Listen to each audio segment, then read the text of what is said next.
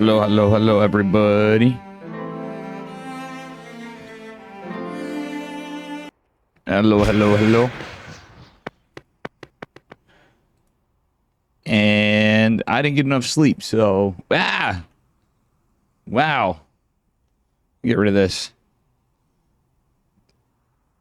Yeah, that's Wild Thorn.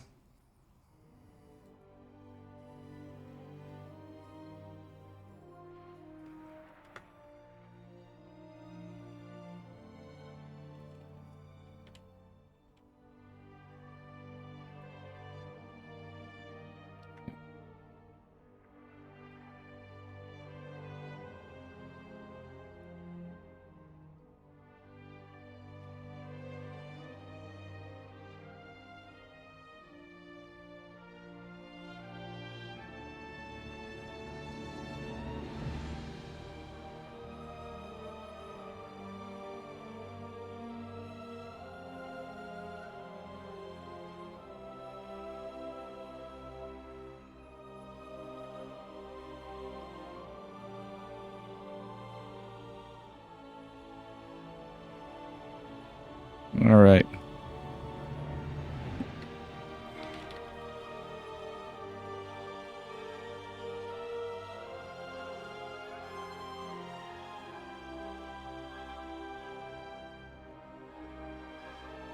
Right. It's not an open bracket. You had to have played in a tournament, apparently. I made a mistake because I got Jason in Slip Chip. So, you'd have to be in. Yeah, it's true, Thorn. I feel bad. Jay actually signed up for one of my tournaments. Slip, you had to have participated in an OSC tournament. You can't just... It's not just an open bracket tournament. I thought anybody could. The first one, I think, might have been different, but... Yeah, Jugger Jay signed up, and I feel like I bad, but... Like I asked him, he's like, I'm going to play in more Dave tournaments. And 20, he said he's making a resolution then.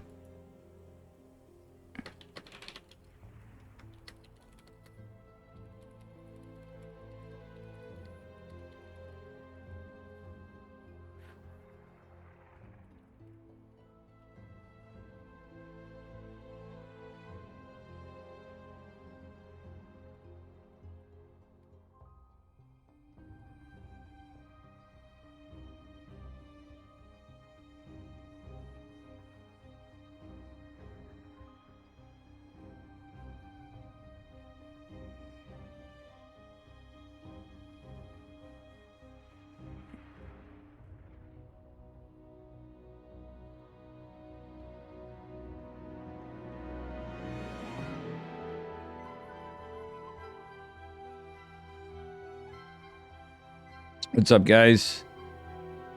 No, yeah, there were open OSC tournaments and any participating tournament, like Korean StarCraft League or some of mine, which I know I didn't do that many last year, but moving forward, we got some other stuff. I made a mistake on that. What's up, Slip, too? See, Slip, you need to play in more tournaments. I hope Jason's not mad at me. I feel bad on that. But you too, even Slip. It's it's a sign that you need to play in tournaments. You're retired and old. I got socks older than you, Slip Chip. You may have gotten older, but I still have socks older than you. I'm about to throw them out, but I still have socks older than you. As chat would say. Slip is eligible? Oh yeah, he did play, and so you did sign up for some stuff. Oh, you can play, Slip? Ah, sorry, Eddie. Slip, you should play out of retirement.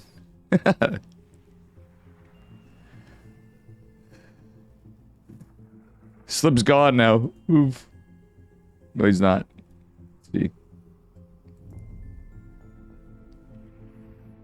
You're back in? Oh, nice. Good, good, good. Retired old man at the age of barely 20.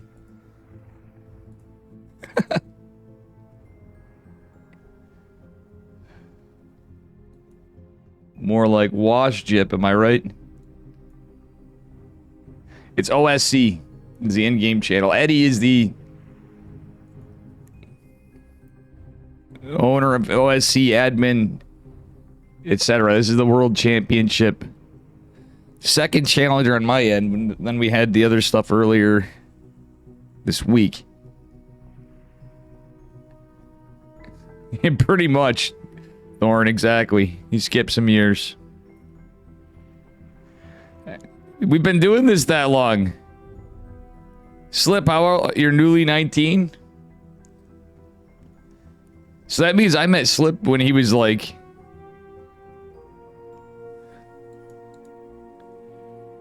Yeah, Eddie's Bel Air on? It's all... Hold on, Bel Air's asking me questions is why.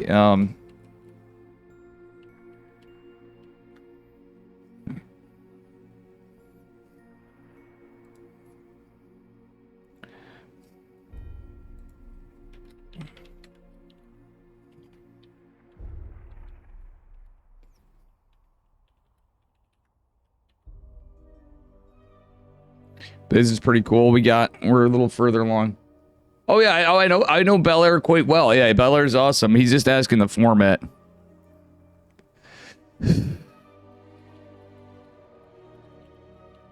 I've forgotten there. Hello, Happy Stance. Hello, everybody. Bel Air's, yeah.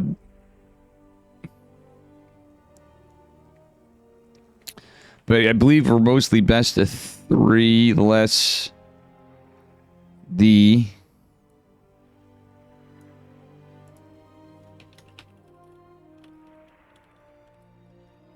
qualifying matches. They're best of 5.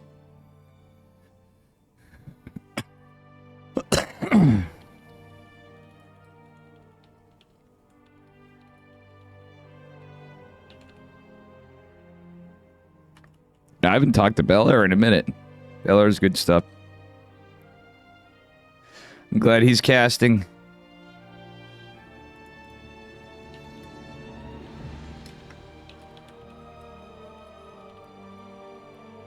Bear with me, I didn't get much sleep. I would be fine.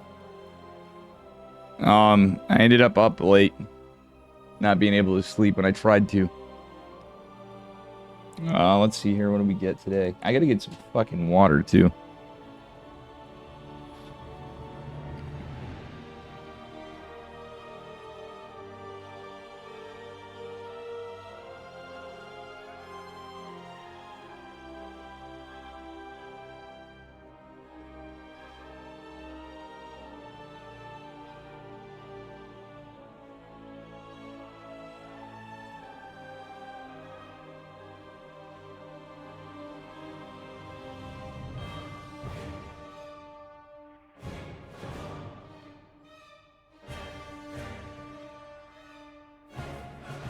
Feature versus Fiat. Do you want me to get another side then?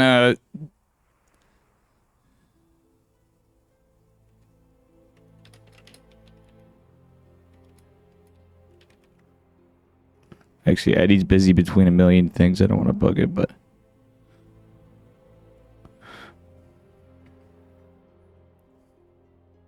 I guess I'm going to whatever. What do we got today?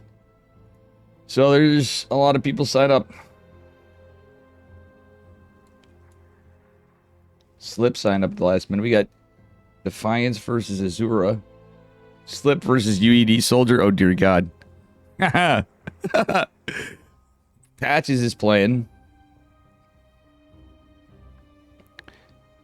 UED Soldier is Protoss, I think.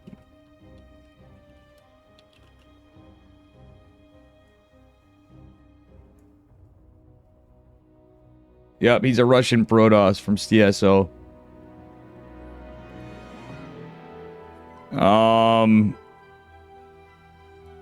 Like 5-4s. I don't know. He's pretty good. I can't remember. He's pretty good though. Give him the old Jeepo. No, I think he might be a little more than that. He might be more like 5'7". It's easy. All right, I think I'll get Slip Jip versus Well, if this is where we're at.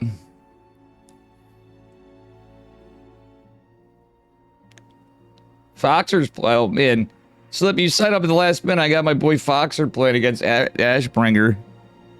Yeah, I guess he'll get Slip.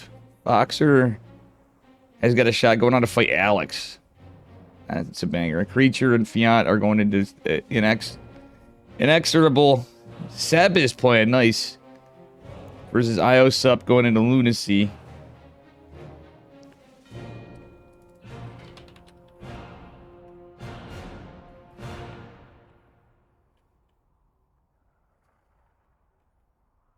The message, my man Foxer from Kirktown.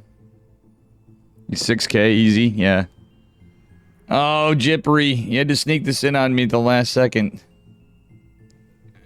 Foxer couldn't make the last one. Percival, I believe, may already be in the event, so... The main event. So, my dude Percival. Still on here. Mini Zergo. It's good. Milky Cow, different account.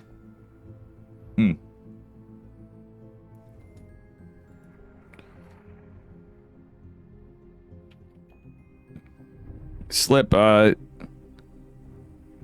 opponent's looking for you.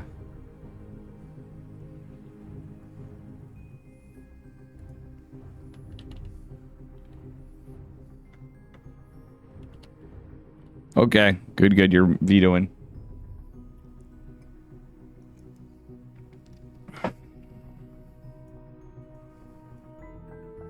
If not, I'm gonna have to get a Patch. Go. Patch already has a lobby. Alright, I feel bad everybody's going on it. Hopefully everybody makes it through some points. Patches I should cover too. Patches, big supporter. Who the hell is Chose, bro?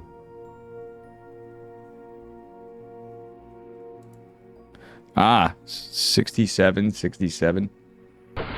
That's hey, who wants to have some fun? Thank you for the raid, tearing it up. Hope you had a good stream. What's up, dude? Right, I'm just getting started into a... Thank you for the raid. I can't shut you out. Why? Okay. Anyway, we got Slip Jip versus UED Soldier. Slip versus UED Soldier. Slip being slippery his way into this bracket. And he's got a meme name, so oh my goodness. Alright, spawning in the bottom right hand corner. Oh god. From CSO Esports in the green, we have UED Soldier. Or 6K. I was joking to Slip. I knew he was like 6K, by the way. Slip's gonna be like, I jip, Slip jip. But anyways, opponent in the upper left from 67. Fucking Slip jip memeing because he's a zoomer. I love this kid. As trolly as he can be. He's a young man now. It is Slip. Under Chose bro. Coming out of retirement at 19 years old. Against the Russian longtime player. Oh man, Slip Jip's good at one base all in or something. He's usually a big fan of two base all ins. And this is the OSC Ladder Legend sponsored DaveTesta Challenger bracket number 2. Not open. I need to change that. It was my mistake. Alright, let's see here. Slip Jip right on the probe with his SCV. My question is, chat, how many times will Slip Jip get supply blocked? Okay, it's going to be a Nexus before core. Ooh. Probe's kind of battling it out there for a second. Get a little block. Slip going factory before supply depot. He doesn't really care. My question is, how many times do you guys think Slip Jip is going to be supply blocked? Supply Jip. How many times will we shout him out? It was giving me an error, Thorn, so if it showed more, I got an error when trying to shout him out. That's all I know. So on my end, that's what I observed.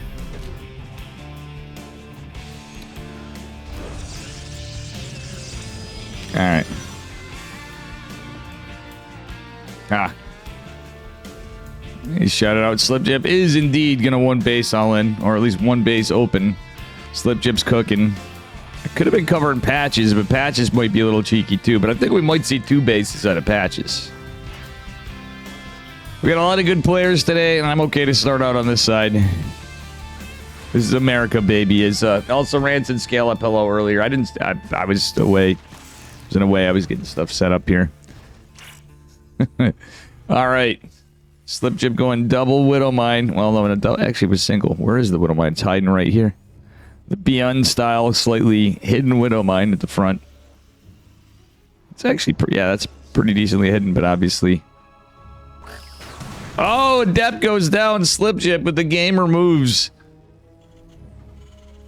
No CCs revealed on the high ground, so same time, he might just think it's relatively normal. UD Soldier going Stargate, interestingly, which may or may not work to Slip Jip's advantage. I think the Oracle is going to get a lot of damage, but it's a siege tank. He's going for yield. Okay. Siege tank, I don't like that opener. Slip Jip is going for a very aggressive build, but low-key, I'm not a big fan of this the siege tank.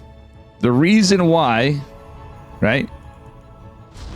You always open with even with the tank pushes like this, you always open with a Cyclone for this reason.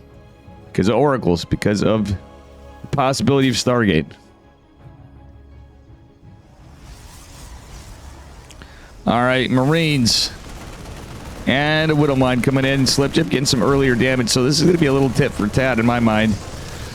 He's going to need to land the Widow Mine. He is going to, and Slip Jip might get a little bit more damage. The Adept's going to be annoying to the Marines. Marines going to pull back. Oracle gets 9 workers. Slip Jip's basically effectively dead. UED Soldier at 37. This is what I'm saying. But Slip Jip is going to fight on the other side of the map. Most of his workers are on the other side of the map. He's going to push. Slip Jip trying to get some damage done. He's got some tanks, but another Oracle is coming to supply block for our Protoss. Widow Mine is going to go down. The boys pulled. Or not. It's going to make this a little rough. Energy recharge used on the Oracle, which is smart from our Protoss. Slip. Why weren't we attacking the Oracle, mate? Okay, well, the tanks kind of in an awkward spot. Oh my god, this game is chaos. This is Sparta. What the hell is this game? Slip Jip Micro in 1 siege tank with a Liberator. Oracles don't shoot up, though. All the SCVs have fallen. Slip Jip still has 4. He's technically calling this a macro game. I'm sure of it. No one Slip. He's going to try to go back home. Oh. Obviously, Stalkers were the play after this, but here comes a few reinforcing units. The 1 Viking and Liberator might be able to fight off some of this, but the economy is so much built differently. Wait, why Slip pull in more SCVs to repair with no economy? What is this game? Adepts warping in, siege tanks damaged, everything counts. The Stalkers menace to the, Okay, Slip Jip trying to go here. The tank's even a problem. Slip Jip does have the medevac. He could have pulled that up. He should have just picked up every unit in the medevac. GG. UED Soldier takes it. But honestly, that game could have been... It was kind of close, kind of, sort of. I feel like Slip Jip could have won that a little bit if he did a few different things. A Cyclone, namely, would be pretty good.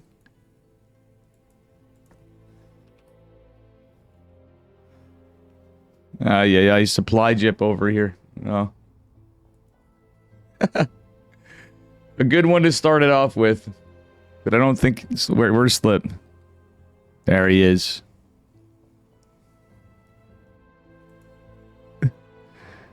I honestly feel like Slip really had a chance. If he went into a Viking, like, I don't hate the Liberator totally. He went for a medevac. Liberator is a good way to get some damage, but really, if he had a it really came down to a Cyclone. He could have defended stuff in a weird way if he pulled like less boys and just used them for repair and had a Cyclone. I think Slip Jip truly could have held this. Anyway, this man is up a point. He's not part of the 6-7 memes. He's just a little older. It's UED Soldier in the green. Slip made it pretty close here. This is Slip Jip from 67, 62nd. He's from Bing Bong Exports, Slip Jip. Oh, boy. We at least have some highly entertaining gameplay for game one. That was certainly scrappy, certainly fun. We have a lot of really good players. We have my boy Foxer from Kirktown here. We have Midi-Zerg UA, so Midi-Zerg UA. Promi, Alex is playing, Lunacy's playing, Seb is playing, Inexorable's playing, Creature and Fion going on, covered by Wardy and Belair. My man Azura's playing against Defiance. Hanmano's playing Milky Cow and Promi. Yeah, we got a pretty good turnout today. Had a lot of sign-ups, still a lot of people still in it. Hoping to make a spot to the actual championship.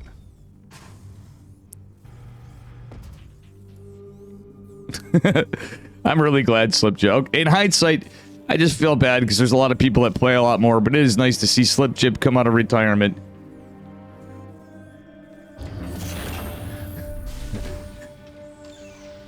He doesn't have time to play. He doesn't, you know, want to invest the time it takes to really try hard in StarCraft. Slip was actually many times, honestly, getting a lot better. He was always a little bit of a trickster, but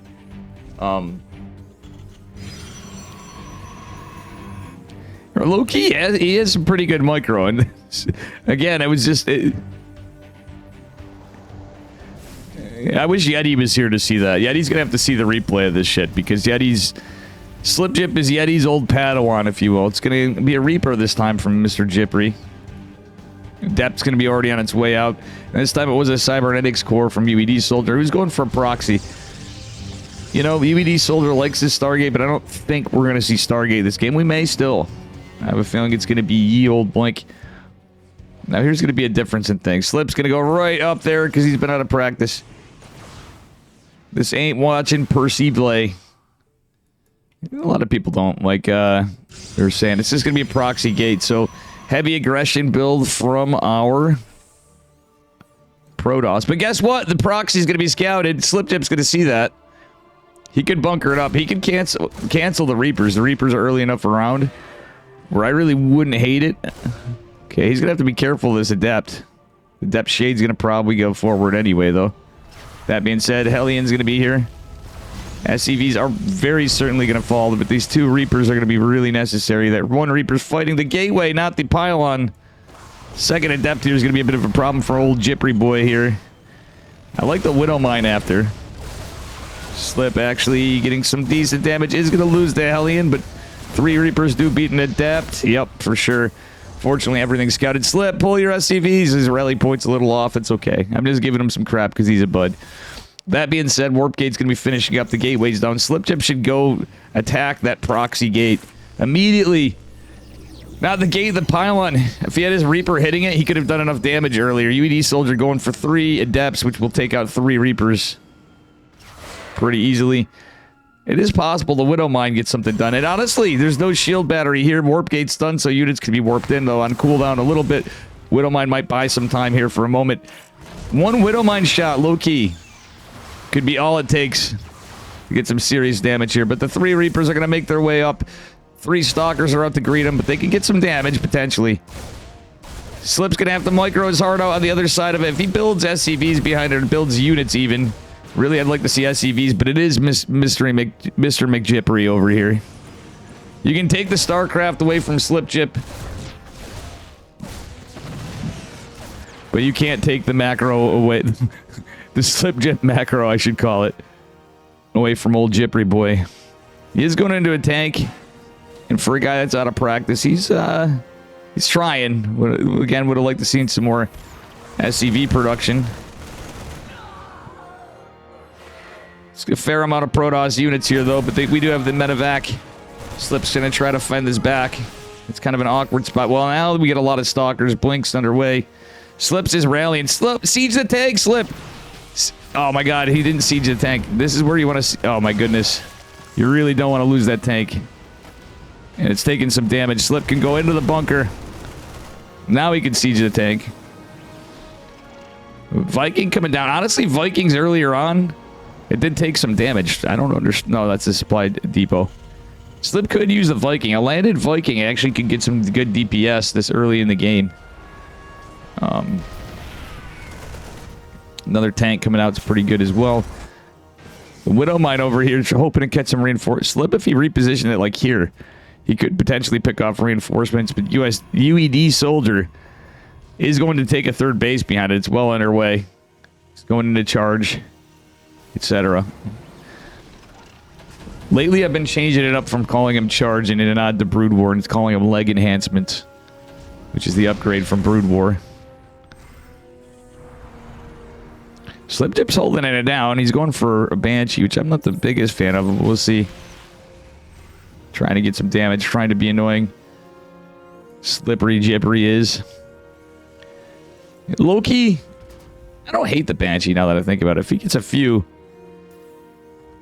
he's just going to keep on tanks. The problem is going to be charge lots if he stays on tanks, but he's not going for stem. He's going for some big push. A landed Viking could be good. The Vikings, just for information. Yeah. Okay, no, it is just the third. Oh, no, it is a fourth tank. Slip Jip says stem. We're not going stem where we're going. We're not going upgrades as well. Siege tank's getting some good damage here. Some good DPS. Widow Mine right here next to the warp gate is going to probably be blinked. Yeah. Okay, now, well, that blink's deactivated. So Slip honestly could have pounced on this. Bada bing! Big tank shots. Blast the stalker. A couple of them are almost dead, but oh my god, UED Zerg's going for the regular 7-minute fourth base. Yeah, it's a little late for a boys pull, but Slip needs to go. Slip, where are your boys? Pull all the boys. Oh, that medevac's really exposed. This is a big pull, but there's a lot of zealots in the sentries here as well. Slip needs a siege. Siege. 4 tanks actually could get a lot of DPS. The boys being pulled over here. Going to be a little helpful. The Banshee actually putting in some work behind it, but the sentries, oddly enough, taking it. Wouldn't have hated the Viking being landed here, but I think that's just over. Oof. That is, yeah, technically he had a CC, so that is a macro build. He's a little rusty, but honestly, it could have been a little better, but some of it was like when you're opening like Reaper Hellion against a proxy gate stalkers, it's kind of a little unlucky. He was trying to come out of a rough spot as it was. He had some good defense earlier, though. No fair, I don't know any builds. You signed up, pal. You signed up. Yeah. Good old Jippery.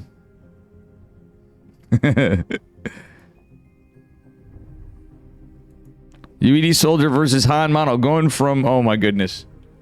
I'm glad we're on this side after all.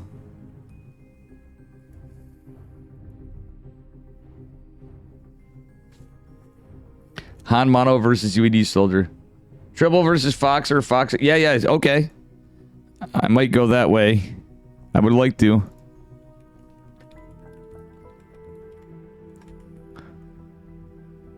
Thank you for that. I would love to get Foxer as much as Han Mono would be there.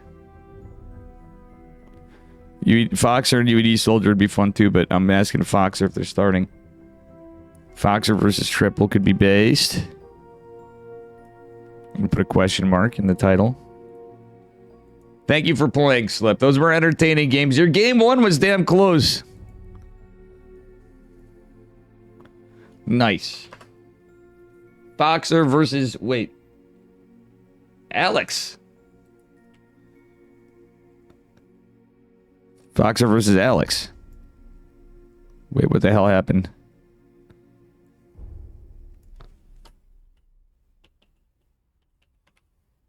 That could be a banger.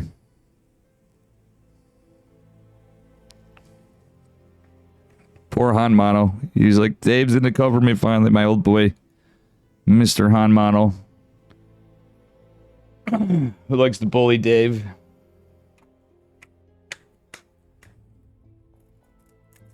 I'm looking for Alex.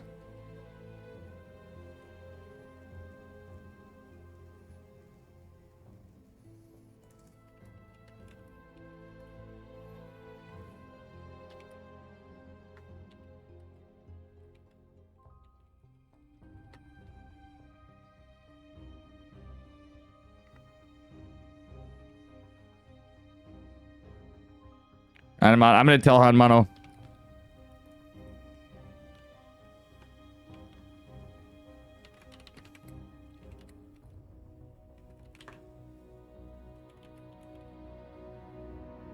They're all disappointed. Like, Dave's not even covering us. It's alright. They know. They know. I mean, Foxer versus Alex.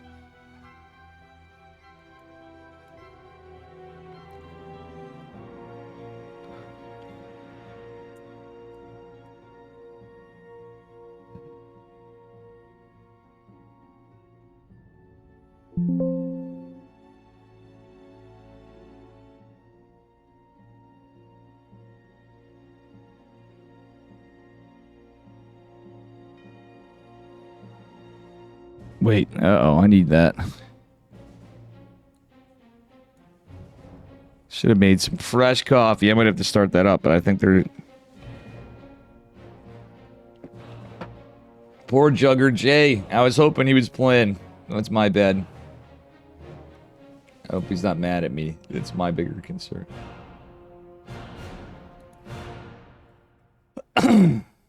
Well...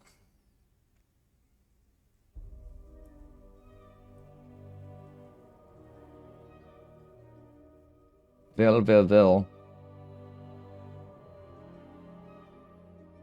Fresh coffee. Yeah, I could use some. That reheated.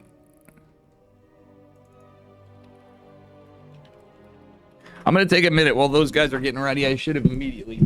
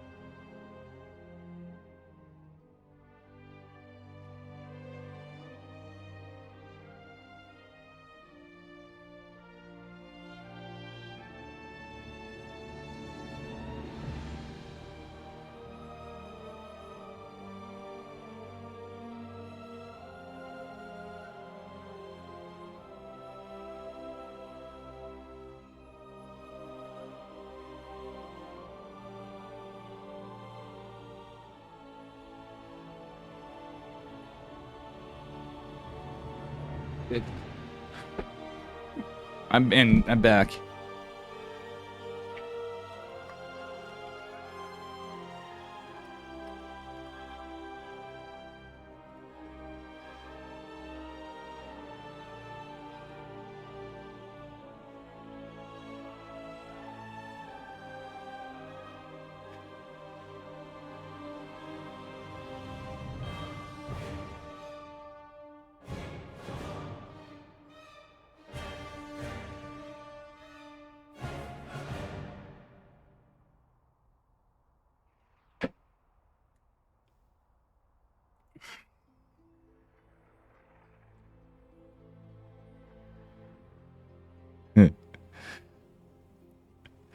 I like this one.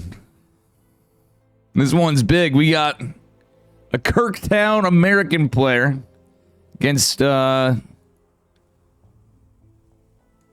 of the best Italian Protoss.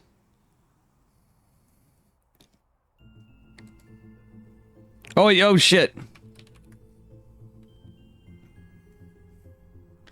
Oh, he missed Bel Air. All right, Bel Air probably would have liked this one too, but I'm sure he'll figure it out. All right. I don't know if Wardy's looking for one too. They just missed Hanmano and stuff, but anyway, here we are. Getting into this best of three, spawning in the upper left-hand corner. In the red Protoss probes. Get up for Alex. The Italian Stallion. I'm going to take it away from Rainer for a second, or Breba. His opponent in the bottom right from Kirktown. Send it an SCV early on. It is Mr. Foxer.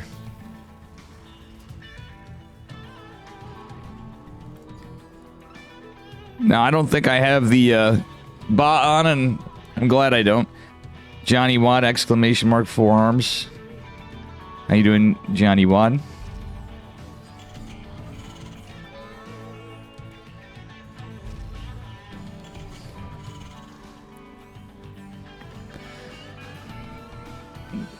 Wrong stream, pal. Wrong stream. That's a Krista thing. Low-key, I would have started up earlier and done some ladder or something. Listen, I may be out of shape and may not have much here. 2026 is coming in. But generally speaking, you would think I would have some massive forearms from all the beer curls I do, all right? It ain't easy. I know that's what half of you guys would be thinking normally. Well, Dave should have some massive forearms from all those beer can curls. Huh? Okay, Fox is cooking. It's double gas. Tech Lab, One Racks, Factory back home. Foxer is cooking. It is Proxy Marauder. But One Racks Proxy Marauder. Where's that concussive shells made? It's got to be Marauder Cyclone. Now, I've seen Foxer do this sometimes before. I kind of like this in a way, theoretically. Why is there no concussive shell? It's because of the gas. Okay, so... Huh. Little gas heavy. But the proxy's going to be scouted. And he doesn't have concussive shell, Foxer. Concussive shell finishes early, but... It's only one Racks, too, that's a problem. So Stalker might actually be a bit of a problem from one Marauder and an SCV. Uh-oh. Uh-oh, Foxer. Foxer's been on, like, vacay for a bit, too, so that could be a problem. Okay, 2 shield batteries coming down, but here's the thing.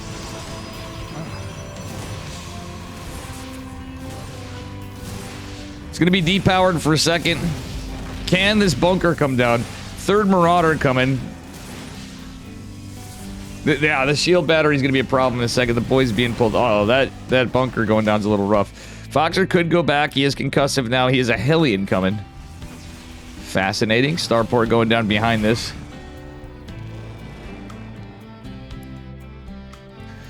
Foxer is really cooking here. Low-key, if this was Stargate, I almost think that would be equally good. This is going to be a tough hold for Foxer. It's only 1 gate so far, though, because of all the shield battery investment there. And low-key killing that 1 pylon did help a little for Foxer, but he's still got to be careful. He's trying to drain some energy. Marauders do a good DPS. Foxer should probably reposition these Marauders, though. Another Hellion's coming. We got a Medevac coming. And we got another Rax coming. Foxer trying to make something happen. There's no warp gate. Oh, no, there is warp gate. He just has... Okay. Yeah, he's trying to maximize build efficiency. Alex is... He does have the 1 pylon powering. Well, might be 4 shield batteries. We'll see. He might have to cancel that forward-facing one. A Medevac could be helpful here, though, for Foxer, as he's very much 1 base all in. Okay, now he's going into Marines. Okay, the Medevac's going to help depower... Whoa! Okay. This Medevac could be huge. Afterburner's obviously on cooldown. Foxer's going to use the Marauders at some point. This Rax is going to be in some trouble. It's just a Marine. Okay, actually. Foxer's going high ground, low ground. Depowering a pylon. He's going to want to go for the other one with these other 4 Marauders, potentially. The Blink's coming in. Everything's coming up. There is a sentry here. Oh, Foxer can't really heal. The force field's going to be big, but Foxer's delaying the hell out of stim. Gets the sentry. The force field kind of working with it against him because of all these probes. Alex, try to keep these probes in. Wow. What a game. What a game. The problem is Foxer is 1 base to 2 base, and it's only 5 workers falling. Let's take a look at the trades altogether. A Stalker, a Sentry, 3 pylons for all that investment from Foxer. I feel like this is pretty well held. We do have a Siege Tank and Liberator coming, but we could go back into Marauders, maybe. But with all the power units, I don't think that's going to be a thing. Liberators here. Siege Tank coming from the low ground.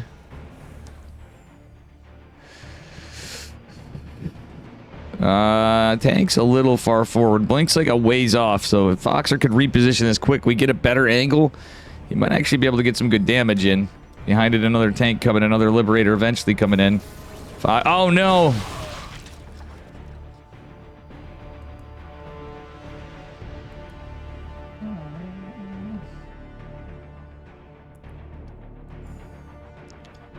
Alright, Foxer's trying to back this off in the middle of the map.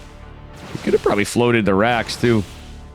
There's Stalkers even ready here to wait to go for the Liberator. Foxer's got to try to get any damage done. He's trying to get a CC. The 3 Stalkers are gonna definitely get this. How many kills will the Liberator get before it goes down? 3 Stalkers. Make sure it works at 4. Not ideal, but still, it's a low econ here. Alex is gonna shark around. Hallucinated Phoenix gonna catch the siege. Okay.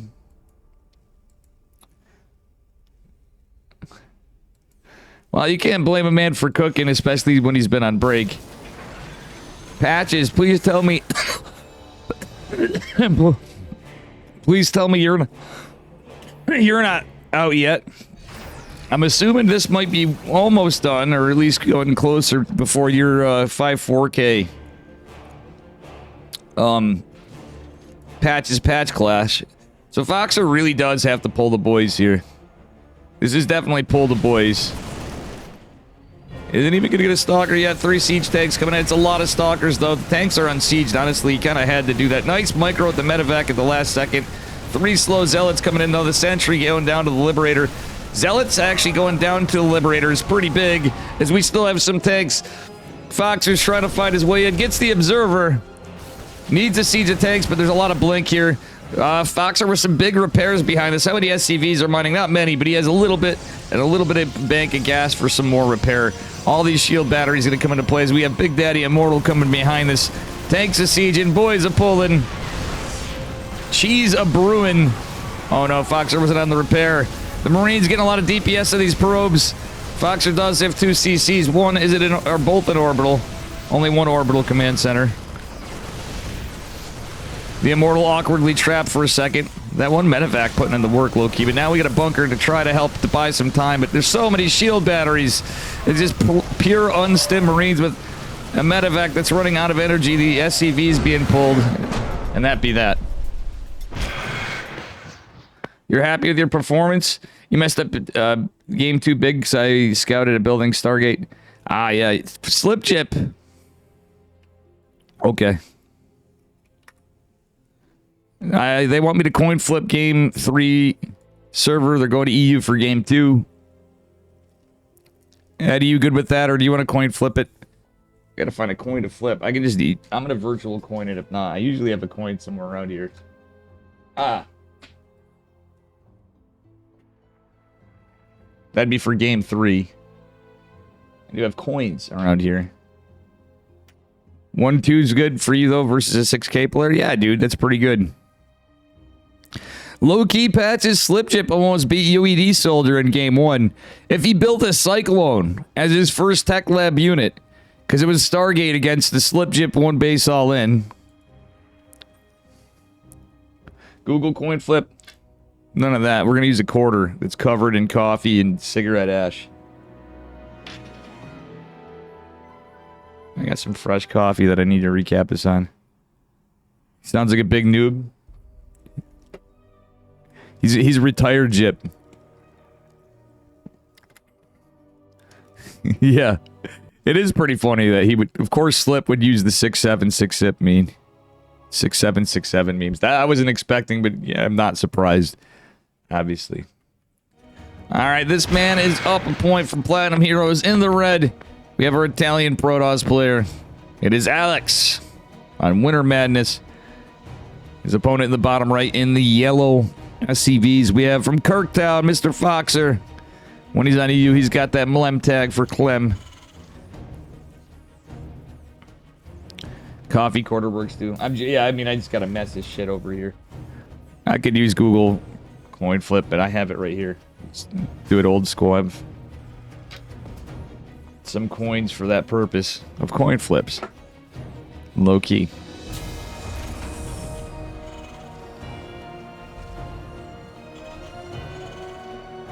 All right, looking pretty standard so far. Gate scout from Alex. Foxer might be one gas in this time. It looks like it. We'll see.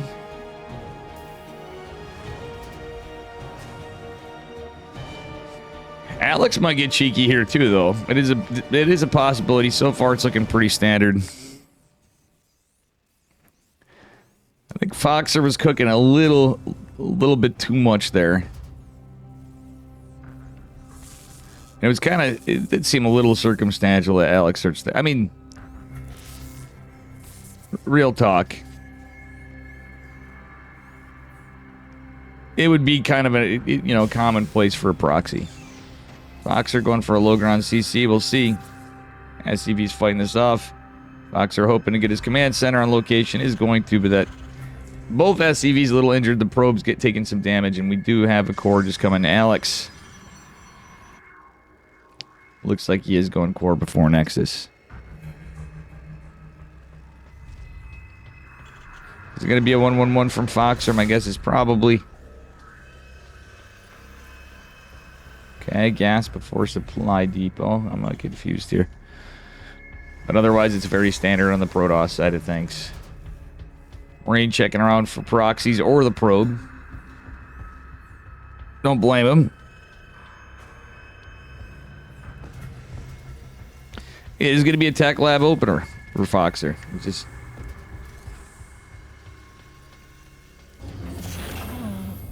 Okay. Okay. Tech lab's just for the factory. I don't hate it.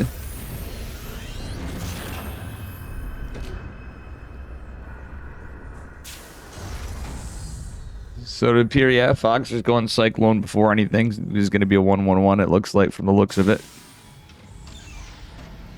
Cyclone first could be good against Stalkers. Alex is opening Stalker Sentry.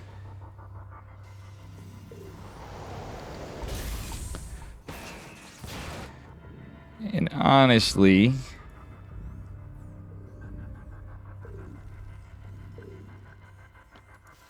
I'm kind of curious to see how this plays out. Cyclone's going to be scouted in a second, but Cyclone will get the lockout for the second, and the hallucination is dealt with, though it is scouted. Alright, looks like Alex is going 3-gate this game. He might even go 4-gate after. No robo. Just yet. You do have that 100 gas. I don't know if I like this against a tech lab opener, but at the same time with 3-gate, it's an aggressive build. Foxer going for a couple Widow Mines with that tech lab. So I think it's the old bait and switch. Cyclone's just there defensively.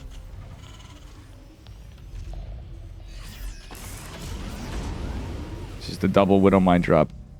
That being said, hallucinations coming out. Foxer, not like this. He's going right in line of the... I think this was going to be scouted. Unluckily for Foxer, so Alex could get in position here. Stalker's is camping. I don't hate the bait and switch to Widow Mines. Blink's going to be on cooldown here in just a moment. Will Foxer get some damage? We'll see. As Widow Mine goes down for a second, but does the second one land? We'll see here. It doesn't get the most damage, it looks like. Foxer tries saving the second one. Now, lost mining time counts, and speaking of which, we have a couple probes being kind of diddling around there. It is just 3-gate. No robo still.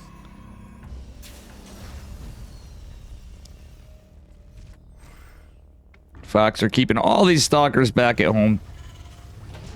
And he did manage to get a siege tank out of this. Alright, I kind of don't hate this. So now he's making the switch back to siege tank. Well, no, he's just going to go into... I like this even better yet. eBay even finishing up here. So Foxer could get his +1 in concussive shells. Combat shields. Tired, bear with me here. Always combat shields before concussive shells unless you're going for a cheeky build. I think the siege tank might catch Alex off guard a little bit. That being said, Widow Mine goes to land. Zealot's going to hit here, and boom! Couple workers do fall. Honestly, saving the medevac, I feel, is the most important thing, but I don't think this... Oh, no, Foxer's not paying attention. Medevac's probably the biggest thing. That tank's hidden in the back quite a bit. Stand about half, 60% done. Combat shield's going to catch up quicker. Foxer, remember your +1, mate. Problem is now we're going to be into Chargy boys. With that said, Widow Mines are going to be in production. It's mostly Marines. So in these kind of plays, low-key, I don't hate leaving the tank back home because, you know, the charge lots and stuff. Foxer might go for some drop pressure, some more. Alex has some pretty good defense there. A decent amount of stalkers in the, in the front of it.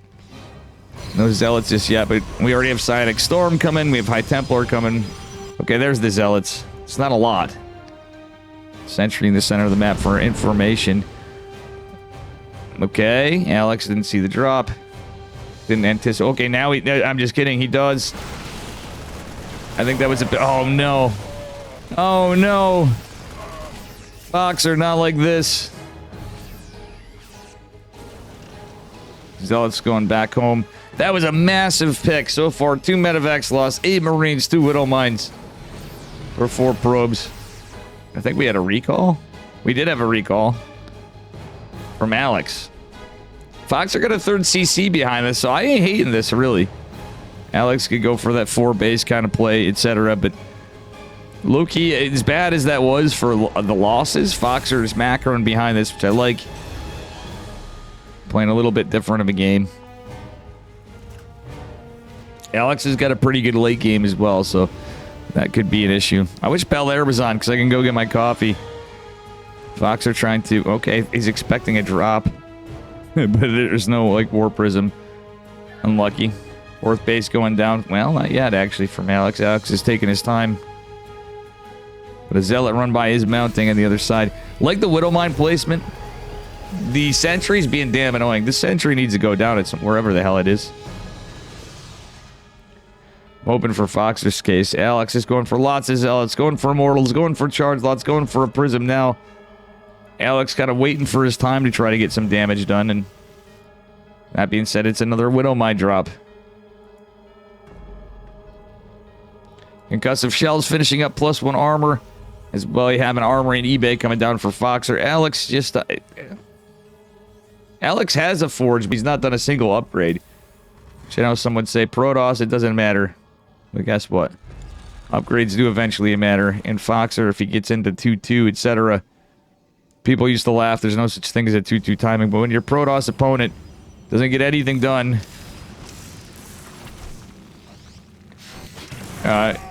well, you know, if the game scales and he doesn't get on his upgrades, which he's just starting +1, it could be a problem. Foxer messing with the target flare, gets a worker after all, but nothing too significant. Liberators out to get some more damage. If Alex pushes out, the Liberator might actually be able to get something done. There is still 1 Widow Mine here. The Liberator's waiting for its time. Foxer kind of being patient. He's starting to push out. He has his Ghost. He's definitely going to need these Ghosts, but he's also going to need his ship weapons and upgrades. All right, so... Oh, no, the Widow Mines are not siege, Foxer. Do have a lot of them. Storm's going to be pretty big here for Widow Mine mitigation. But behind this, we do have a Zealot run by. There's a siege tank here, which is likely to go down. SimCity's going to buy Foxer a little time. Oh, if he only raised the supply depot, that would have been a beautiful choke point because the bunker's there. But those one Zealot's not A-moving. The SCV's actually catching it. Foxer's going to clean that up. Zealot's chasing a lot of this down as Foxer pushes in the 4th base. There's not a lot back home to defend. He does have Ghost, though. Alex a little indecisive here. I thought there was a War Prism, but there's not. Foxer cleans up the 4th base. He's going to dive in. There's a lot of Zealots here. He's going to get some workers. There is a Colossi. No Vikings yet, but here comes the Protoss Death Ball. 4th base could be canceled at some point, but the boys are pulled. Oh my god, boys being pulled for the bunker. I don't hate that. Foxer on the other side, fighting it out. Losing the Ghost Academy's big, and he very likely will, but at the same time, Alex is down to 2 bases. Templar lands a storm, but Foxer's not paying attention to his army. I think if he kept this alive, he could have killed the Colossus. It's out of energy. Oh my god, guys. No, Foxer. Okay, the High Templar are forced into this. Foxer, you can maybe buy some time in repairing this. I think the base going down ain't the end of the world because Protoss doesn't have a lot of bases either. Widow Mine even coming in. There could be another medevac here for evacuation. He's getting the Robo Bay. That's actually pretty big. What a scrappy game. Foxer's leading an army supply. as he gets back into it. Fox are going to evacuate with a lot of this. Oh my god. This is actually fantastic for Foxer. He has to dodge a couple of Colossi, etc. Low key, as hard as it is, easier said than done. He's going to try to land a 4th CC. Losing the Ghost Academy, again, kind of rough. But yeah, because there's still a Templar Archives. It'd be great against the Archons, etc. But he's got enough Ghosts for now. But yeah, there we go. The Vikings. Foxer, land your units. Like, this is just so much more army for Foxer. Sure, the Colossi and stuff. Okay, 200 IQ from Alex. Foxer knows. Yeah, he gets the scan so he can see the hallucinations, but there's so many. That sentry put in work this game, but it is finally going to go down. But here comes a Stormy boy, but nice EMP from Foxer. Another one comes in. Cyclone's still alive from earlier in the game. This is 14 army supply from Alex. And I think Foxer has done it. I think Foxer has done it, ladies and gentlemen. It is 16 army supply to 82. Oh my god.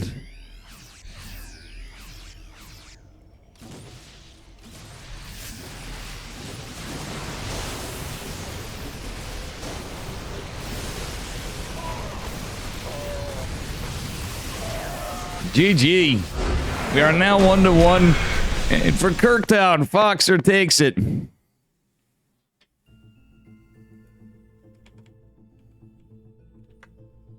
Wait, are they going back to NA? They told me. They're both in replay. Real coin flip. All right.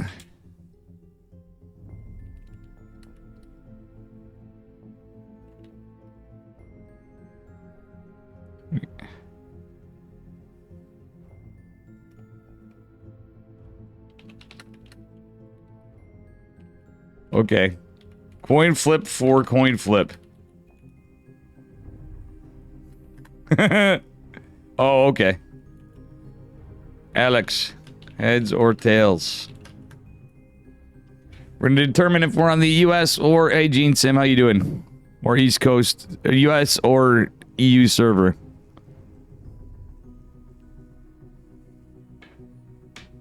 Where'd Alex go?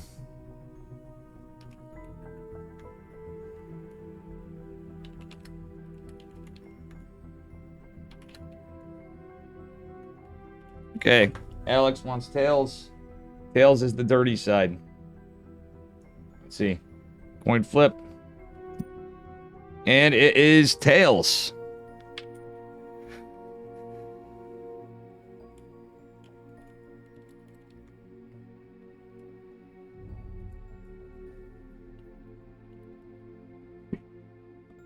I need some coffee.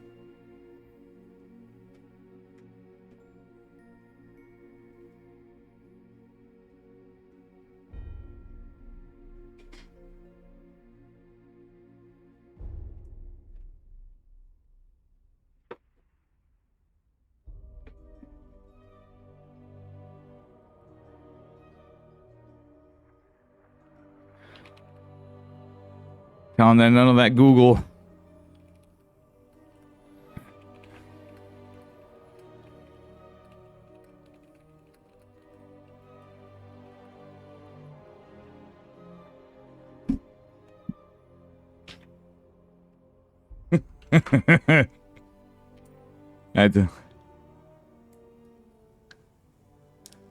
Reza dog. Uptoki. Is that Reza? You're saying Reza dog. Oh, Reza, what's up, buddy? I didn't see that. Happy New Year, Reza. Surprised I didn't message you on there. I didn't see it a bit. You doing, Toki? What up? Good stuff, Reza. I'm happy to hear that. I didn't get enough sleep when I tried to. You were plowing through. I think so, too. All right, so here we go, guys. It is 1-1.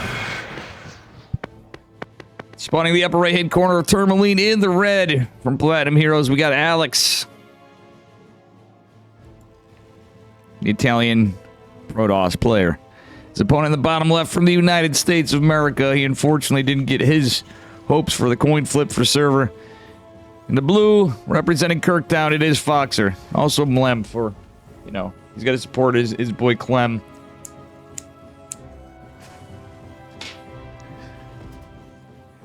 As does Mixu.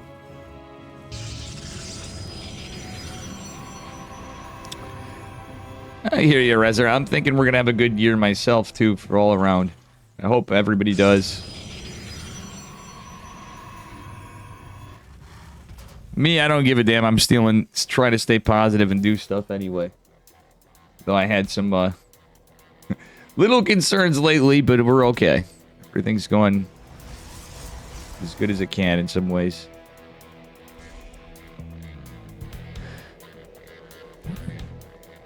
What up, Pi? How you doing?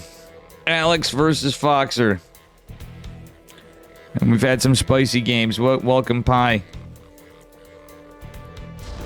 Nexus before Core from Alex. It's funny, in like previous patches, like way back, going back, before Energy Recharge, I always felt that was a death sentence for Protoss, but usually it just means... And honestly, Stalkers and Sentries didn't build as fast as they do, so... Foxer going for an SCV scout this game. He felt success in the previous one, playing a little more standard than the first game. I do like me some Alex, but you know something, he... Wow, Pi, you're like the biggest Raynor fan, right? I'm gonna tell Raynor you said that. Raynor's even an Alex fan, though, I think. Even though he's Protoss. Tell him, you're like, I don't care. Yeah, you and Raynor have been pretty spicy in chat lately.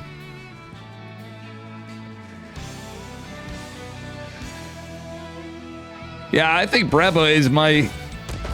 I really like Alex. And honestly, we got Azura. You guys are forgetting we got Azura. Low-key, I didn't even cast Azura. Azura is my old goat, but I always liked... Baby Marine and Azura were my goats before. I know Alex is a longtime friend of Many's too. Raynor number... Wow, you're putting Azura below Raynor? No, I'm just kidding. Baby Marine low-key he knows he's been... Even as a Protoss operator on my side, I've always been a big fan of Baby Marine. He knows it. I didn't even know he was Raynor's brother when I first casted Baby Marine, guys. That's how out of Pro StarCraft I was.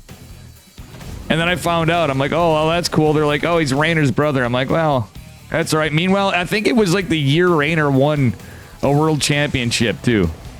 That till after I go, oh, that Raynor. Tell me that's not hilarious. I'm not even joking. I was too busy enjoying... at least he's not a dickhead. True. He's a nice kid. Raynor's always been alright with me. He had to deal with too much drunk Dave at one point. I think he's alright. But Raynor... I find Raynor very entertaining. I hope to get some time to hang with Raynor. I hope to hang with you too, Pi. A lot of you guys. I'm like, here's Reza and Chad and all my NIA guys I don't even get to see. A lot of you. But it would be cool to see Pi too with the crew. We just on that note. Raynor was sick and still kind of fun when I met him, but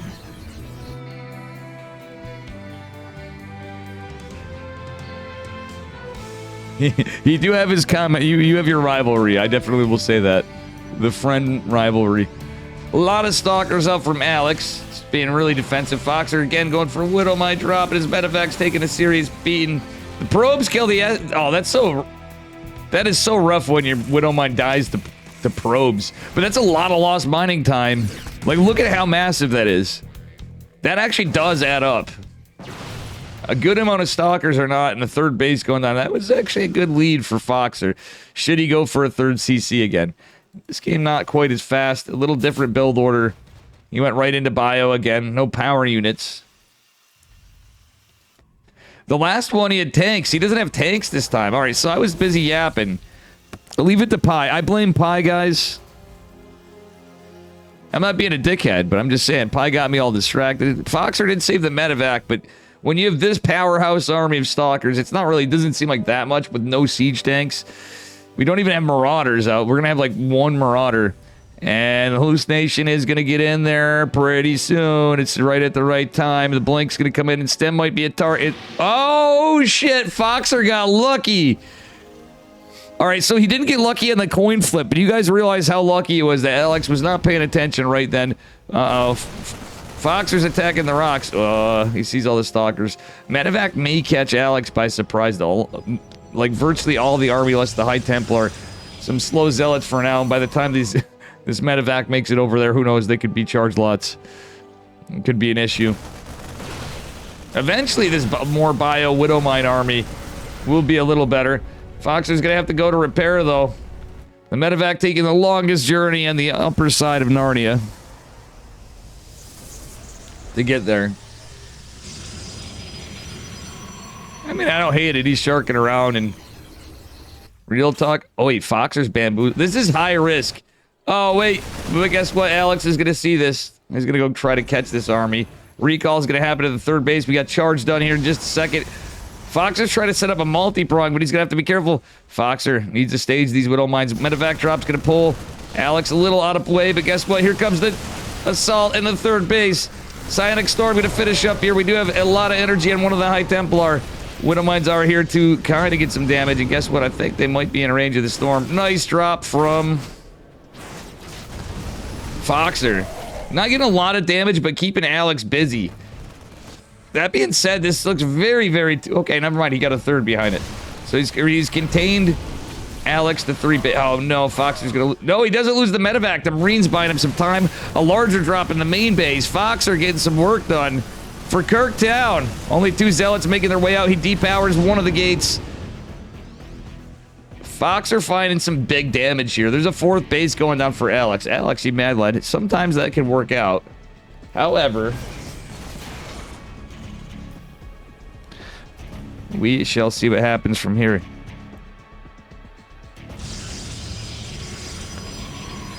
Foxer going back home. It makes all the world of sense right here. You should go back with this. Get a repair. He just needs to get the hell back home at this point.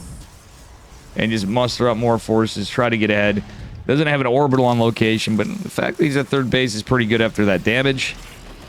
As we can see here, Foxer had a big econ lead from all the probe pulls, from the probe deaths. He's going to have his +1 in ghosts. Alex on no upgrades.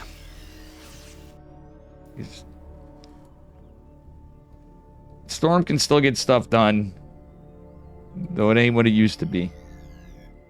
When you're up against Ghost, yikes, this medevac, that's got so much energy. That's the thing. That's what I'm saying. A repair would be so worth it. It's the amount of energy that medevac has, which would be well worth repairing.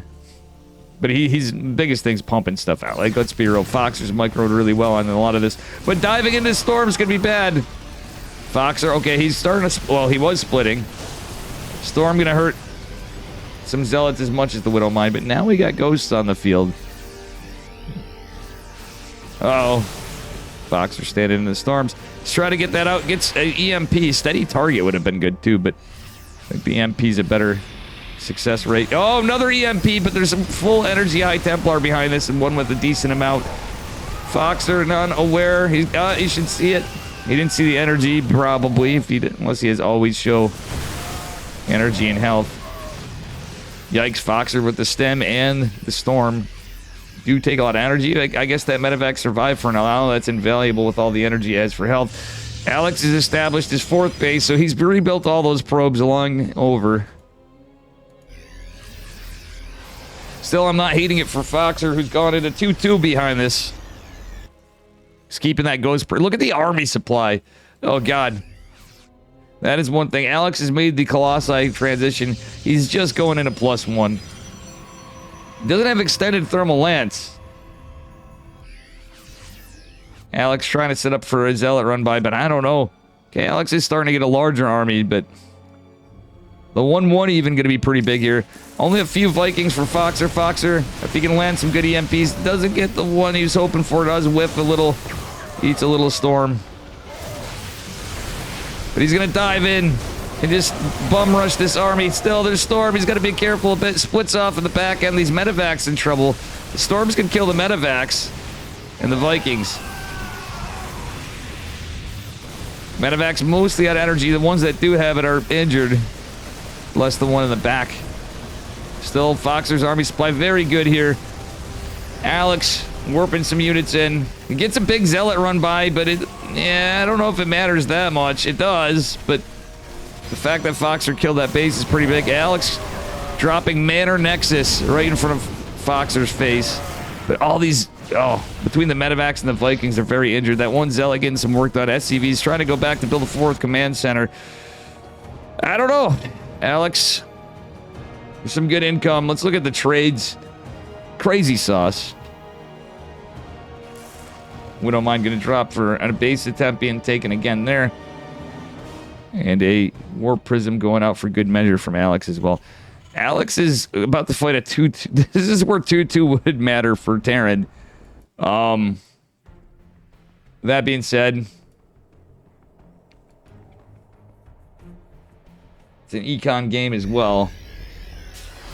Boxer needs to kind of buy time. I feel like Alex wanted to push out, but he's being a little patient. Warp Prism, that kind of play is going to be good. Foxer's 3 missile turrets in the main base. Okay, Alex is making this into a game. Make no mistake. We're not at Liberator time for Foxer. How this played out, how the build was. He did have a lot of Vikings, but now I like the Disruptor switch for Alex.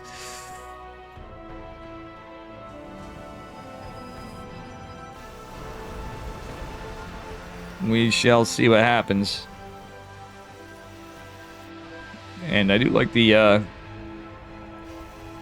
scouter pylons, etc. Foxer, even with that Widow Mine there to scout for some things, but you know, unfortunately, he's not going to catch the drop. It could go into the 3rd base, but wait, we have Widow Mines and missile turrets in Sim City.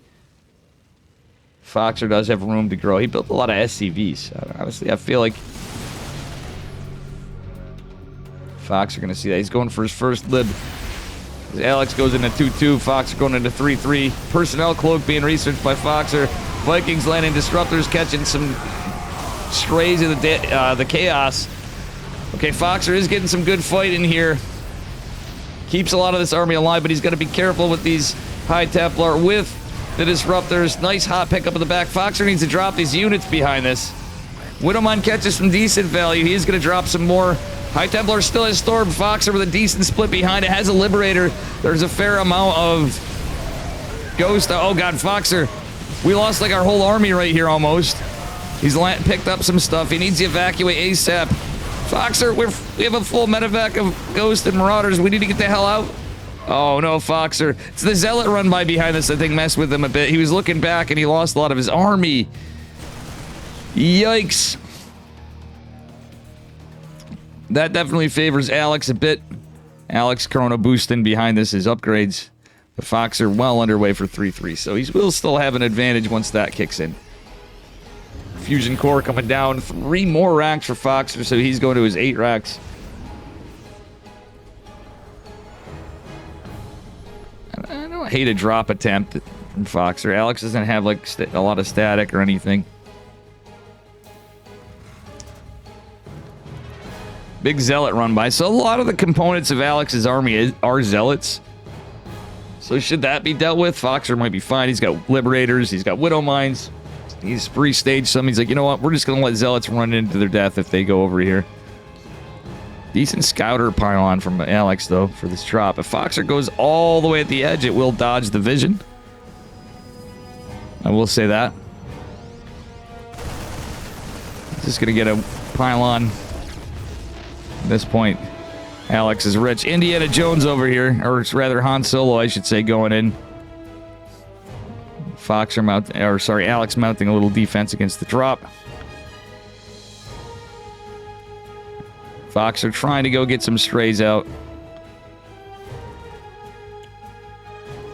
He does have 5 bases of his own, so it's not too bad. He's going to catch some workers. But Alex is at a scary army supply. Alex got rich here.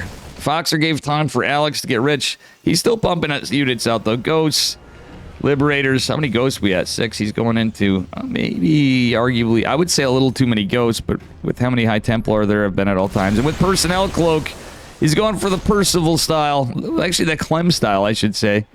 He's a big fan of Clem, and I know Clem had been giving him some coaching on Protoss before, funnily enough. But Widow Mines and Liberators going to definitely clean this up, or at least force Alex back. He could have got some damage in there, but that is a ballsy move. He wants to keep those zealots. He's rich, actually, but technically you want to trade super efficiently, whatever. Income-wise, it's tipped in Foxer's favor, but he's a man of continuous production. I don't know why he's got so many Vikings. It's only 2 Colossi. We do have a Stargate going down for Alex. We're going into nukes for Foxer. Observers are going to be really important now because, as Alex saw, Foxer was cloaking. Beautiful EMPs from Foxer, but he's going to lose a lot of ghosts. A chaotic fight yet again. Zealot's forced to return back home. As Foxer tries to dive in on the Colossi with the Vikings. Warp Prism going down. It's a lot of Stalkers behind this, but there's still a good amount of Bio Army. Problem is, there's a lot of High Templar and no energy for an EMP. Feedback was in play here in some of this. Crazy game. Thank you, Jack Pax, for these 7 months. Appreciate you, amigo. Yeah, Foxer, I don't know why you got jebaited into that many Vikings. Alex now catching up on upgrades a bit, going into air weapons, getting Dark Shrine. He's playing for the late game because he spent all that money all at once.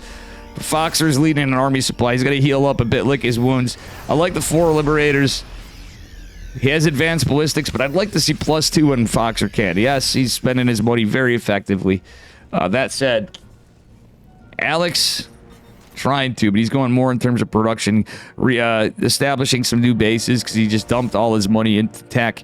Fleet Beacon, double Stargate, etc. The clock's ticking, honestly, in some ways for Foxer. As this planetary looks like it might be in some trouble. The Disruptors, the Stormy Boys. Oh, the choke point Foxer created actually going against him. Yikes, he's eating a lot of Storm. The Orb Planetary Fortress actually getting some damage here. But there's Disruptors for days. Actually, Disruptor gets taken down. And again, it's the Bamboozle and Vikings. The Vikings, if this plays out, might actually help. Should we get into early game Tempest and stuff, Vikings are what you want. Earlier, late stage. Sorry. The touch on the late game transition to Tempest. A little, not like super late. It's perfectly fine. It's a smart move from Alex. In my mind, because of what he's up against. Foxer can retain the Viking count. 7's not a lot. They will help against they'll help kind of protect the Liberators. War Prism coming out. We don't have Gravitic. Oh, wait, do we? No, we don't. That doesn't look like a speed prism to me. It's observer speed because of all the ghosts Foxer's been using. Huh. There is a nuke available, so Foxer might be trying to go land a nuclear launch. But that ghost is out of energy and might walk into a photon cannon.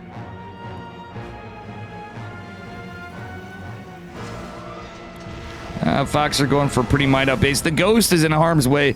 Will that nuke land? I don't think so. The observer's coming. Oh, yeah. He didn't have enough energy on that ghost, so unfortunately nothing there.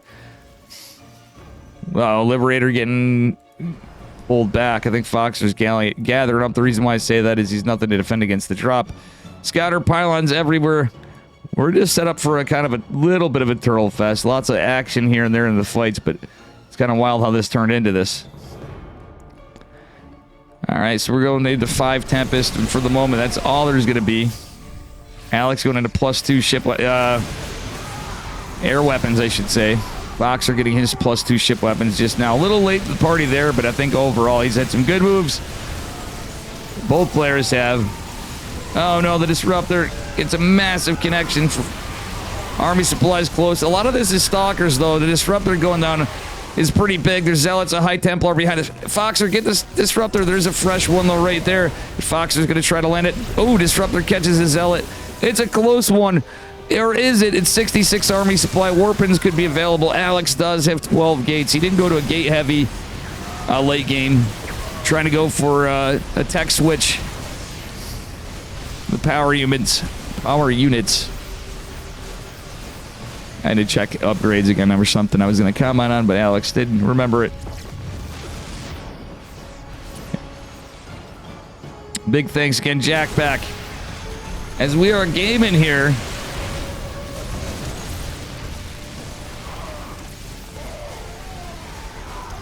Oh my good lord, what a battle, what a fight. What a series, but I think, ladies and gentlemen, the Italian stallion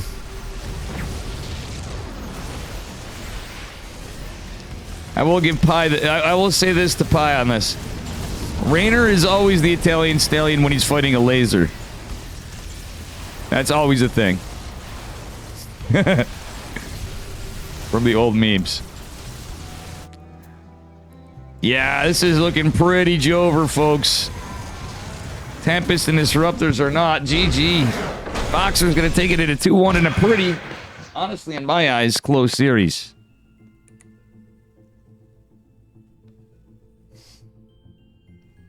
GG. Boxer taking one for Kirk down, but well played by Alex. A really good series.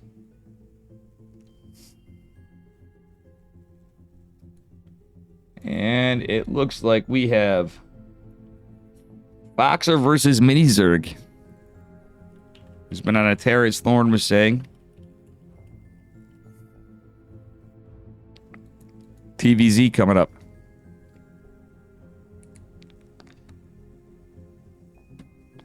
So are we meeting on NA now?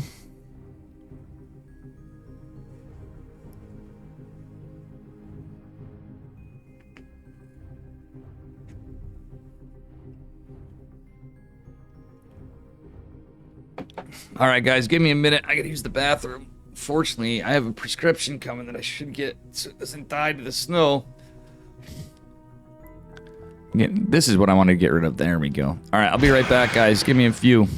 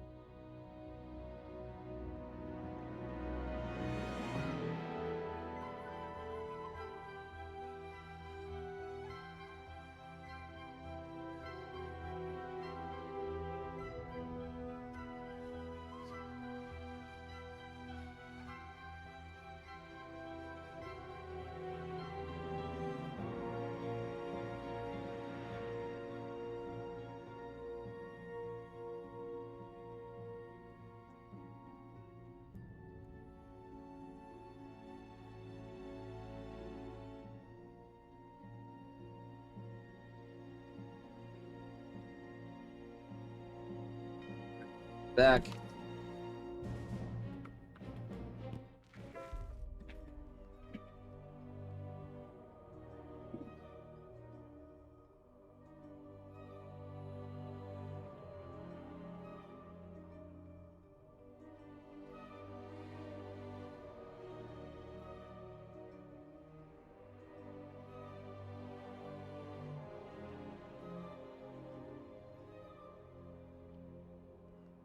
We're getting L-Foxinator, which doesn't even make sense, but I'm saying it. And Mini Zerg. Mini Yakov, kinda, sorta.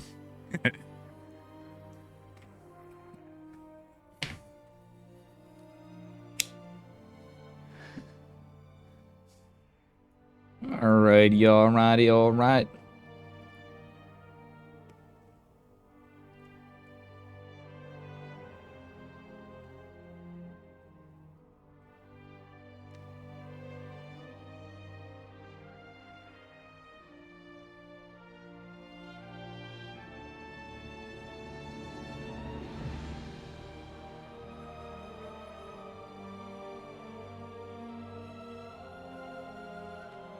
It's fucking killing me. Slept like shit.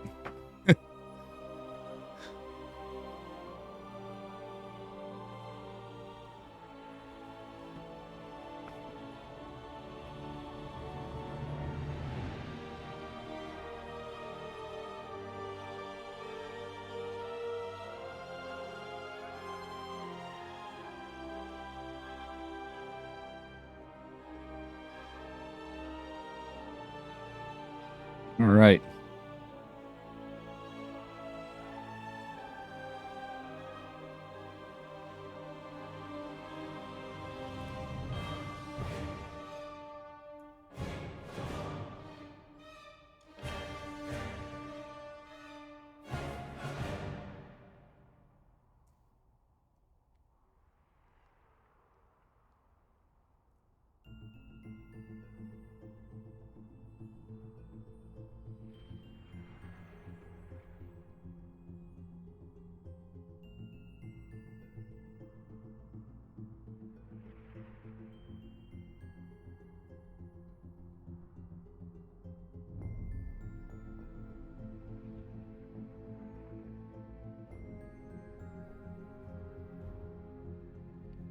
All right, guys, we're waiting for the vetoes.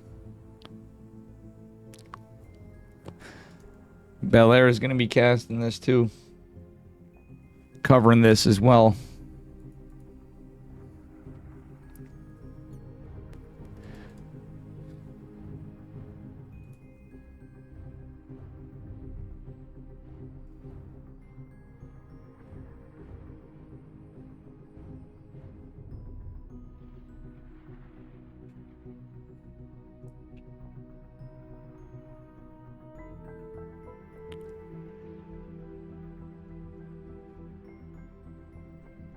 How are we looking on the bracket? Art is in the qualifying series. So, Russian Art has made it there. Oh, wow, Patches took... Now, that's the player Patches said he took a game off. R2 Fiat, yikes. Fiat, my dude. That's rough. Sebastis in F2 quick playing. Seb. That could be a wild one to go on to fight Art. Winner of this goes on to the qualifying match. We have Milky Cow and Han Mano. Godspeed, Han Mano. That would, honestly, that would be a banger in my eyes, too. But I do feel like that might be a tough one for Han Mano. I haven't talked to Milky Cow in forever. He's a Terran man that I've always liked, too. I just got to shoot him high sometime. Cast in this series, then both qualifying series. Yeah. Sounds good, Eddie. Sounds fantastic. I might have to force myself to go do something I don't want to because it leaves it to tomorrow after this. Oh, I hate doing... I wish it was at least like...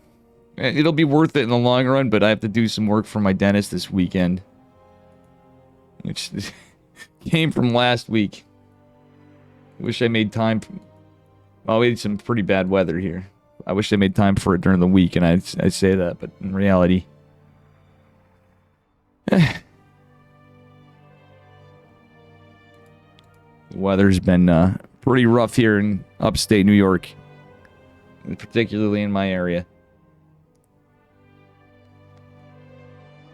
'Tis the season.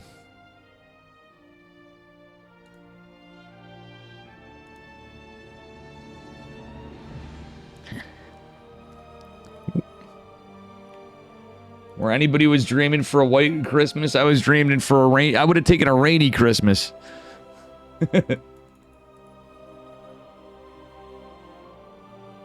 Of course, I'll get done with this and there's snow coming. Gosh darn it. While I'm waiting, I'm looking ahead in the forecast for the week. Oh, it's warming up. Then it's cooling down.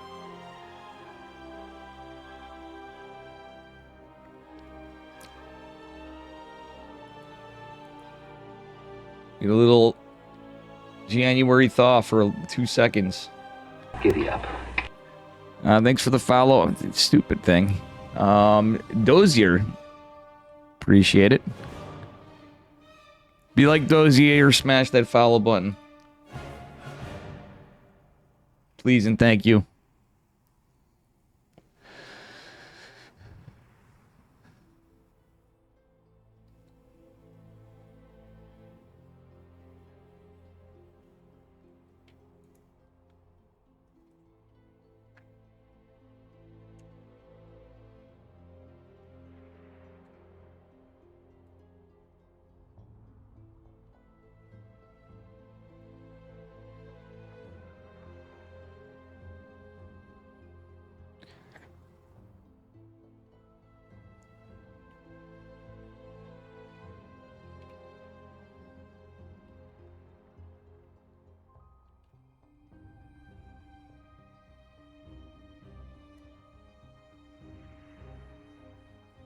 Trying to wait. We're trying to get in.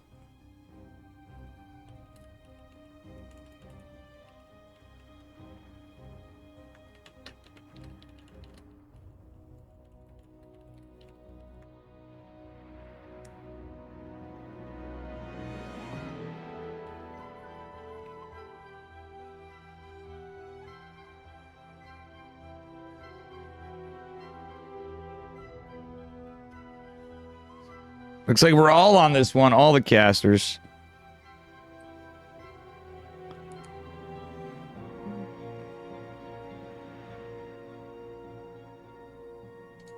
If I have to dip for like 2 seconds, guys, I might have to beat to get my I got a prescription coming in the delivery.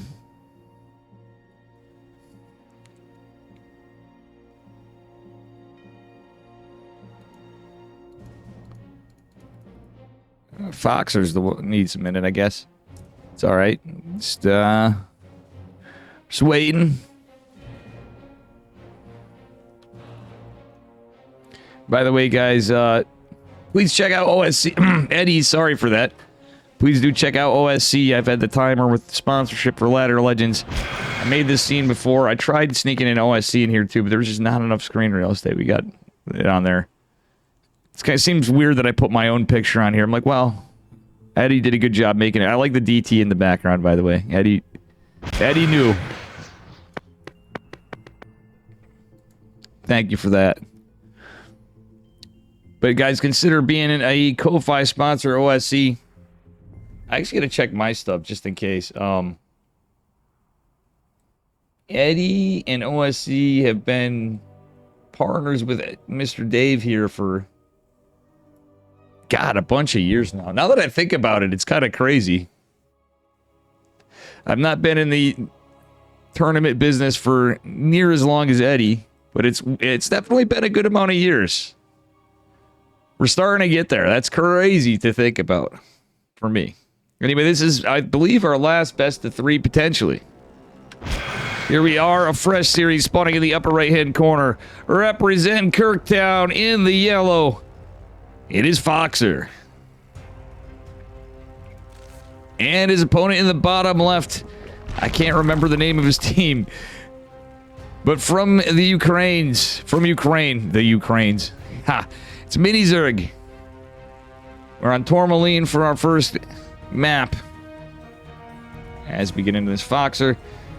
Even to set up pretty standard. Nothing too crazy here. And, you know, just got Overlords doing their thing. Looks to be a 15 hatch.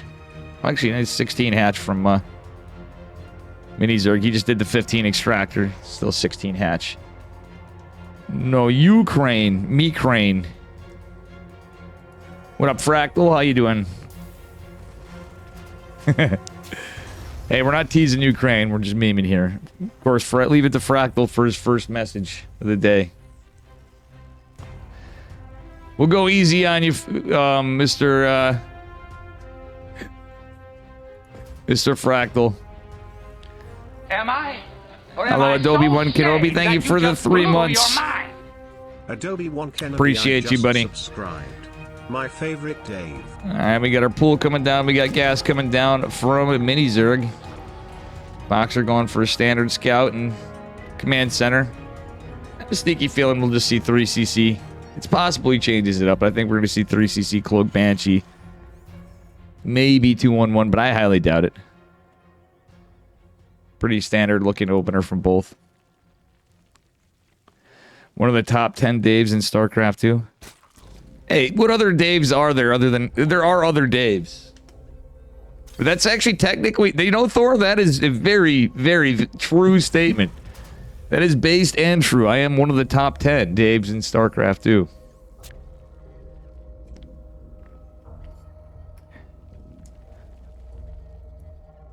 I would argue I'm the number 2 Dave in StarCraft 2. Thanks, Adobe One Kenobi.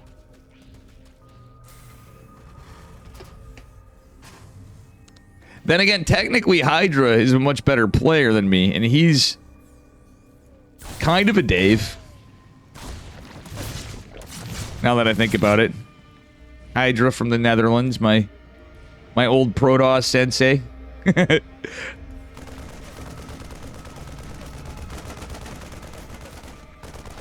Lover of DT Archon and PVZ. And 4-gate Blink and PVT.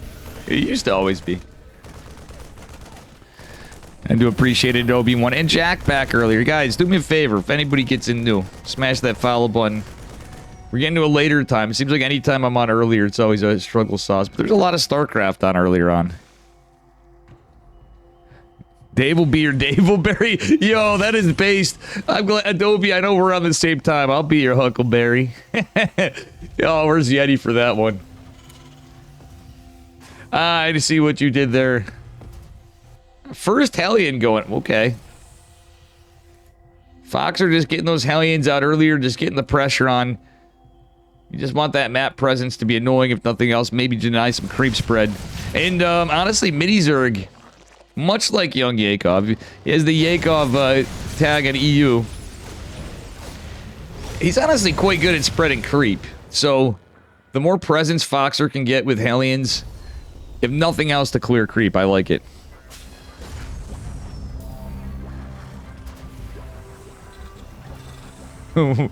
What was the sad face for, Adobe? Wow, I see a sad after. You're like, oh man, feels bad, man. Kinda. Alright, anyway, I forgot to enable my better TTV again. Like, for the millionth day in a row since I redid my PC.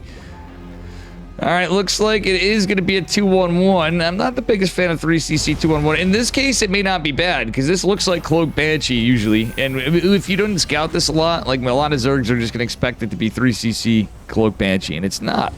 It's actually not. Situationally, I don't so far hate it for Fox, or Layers going down at a pretty regular time for Mini Zerg. He's going for his Baneling Nest. Probably his double Evo pretty soon thereafter when he can. Fourth base going on. Foxer with some pressure. Foxer, he might as well attack this with everything. Force a cancel. Now he's going to... Little Lakes, the Queens had time to get in here. The army just circumstantially got... They almost could have got the kill, truth be told. Little early pressure on there. Queens chasing this forward. Alright, we got 12 more Lings in position. Mini Zerg actually making some good moves there himself. Our double eBay coming down for Foxer. So this is actually going to be good. Usually Terran's ahead in their upgrades. That's actually pretty solid eBay timing for Foxer, in my opinion. Combat Shield's coming down behind it. Foxer's a little disjointed upgrades. Foxer, remember your +1. He's pulling a Beyond. No! It's a 2-1-1 build, too, even. Foxer's the American Beyond right now, forgetting his +1 arm. Okay, he remembered it. American Beyond is now... He's American Clem is usually what we call Foxer. But I'm going to call him American Beyond today. Just Foxer's my boy. I'm just breaking balls here, but it is funny. And Beyond, is historically my favorite Terran man from all time. Obviously, I love Clem. I'm on Team Foxer and Percival these days. If we get some big StarCraft announcement, I got good feelings for Percival too, honestly. Like, real talk. He's had some rough days, some big days too. 2-1 in Classic, not to take away from these guys. Just mention in here. He shares the clan tag that Foxer does on America. You made someone belly down? Yeah. There you go. All right, 4cc going down for Foxer. I like this, actually. Pretty good stuff for Foxer. Getting his eBay a little earlier. Now, if Yeti was here, if I drop it, then he'd be giving me crap. I don't hate this in this case for Foxer. He's leading in army supply, etc. We are going into Hive pretty early. It's pretty standard for Zerg to do that. Lots of links and triple go hooks. The 1-1 coming for... Actually, the 1-1 actually on par with Foxer's a little bit. So I don't hate that armory all the more. Because obviously we got to layer it now a Hive. All right, double medevac drop. Denied again. Mini Zerg going for this push here. Foxer didn't take care of this Overlord, so these pushes could be seen a little bit. It's the only thing, really. I see that could be big. Oh, one queen gets mowed down. Another queen gets mowed down. We get some creep. Does it get mowed down? No, it doesn't. Foxer doing a good job containing the creep in the right side, but...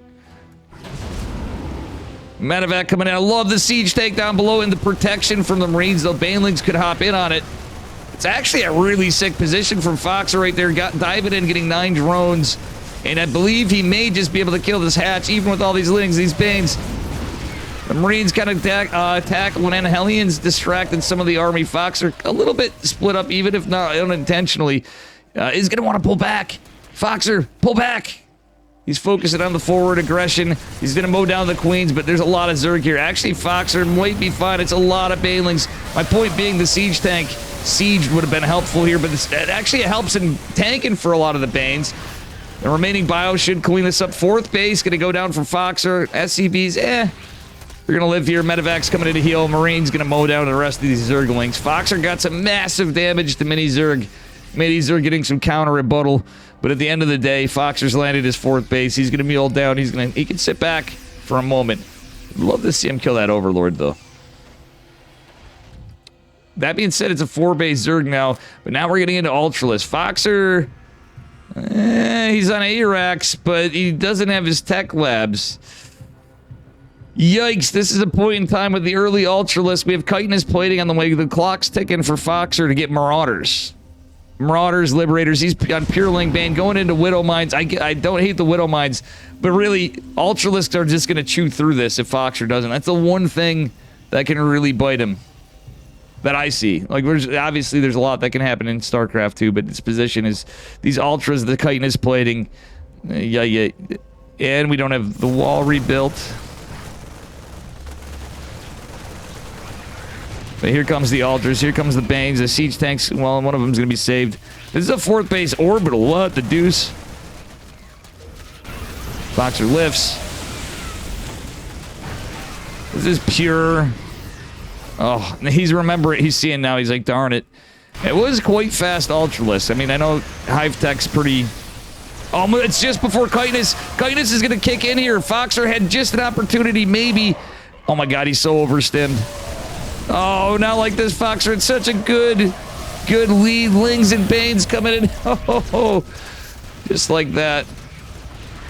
That's rough, man. The army's super overstimmed. You hit Mini Zerg with just so much here. The pain. Literally, Marines could have... In a land where there was a little different position, those Ultras could have died before. As you can see, the chitinous plating going in with that 2-2 on Zerg. It's a little rough for the Foxinator. Even with all that damage, he had a sick position, but now he's only... I look at that supply cap. I believe this game might be approaching a close. Foxer's gonna go for what he can.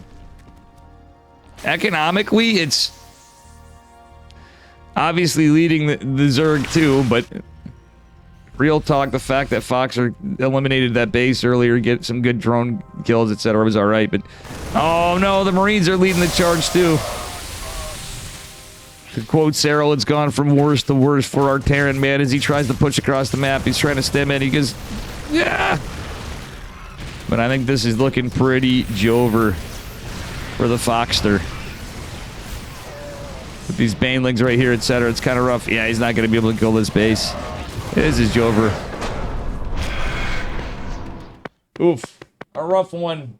A good start, some good pace, good creep contain, but at the end of the day, that timing is actually kind of rough. Like, he would have had to been into Marauders way earlier, and even though it's pretty common to get into early Hive, that was like really early Hive tech. Youch.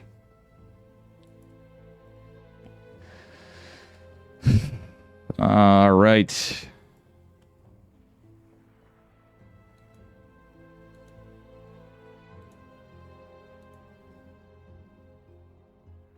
I can't hold everybody up, so I might have to go for a minute to pick up my medicine, which has been delivered. What entrance? I'm not sure. Giddy up. Chinishan, thank you for the follow.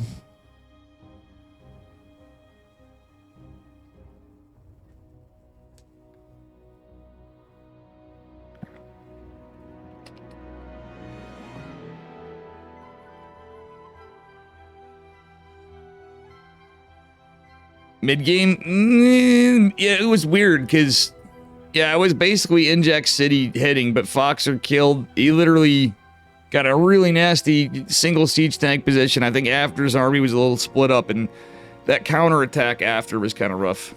Milky Cow is 2-1 on mono. Okay, yeah, didn't get close. It's TVT. I could go either way. With those two, I could see even Proxy Rex versus Proxy Rex.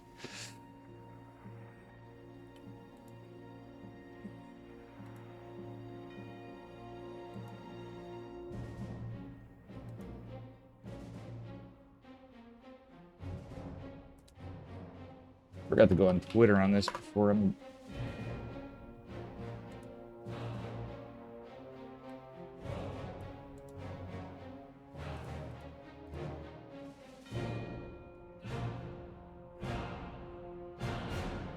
EU game 2.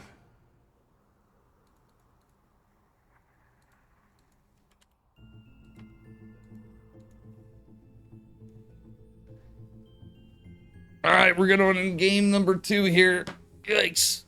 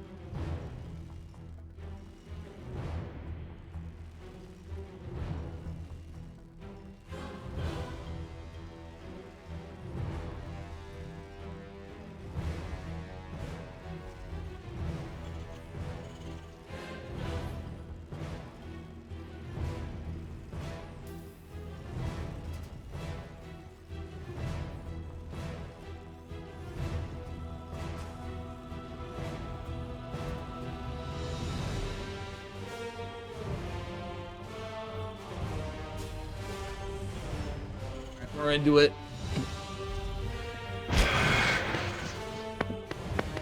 All right, here we are in the bottom right-hand corner. I know I'm a little late to the party here. Yellow. Representing Kirktown, we got Mr. Foxer. And his opponent in the upper left. In the red, it is Mini Zerg, Ukraine.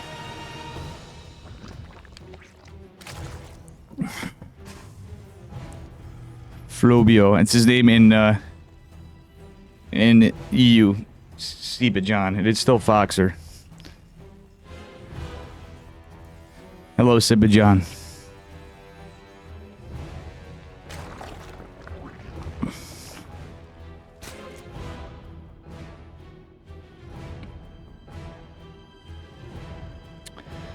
All right, pretty standard opener, standard scout, standard opener from Zerg as well. Low key, I think some of that, like, some of that's from the 2-on-1 opener, but not really. I mean, you end up okay on bio production from there. It's just Foxer was at a spot where you literally need Marauders, and he just wasn't quite there. He's gonna keep his SCV out, hopefully trying to be annoying for third base. He wants to at least scout it. He might get a denial with the Reaper and the SCV. Foxer up. Is going to dive for it. The Ling's coming in as well. SCV and Ling's going to be here annoying it. Oh. Foxer with some decent micro. You know where Foxer gets this from, Clem? But oh no, he almost loses the Reaper. Uh-oh. Ling's dropping his way.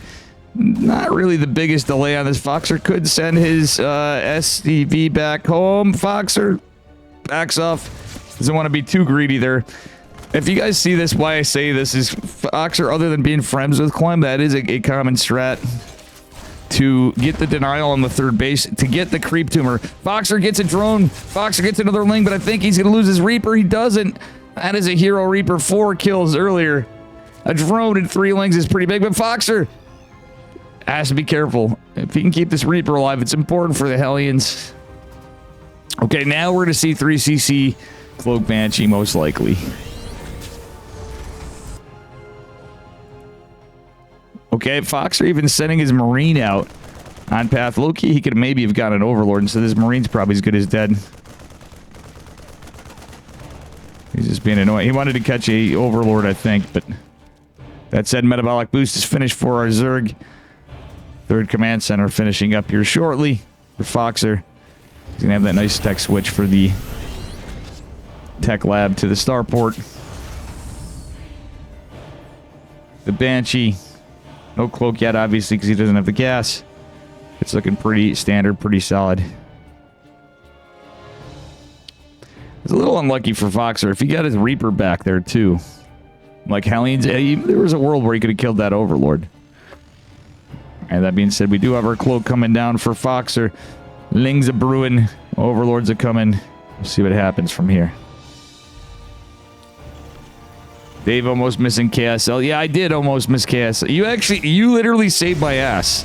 I might have. The thing with KSL is why I can't notice, like, in-game, is it's on the Korean server. So, people do switch servers sometimes. I think we had finally changed some of that. I think we might need to for fairness for if players this side, etc. When you have NA players, etc. That just makes more sense. But big thank you to Sib again. Other than making the nice scene change and the AFK stuff and whatever, Sib John reminded me for a lot of stuff. Truthfully, you do. Bailey Nest coming down. Sport is coming as well. It's Cloak Banshees. Don't hate it for our Zerg man, as we do have the layer as well coming down. Wait, where is the layer? Right here. Hellions trying to make their mark, as they will get some creep. Creep tumors getting killed right here. All the active creep tumors, but the Lings are going to get a good surround. Probably, maybe, sort of, definitely. Wait, no, great move from Foxer. He's going to clean up most, if not all, the Lings.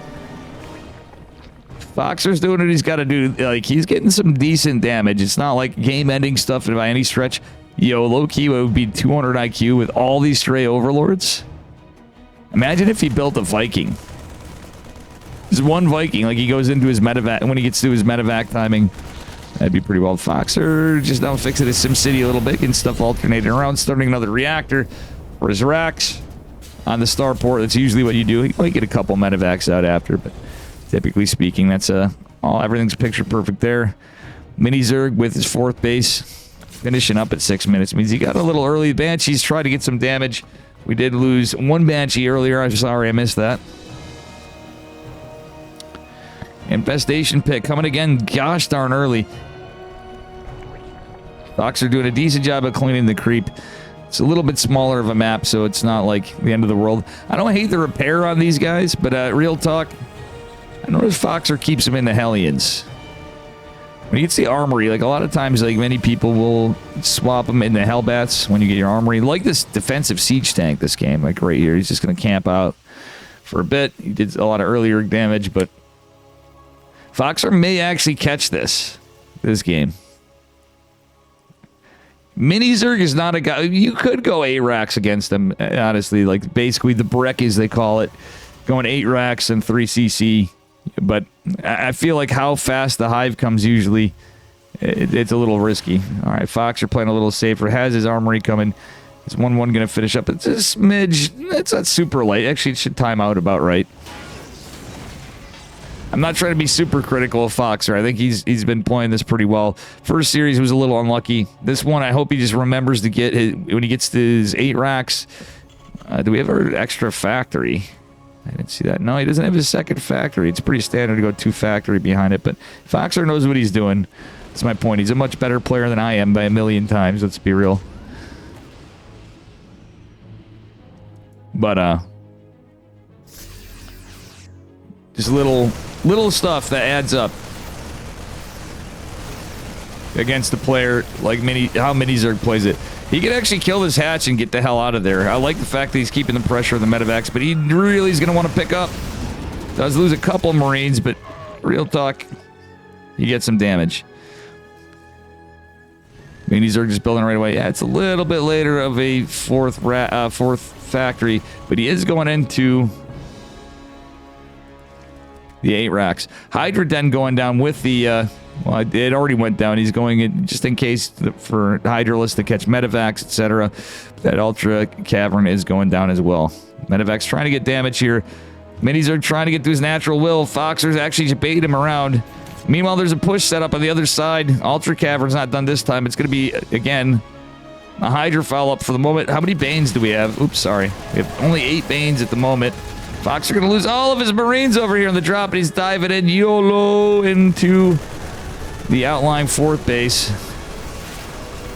Killing hatches is good for production, but diving in on drones at points is going to be really massive as well in terms of how much money it costs. The Hydra's going to chase this down the tanks and the Hellbats. Okay, Foxer didn't go into Hellbats. This position's decent. The Banelings, though, crashing in. Hellbats tanking a little bit. A lot of Medevacs going down. Is a little unlucky for Foxer, but a lot of this army of the Zerg is cleaned up as well. It's pretty equal. Foxer getting the Queens decent for denying more creep spread yet. Ultralisks are coming with chitinous plating just starting up a little later, and we do have our 2-2 for Zerg with adrenal glands. Crackling's going to be a little rough to deal with for Foxer, but this game he is going into his Marauders, getting his concussive shell, getting drilling claws. Foxer trying to keep his pressure up on multiple sides, cleaning up more creep. Pushing again, keeping a multi-pronged presence, gets a drone, gets even more. Foxer with a nice little multi-prong, just a little bit of pressure on the left, a little more on the right, gets another hatchery. That's decent. Mini Zerg starting to get a big army now. Foxer getting more CCs dropped. He's got his double factory production. Again, the Marauder production's good. Foxer with much better positions in army. I feel like this one he's been set up pretty decently. Gets 11 drones on the right side. Problem is going to be the Zerg army to deal with. It's going to be pretty equal army size for the moment. Siege tank unable to get if he had information, it'd be nice to blast the Banelings. Okay, we don't have this army joined up with them. There's only 2 medevacs here. Our Zerg man's going to go push his Foxers in the natural with a bunch of his army. I like this position here for Foxer, but it's not a full wall per se. Still, Foxer needs Widowmine Siege. He needs to back up. He doesn't have a lot of medevacs is the problem. A lot of them out on the map. And he's going to have to defend and aggress. The top attempting to go down. Foxer trying to run away from this. Widowmine might catch a couple of the Banes. There's not a ton of them. The Ultras are a problem, but there's a lot of Marauders. Foxer trying to pull the SCV somewhere. Marauders a bit of a problem. Hydra's even in, but Foxer's on the other side of the map as well, about to catch another hatchery from the looks of it.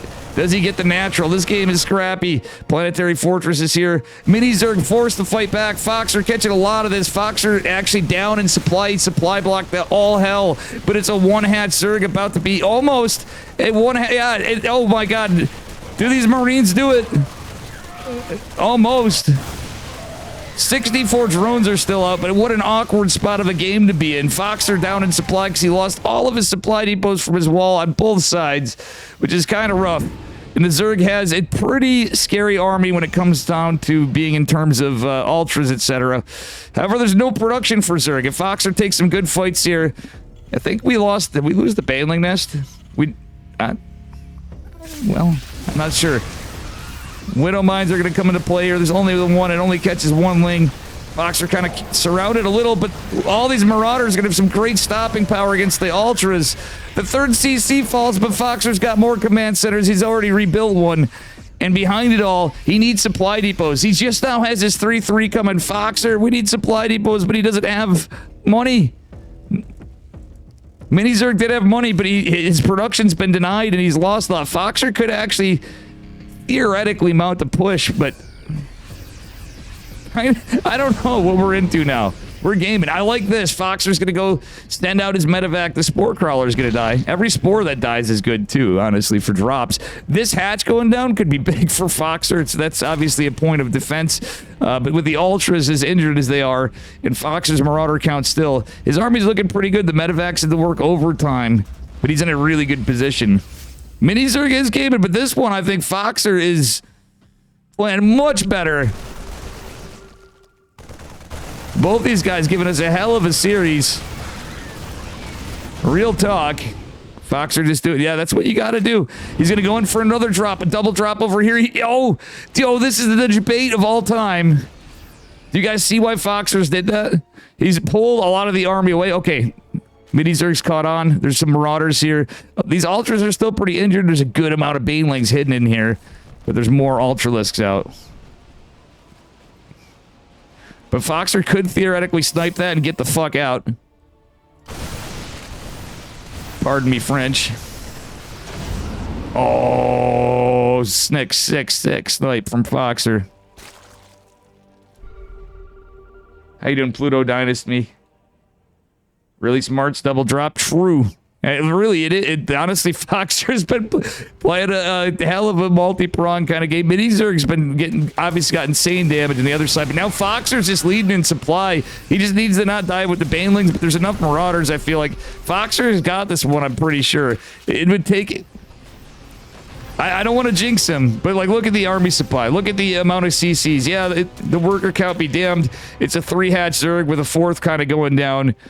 This very much favors the Terran. However, Foxer is going to want to try to save the CC if he could. He's going to send a couple of Marines down here.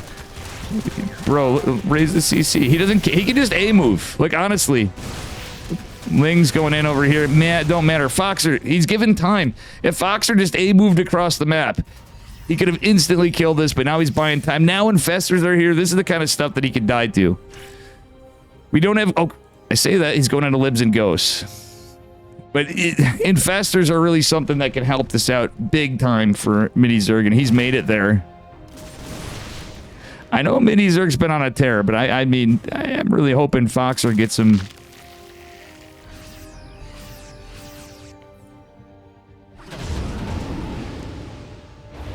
I know he's the underdog, but still, like, he's been on a tear again. It's just, he's an up-and-comer too, you know, like I'm saying, like... both these guys are giving us hella games still. Mini Zerg's more like Mini Yakov, as I was saying. Like, that's how I usually feel about him. Liberator's just out of position for Foxer, but here's going to come the assault from Mini Zerg now. But look at this army Foxer again. He's at 150 army supply again. Infestors could be a problem. All right, a scan over here. He's not going to see it. Mini Zerg smartly going to defend his newly formed hatch. Foxer's gonna back off. Foxer, he doesn't know about the Infestors. There is one there's one token Hydra with this army too. These Ling Run buys from Mini Zerg are actually pretty big, but at the same time, that CC is basically just a scan. It's for scans and mules at this point. I don't know. Okay, Foxer's splitting this up. He wants to get damage everywhere he can, when he can, and just keep the army split. He's trying to get this big force to come up after this, and he will. I don't think Mini Zerg realizes how big Foxer's army is, and honestly, it's absolutely massive. A lot of this is Lings. He's catching drones behind a Foxer, catching the right side. It's all Marines, though. Does he get the hatchery? He does. He evacuates a lot of the medevacs. Flungles could be a thing, but still Foxer getting some big damage over here. The Baneling bust doesn't mean much. I'll be real with you. Foxer's going to go repair. He's got such a massive army supply, and with the production lead, the command structure lead, this is definitely in the bag for Foxer. Mini Zerg putting up a fight to the end, even with the Banes, even with the Infestors, even with the Ultras. We're just at late games 30 in a very, very, very dominant spot for Foxer. He's even cleared out that extractor. Mini Zerg still trying to be as much of a menace as he can, but maybe force a throw, but Rally Hearts, what up? You got so many drones, nice. Make 10 Liberators, GG. It's already, in any world, even like if this was Protoss, right? If this was Protoss against Foxer, it would be insta GG for the army supply, right? But because of Infestors and stuff, Mini Zerg's gonna seem like he had a chance, but it's just too much army. Too much army. Foxer giving us a game 3, and that's what everybody really wants to see here. In any case.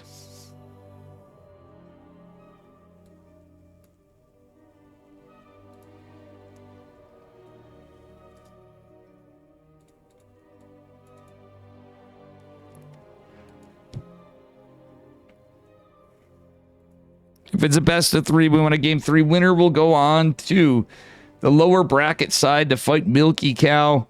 We have Art and Sebastis already on for the qualifying series.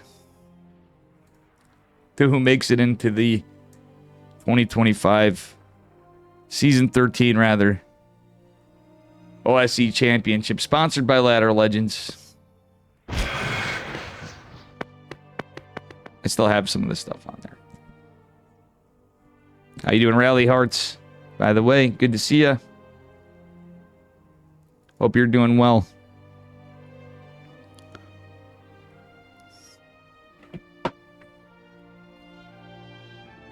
Mini Zerg 6K in your heart cap. He's getting there. Like, really, he's getting there. I think we're going to NA now? Yep. Oh, fuck. I didn't see Wardy, and I didn't see Belair, and I didn't see Foxer in Mini Zerg, so I'm assuming we're on NA. We're on the American server. This is America, baby. Or are we? Yes, we are.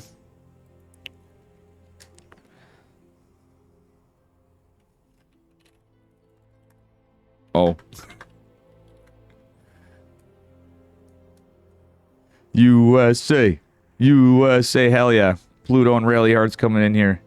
You love my commentary? Good to see you, Rally Hearts. I know you were a Twitch streamer too and stuff, so it's hard to catch things. This is what I do. Depends on the day. Sometimes I'm too shit-faced to cast too well, but I still do anyway.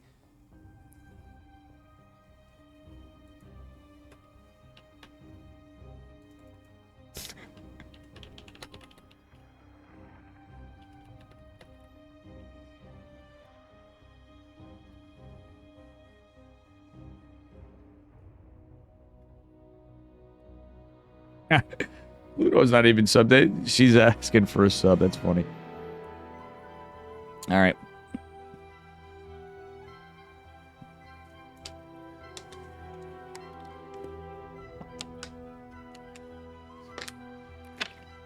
The only water I'm drinking today was coffee, so I'm in much need of water. Ads are between series for once. That's just how it works out. Ads be ads.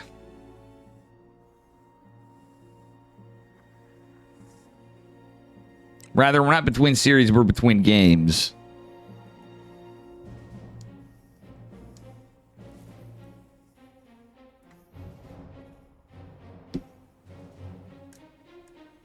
Hello, Sky the Limit.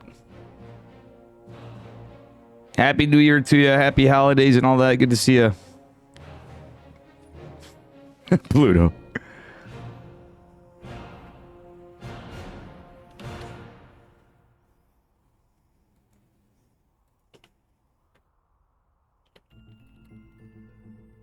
We're just in a lobby. Hopefully the ads finish up right in time for y'all. I run ads because they support the channel. And I do a lot of streaming still, even though I cut down a little bit. I'm going to cut down more at times, you know. Take days off and stuff. For the first time ever. But, you know. Just do me my thing.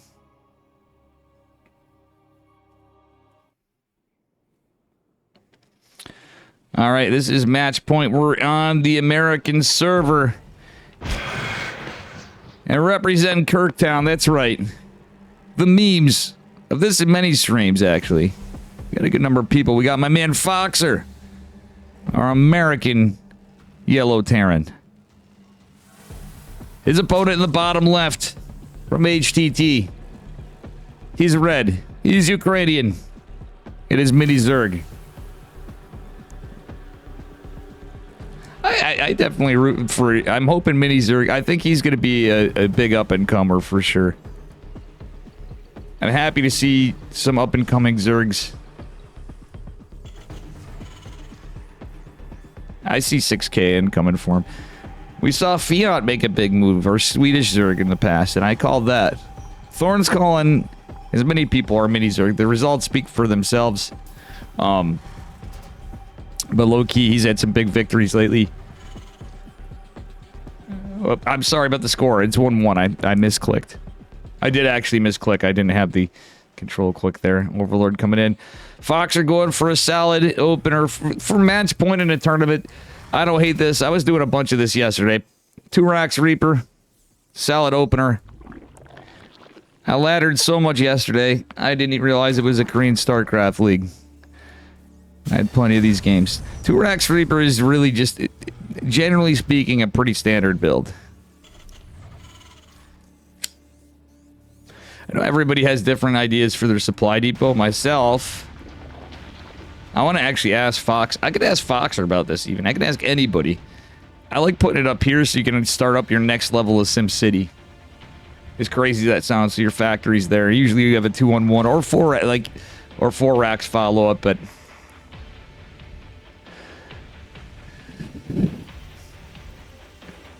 I mean, hell, yesterday was a 16-hour day. I went right out of work. I was working remote yesterday, which, truthfully, should have been in the office.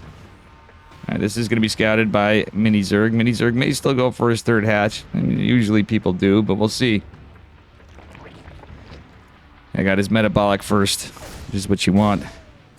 You need queens, you need links, you need a lot of things depending on how many Reapers come up, but realistically.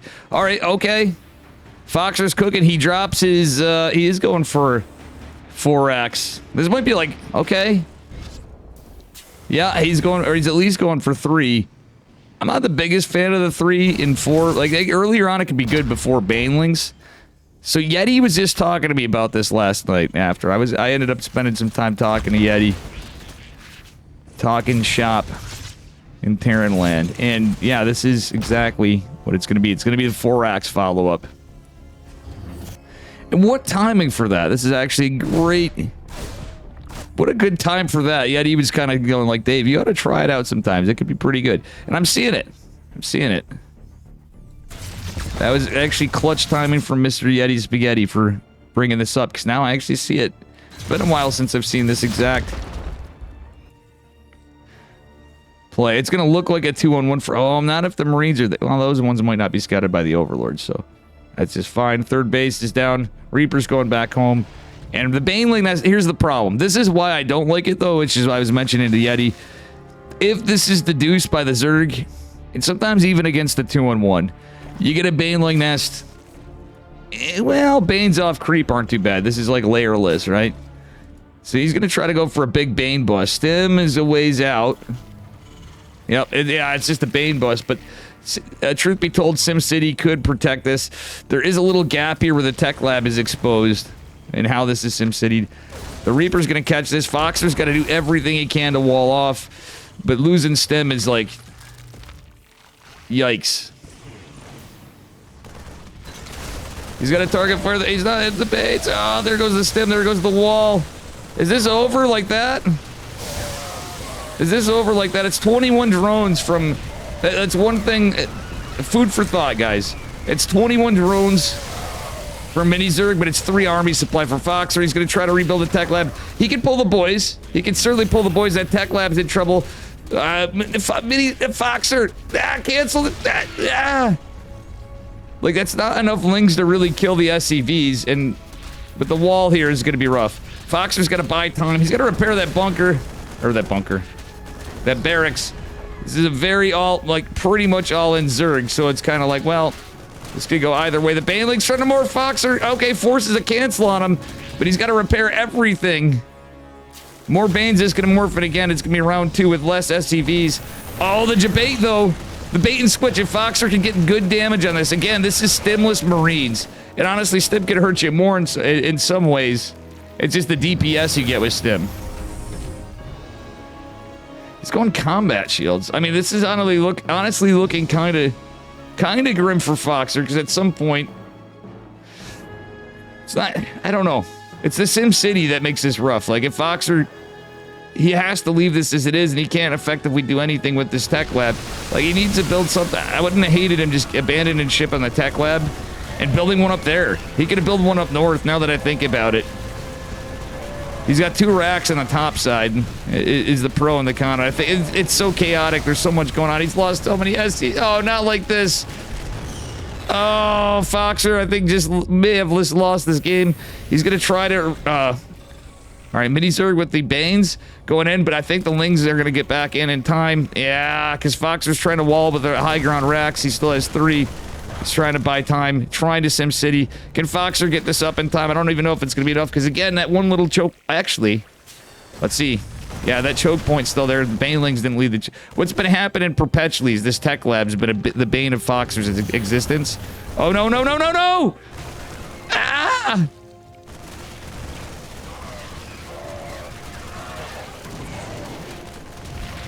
Hey, Yeti, the Be Unspecial, but Yeti, as we talked about, you're seeing exactly why I don't care for this build as much. However, I will say the SimCity was the problem with it. And Foxer had to react, and now GG, good luck. He's a good sport about it, and Mini Zerg's gonna take it. There you have it, Yeti. You understand why I don't like it. You already knew what I was saying anyway. However, I will say, that's tough, because you don't have room to really block this on there. Poor Foxer. Hello, Void. Hello, Yeti. Damn. My man Foxer taking down the underdog here, getting in there.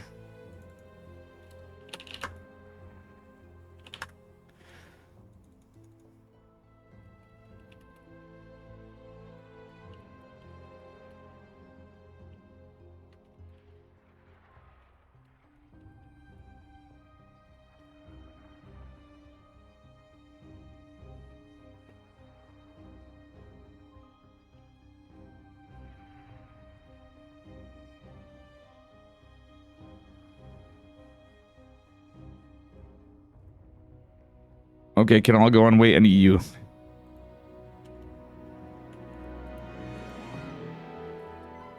It's going, man. I don't know. It's not going for Kirk. Poor Foxer.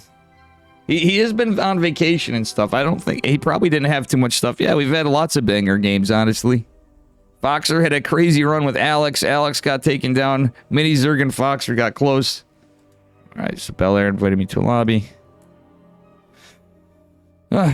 We have Art versus Seb. Protoss versus Protoss. This is a qualifying match. Holy shit. I didn't even have time to breathe. Giga throw. Yeah, Foxer, if you end up watching on there, which I doubt you will, well played, man. Game 2 was sick. Game 1 was kind of unlucky and rough because he went into the Ultras. Oh, yeah, but I don't feel like it was totally a throw, but I see your position. How the hell did you get into Marauders that fast, though? I was thinking about it. Yeah. Well, it's a tough thing, but for you to be able to get to your 8 racks tech labs, like you'd have the tech labs. What would you have? All of 4. Like in fairness to yourself, these are best of 5s. I'm gonna introduce these guys, and I gotta make some comments. I think you played really well. The last game was just a little unlucky. You did a build Yeti and I were talking about last night, funnily enough, and that was cool. But I did have a couple comments. It's not bad. I think you played well. You obviously know what you're talking about more than I, but it was just some stuff I had questions. Spawning in the bottom right-hand corner of Ruby Rock in the red, it is Russian Art from Quasar Gaming. And his opponent in the upper left from Team Roddy, it is Seb, who has made it this far, hoping for an upset. Seb has been playing really well, too. But yeah, I definitely get it, Foxer, and I wouldn't beat yourself up. I'm sure you've been on holiday, was my point to everybody, you know, just coming in raw dog, making it that far. It is a little upsetting when you're like, oh, I'm almost the qualifying spots. A little bit of pressure, I'm sure. That last game, I was just gonna say, it's kind of like you're trying to drop stuff in, and with the pressure, I almost felt like you could have abandoned. All right, so let's say we're looking on this map. I feel like you could have abandoned ship on that tech lab. It's hard because it's so fast, and just built your tech lab up here, right? And just built like an eBay behind that or something. I don't know if I'm right, but I want to ask you about it because that was a tough Sim City because that one little gap to that tech lab, just a little unlucky is what I feel like, because you normally you'd be like, oh, okay, and I think Minis are just read that. It was a little unlucky, like a little bit of a build order loss is my point. But I'm thinking about it, I'm like, that's just damn hard to fucking... Any way you cut it, at least to me, it seems like it's damn hard to go on. In the first game, I don't think you really threw. It was just kind of unlucky. You were definitely dominating. You had a 6 siege spot.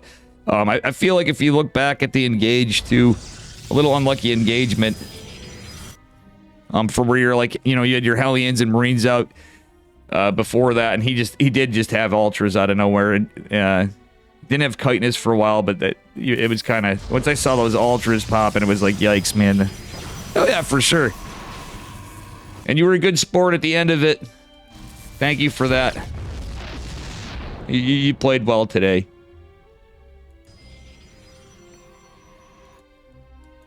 As always, everybody gets frustrated in the game, but generally speaking, you're a pretty good sport when you're in events too. You're a little bit of a passionate player, ironically, like Percival. Sometimes I see you, I'm like, I get you guys have a similar vibe for sure on some things I noticed. Percival roleplay, okay, I got it. The no GG, but usually he only did it. He's getting better about it. He's been better about it. Now I got it. That is fucking based as shit, Foxer. I love it, dude. Okay, 200 IQ play from Seb with the hallucinated stock. Yo, let's real talk here. Tyrion, Zerger, Protoss. 200 IQ play from Seb. That's a way to use your sentries. He's making him think it's like 4-gate or like 3-gate. Is what it really reminds me of, the timing for how many stalkers are out, right? But now that's hallucinated stalkers from Art as well. Just a little bit of pressure. The hallucination gig's gonna be up, but here comes a reinforcing couple stalkers. Oh, wait. Oh, the real stalker falls first for Art. Seb doesn't catch the last one. Sentry's going down, could be big for Art. Oh my god! And this is a Nexus behind this. There's so much damage from Seb. My man Seb coming in here. Yo! 200 IQ plays from Seb. He cleans up the stalkers. The sentry gets an energy recharge. The stalkers are trapped, but there's so much damage done by Seb earlier. It's not game over. It's pretty close. There is the proxy pylon behind this. Honestly, I wouldn't have hated a depths behind this, but stalkers, low-key, probably the play. Seb coming in with reinforcements with slow warpins, and it's literally just 2-gate behind it. He's going to try to recall some stalkers. Does get... Absolutely... That was a warpin. I'm pretty confident that was a warpin, because those stalkers... Okay, that didn't go so hot. Still a crazy start to this game. Seb leading an army supply. I wouldn't have hated a probe going down at some point in this and just building a gate. He got so much damage. Like, it's hard to do it when you're microing that much, but there was a moment where he kind of backed off for a second where it was a possibility. Low key, that was 200 IQ play. Oh my god. Seb is being so aggressive, but he's... Oh no, he just target fired his own stalker. Everybody hates that. I couldn't tell you how many siege tanks or immortals or... I've killed my own colossi before. You know, in any case, if there's a structure, I've killed it. In my opinion, one of the worst feelings in the game is when you're not paying attention and you kill a hatchery with a queen. I don't know if anybody else has experienced that before, if you play all the races a little bit. That was when I was on a Zerg for a bit. Oh no. Art got some great damage on the counterfoot. Seb might even lose. Okay. I'm glad Seb's not going for a third. His shield battery's quite late. This pylon going down. Okay, Seb has blink. So that is going for Seb. Let's take a look on the other side. We do have a Twilight Council for Art. Art's going for a third base. He has Big Daddy Immortal out somewhere. No, actually... Sorry, Seb has the Big Daddy Immortal coming out. Oh no, Seb, we're building this. Is that a fake third base? If it is, I kind of like it because he's going to blink in. He's going to try to kill that pesky sentry that still somehow survived with not a good force field, unfortunately for him. He's going to lose it because it's not in position of the shield battery. Seb with the blink down. He body blocks the stalkers because there's no blink here. Wait, and observe? Why in the heck did Art build an observer? Okay, Big Daddy Immortal put in the pound in over here. I wouldn't hate a warp prism now, honestly. Well, he doesn't even need it. He's got... The slow warping's almost good enough. There is a third Nexus going down. That is a problem for Seb, but he's still building probes. He's building pylons behind this. Seb is in some trouble here, though, because his stalkers are going to be cornered. Does it matter? Honestly? Well, Seb, we got to stop with these recalling it. What a scrappy game. Ladies and gentlemen, are we not Protossed? I am loving this game. What a crazy one. Honestly, today's been bangers all around, Void, if you're still there. Wins, loses, whatever. This game is fucking sick. Third base is likely to go down. The denial on the other one was bad, but now we're starting to see a few less workers for Art. Big Daddy Immortal really pumping in here. Art did get blink behind this, but the army supply is so low, with that slow warping or not, I think Seb might just be doing this, even with some very questionable recalls. And don't worry about that shield. Okay, I guess the shield battery could come into play, but realistically, he's just got a micro. Warp Prism's here for Seb. Now he's got faster warpings. Now he's got a third base coming down. We don't need charge where we're going. Big Daddy Immortal's out for Art, but guess what? It's going down, and Seb just needs the micro. That shield battery's out of energy. More units coming in. Warp Prism can come into play. I think that's a little adventurous there. You could use it for some micro, but when it's all blink stalkers, that's where things can go wrong. Third Nexus about to finish up for Seb behind this, so he's going to actually effectively be mining off of it pretty soon instead of long distance mining. Mortal finally falls for Seb, but there's so many stalkers. Well, Art putting up a good fight. Big Daddy Immortal number 2 comes. The Warp Prism's going to go down for sure, but I don't think it's going to matter. Ladies and gentlemen, Seb out here. Art's another player that's been improving, truthfully, too. I usually would say that about Polish Art always. GG. Seb, gonna take it. With some style points at that. And some funny-ass recalls.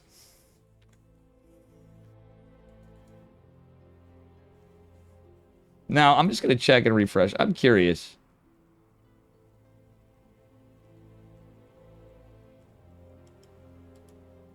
Roddy's got his own thing going. I was going to say, if he only saw this... Oh, he's doing the Patches tournament's open now. Okay, cool. Seb is his boy from Team Roddy. Not on Basilisk, there's Team Roddy on this side. That's some good shit. I'm sorry, that was just too fun.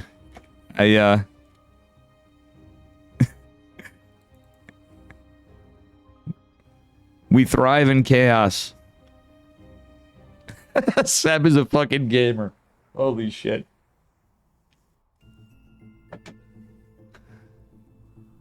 Say what you will, that is, it wasn't even a cheese.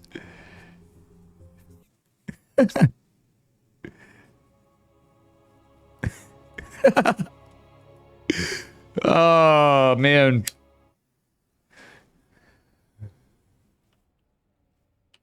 All right, here we are. Leading in the top left. It is our man from Team Roddy with some spicy play and decisive action, sometimes for better or in worse. It is Sebastus. His opponent in the bottom right from Quasar. We have Art, our red Protoss. Oh, man. What a banger. I'm hoping game 2 delivers like we had. We've had some upsets and rough stuff and mistakes and this and that all day. But listen, all the games have been good in my eyes. I think everybody's played really well. Thank you to all the players for signing up and participating either way. Big thanks to Eddie, obviously, and our other sponsors, Ladder Legends. But Eddie's the hard-carrying one on this still. Sorry to say it, guys. He is numero uno. Thank you. Big thank you and shout-out to Eddie for all your work with OSC over the years. And this year, again, it's an expensive tournament, guys. Hey, Eddie don't get enough love. Use that Ko-Fi link. If you got a few extra bucks. If you don't, then, you know, obviously nobody is expecting anything. If you do have a few extra bucks laying around, you're doing all right. You like StarCraft. Eddie's somebody I'm hard pushing for. Real talk. OSC. Little scout arena from both Seb with the metagame proxy pylon. That's all that is. Might be enough to get Art worried. Well, and guess what? This might actually be a true proxy too. You know, it'd be even more based, but technically bad. But I think based, in my mind, would be just a... Oh, he's just trying to bamboozle him. This probe's going to go looking around for proxies either way. The probe from the direction is going to make him think that it's out to the left, I think, is what his plan is. Still, Art is not buying it. I think Art's going to find this pylon. Yeah. Let's take a look at Art's vision here real quick. Probes are under attack. Is Art going to see it? Nope, it's just out of range. He might find it after. Art's actually sending another probe. So Seb has got mission accomplished. Probe actually going to make it out. Hallucination Scout's going to be there. Seb is successful with his hidden pylon. His Nexus is going to be faster. Art is building out some more Stalkers. So that was the whole game plan. He wanted to force out a fake. Getting that fast Nexus. Getting that fast Twilight. So he's cutting sentries. I think he's kind of reading on Art. Art likes his sentries normally, but Art's going to build Stalkers. He kind of sees the greed. He got a Scout. He got the hallucination out. And he's going to go be the aggressor. So the problem is in this case, I would have rathered Stalkers. When you're playing that greedy on it and with the gas, the Stalkers, he would have had enough to maybe get into Blink a little earlier. Hallucination's going to scout this push out, though. Buys a little bit of time for these sentries to get out. Because it's going to be 3 sentries in a Stalker versus 3 Stalkers in a sentry. And that usually favors it. We do have probes. Not many. Probes are going to be needed here. Shield battery can come into play. Do we use some force fields? We have Guardian Shield activated, but the one sentry's going to fall. Shield battery coming into play is going to be helpful in keeping this alive, that injured sentry. Seb does not want to overextend here. He does have Blink a little faster. At the same time, we do have the Twilight Council of Blink coming down for Art. Art's going to disengage and be just fine. Oh, it looks like Art's coming back, but guess what? Warp Gate's here. So Art's going to go sniff around for that pylon. I think he knows where it is roughly, and he is going to find it. Getting a pylon earlier in the game, even at 4 minutes, is kind of big, but this might actually allow Seb to dive in on this army, and I think it will. It's going to come into an if here. There's the high ground versus low ground, but I think, oh yeah, this is going to be 3 Stalkers or even 1 Stalker, 2 Stalkers. It all adds up. Nice target firing from Seb. Is going to clean up the center one. Does he get another one? I don't know. I think we might, yeah. Well, now we got Warp Gate as well. Seb needs... I think Seb should have disengaged off the one stalker. A little bit of hull damage, even if he couldn't get the hull damage, because, yeah, it's a bit of a... Losing 3 sentries is big. Guardian Shield going to come into play, though it will fall. Force Field's coming in big for Seb. Seb with some really good micro, honestly. Not saying Art doesn't have any either, but he's just getting hallucination scouts out of this. Seb is going to be aggressive as he had been behind this all. We'll see what happens from here. Technically leading in units. What can happen is overconfidence and miss micro. For anybody, any player. We see it between Hero and Classic. Every so often we see it even as good as he is mechanically max packs. Everybody makes mistakes sometimes. We're all human. Real talk. Faster third base is pretty nice for Seb. However, it's not like going to be insanely ahead. I do have a feeling Arts is going to take it here in a moment. He is. But Seb is enjoying a little bit of a worker lead. He's going into Immortals again. We don't have charge lots. Blink's finally finished up for Art. And Seb's only on 2 gates, though, is the trade-off. It's going into the Forge. So it's 2 gates in a Robo versus 4 gate. Well, actually 3 gate. No, now he's going first 4th. And he's getting the Forge because he scouted the other Forge. Art is going to try to push up here. It's pure Blink Stalkers against Blink Stalkers and Sentries here, though. But again, the 2-gate production is going to be a bit... Well, okay. We got Big Daddy Immortal, both with the Robo. The Immortal might have gotten caught off, but the Observer going down is going to be nice. The forward-facing Blink does get a little bit of hull damage in one of the Stalkers from Sebastus as Art disengages. And he's going to rotate around. Still, Warpin's available. Charge... I love the charge... Okay, charge fell up from both... +1 won't matter as much. It's going to be a little bit of an exchange from both of them, like the Zealots earlier, preemptively from Seb, because he knows there's an Immortal right here. That being said, these are slow Zealots. Force Field's going to mean one of those Zealots is going to go down. The Stalker's catching a lot of probes over here. Not a lot of units, just 2 Stalkers for Seb. Seb's going to have to buy time. He's going to try to kill this base, but a lot of probes falling on both sides. Kind of a scrappy game. Seb might want to rethink this position. He's pulling probes to fight the Stalkers. Warping in a couple more. He's forcing a recall to the 3rd base. That being said, charge is about to finish. Seb is kind of pretty committed and extended here. I like the double shield battery in the natural from Art. That being said, again, charge is about to finish a little quicker. The Observer's coming in for some good high ground vision, and that 3rd base might actually get some damage. The problem is these Zealots are fast, and even with the damage here, there's no pylon to reinforce right away. It's all Stalkers from Seb. Seb could get some Zealots out, and it's all Stalkers. He wants to kill this base, putting him in a little bit of a lead, but the Zealots should be able to clean this up. Nice force field. Seb kept these sentries alive for a long time. The last one finally falls. He is starting to bleed out a little bit in army, but here comes the reinforcements. The Zealots kind of awkwardly fighting the Stalkers on the low ground. Okay. Yeah, he just needs to blink and get out of there and reinforce. He's got charge of his own. There is an Observer here with the Art. Oh, the Observer Wars. Seb does keep his Observer alive, and that's good because Art knows he's behind. He's going for a Dark Shrine. The old adage, the old meme. It's the behind Dark Shrine, not the ahead Dark Shrine. But at least there's a Dark Shrine. There's also an Observer. Oh no, the Observer loss for Seb can be big. These DTs, should they come out, I think they're going to have to be used defensively in the case of Art. Seb is just being so aggressive. Aggro boy over here. The force field buying some time to clean up some of the Zealots. I would have liked Zealots coming. It's Seb's so committed. He's a man of commitment to Stalkers. I think Stalkers overall are better, but even sneaking some Zealots in these fights could be good against the Zealots. And ladies and gentlemen, game number 2 is looking like it's very likely to go to Seb here. Anything's possible in these games. So we could see a reverse sweep, and Seb is going to take it.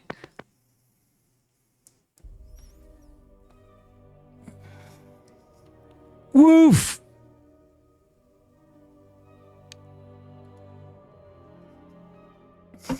Very, very, very good stuff.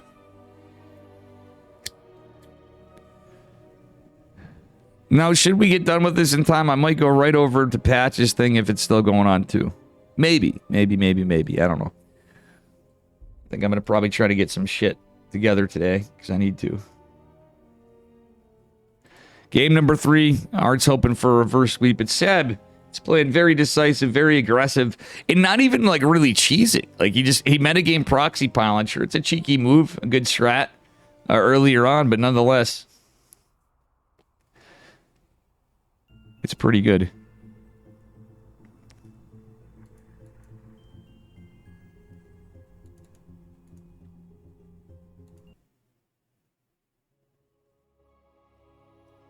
All right.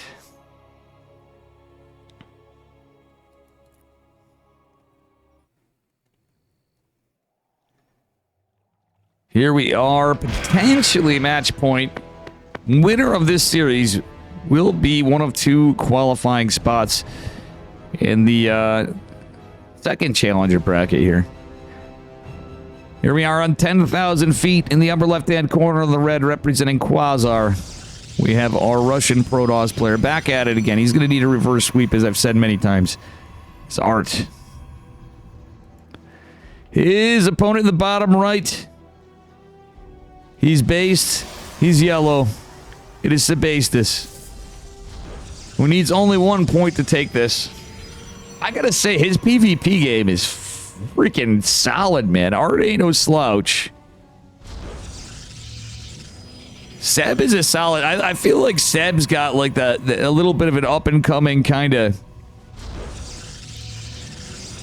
I'm getting like the slight creator vibes, but some of that mechanically, just the micro, I don't know. Seb's just his own animal. Art as well. I think these guys have just duked it out enough too between ladder, between events. Both these guys are grinders. But yeah. Or Chechnyan Protoss, I should say, Seb too. Did I finally get it right? If Thorn was here, he would tell me right away. Eddie might even know. I believe he's from Chechnya.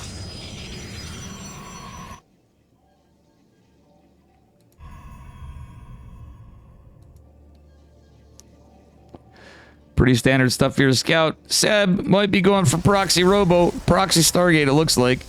But these days, I think it's always Proxy Robo. We'll see. Low-key, I'm not as big of a fan of Proxy Stargate anymore. Yep, it's Proxy Robo. He's just getting his Warp Gate. Getting the Robo. Getting Stalkers. Going for the Scout.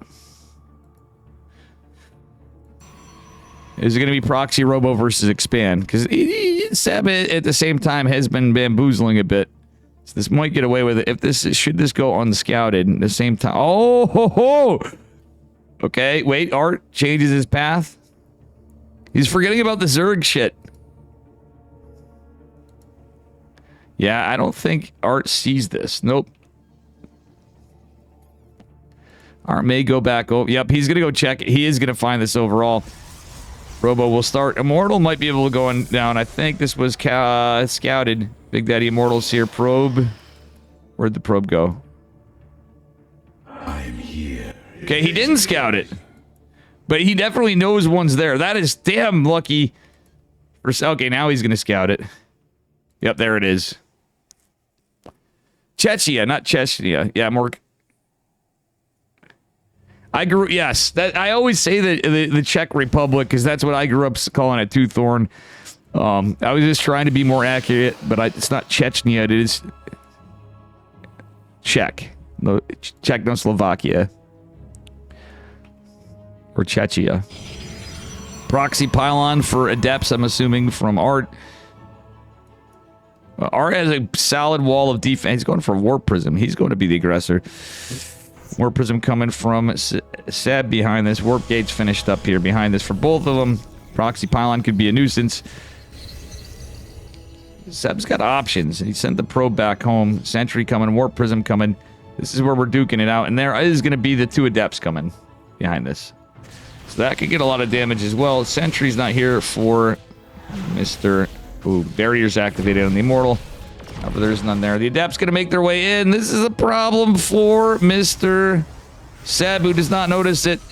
Shield battery helped for a second because there was a disjointed hit, but the synchronized attacks will take care of the probes. And when you're one base to one base, probes Probe losses are going to be rough. Okay, he's got full saturation here.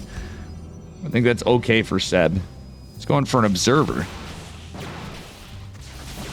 Supply block for Art.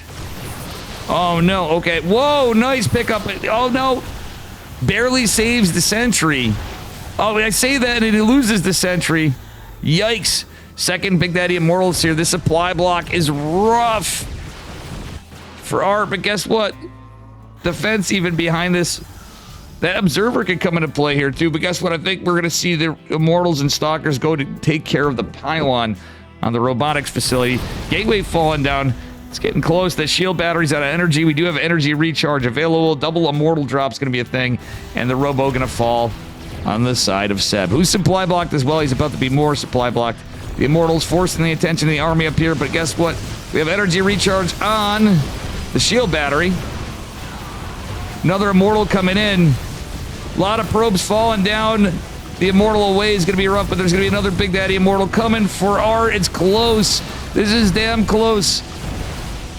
Oh, Seb with a nice save with a hot pickup of the Warp Prism, but here comes the other Immortal, and this is where the game gets hella close right here. These Immortals from... Okay, this is a problem for Seb.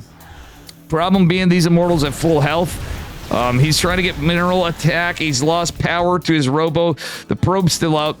Adept's coming back in. Seb is going double Robo behind this. He's going to recall. I don't hate that. Okay. He's going to have some units to defend the Adepts for sure.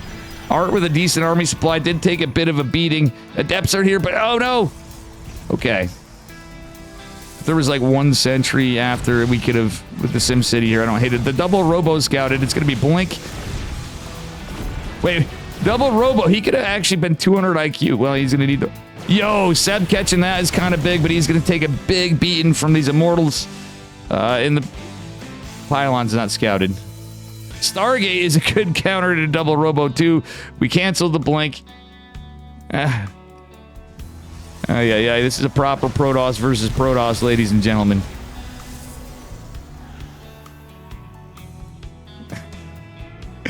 Wow, we are gaming here. Nice catch so far. That Warp Prism is in trouble. He's going to get all 4 Stalkers, but he's got to be really careful in this fight. That being said, sorry, I need a production tab on. We're going to very likely see a Phoenix or Void Ray come out. Void Ray's really expensive. Real talk, it's going to be Phoenixes. Seb didn't need to build 2 freaking Robos. He just wanted to start the production. He could have sent a probe back out to repower the Robo over here. Though disjointed, he could, you know, when he gets on the aggressive side, he could have had reinforcements. That being said, we have 1 Immortal back here, 2 in the Warp Prism. If the Warp Prism dies, that would be huge, especially if the Immortals are in there. Both Immortals are saved. That's a little rough for Seb, but he's going to start getting the damage. Warp Prism goes down to 2 Immortals, the Sentry, and the remaining Stalker come back to hit. And dare I say it, it is looking hella good for Seb, except for the injured Immortals here. Phoenix is going to be big in the liftoff, though. A smart move from Art, but will the Phoenix survive? It looks like it will. The energy's out of the Phoenix. And, yeah. We're long-distance mining. We're mined out more on this side of Seb, because he had more workers alive. Tater Tutor, what's up, Cockless Moj? I guess so. Phoenixes are a problem for Seb. Oh, the probe came in trying to block. Immortals waddling their way in. This is going to be, well... the Warp Prism. When there's enough Immortals, I don't think it's going to matter, because there's not going to be that many Phoenixes. Energy recharge is a thing. I think the Sentry's what we really need. And even if for the liftoff, if we could just land a force field and the army's like disjointed, that's a big hit for Mr. Seb. Observer goes down because the Observer is retained for Art. Oh, one of the Phoenixes going down is huge. I love that this pylon still lives through all this in the chaos. That is match point. It's a big game for these boys. Real talk. There's so many Immortals, I think it doesn't even matter with the liftoffs and some of it to a point. To a point. Now we're starting to lose some. That last Immortal is going to go down. The energy's running out, and I don't think it matters. The last Phoenix is here, but there's just too much on the side of Seb. These adepts were a good choice for Mart. But ladies and gentlemen, Seb is going to take it a 3-0 victory.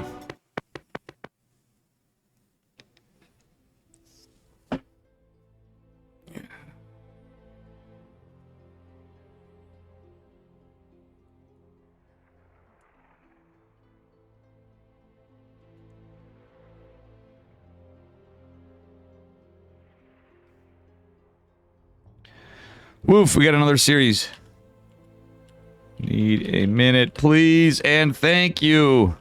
Not that I matter. We got Wardy on this. We got Beller. But I do need a minute. I don't give a darn. Oof.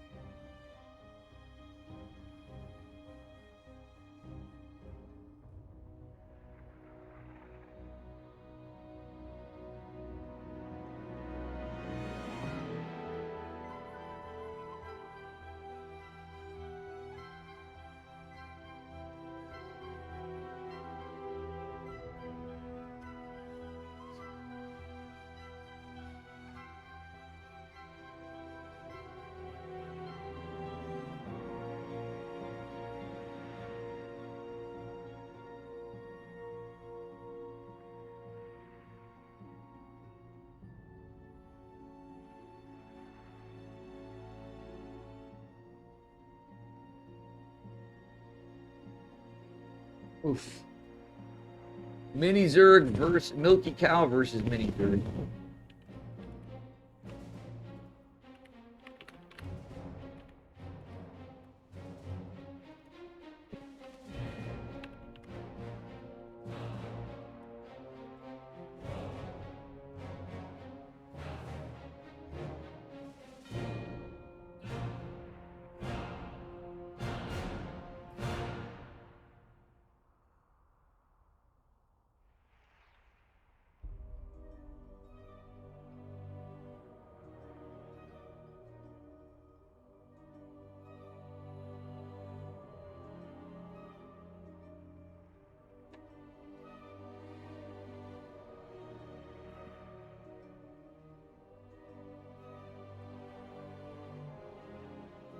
All right.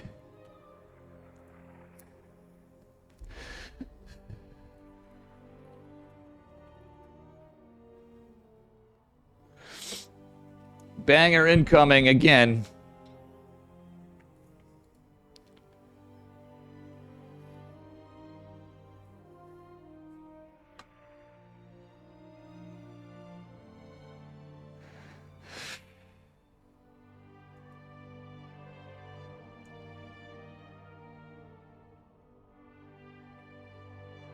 TVZ to conclude the qualifying matches.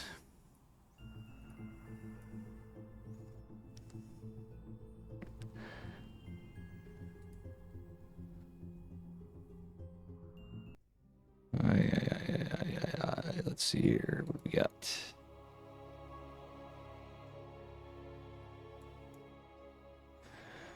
Huh.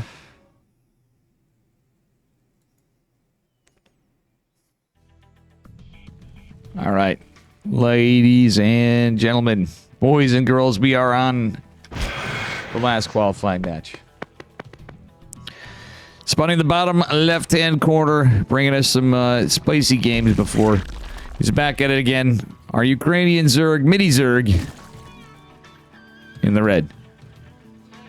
And his opponent in the upper right from 3D Clan, we got Milky Cow, our young Russian Terran man. Going for something cheeky. Is he just going for a hatch block? Is he going for a hatch block? I think he's going for a hatch block. We're on Tourmaline, by the way, for our first map in the series. I don't think he's going to get a hatch. No, he's not. Oh, my goodness. Is he just going for a proxy Reaper? Right? That actually could be based as hell. Now, the Zerg might catch on to... Actually, depending on how this goes, he could just go for a CC. He's going to build another Rax. He's going to go 2 Rax Reaper a little differently. In a weird way, he could have risked it, built the CC, flown back. Milky Cow's not usually a mech player. I can see a lot of possibilities, but in a strange way, this was giving me Gumi Ho vibes of old. Thinking of like, here's looking at you, Gumi Ho and Shin. First Reaper's out. SCV's going to go back. No scout. Milky Cow's older than the Akov. Yeah, he's getting old now, but, you know, it's funny.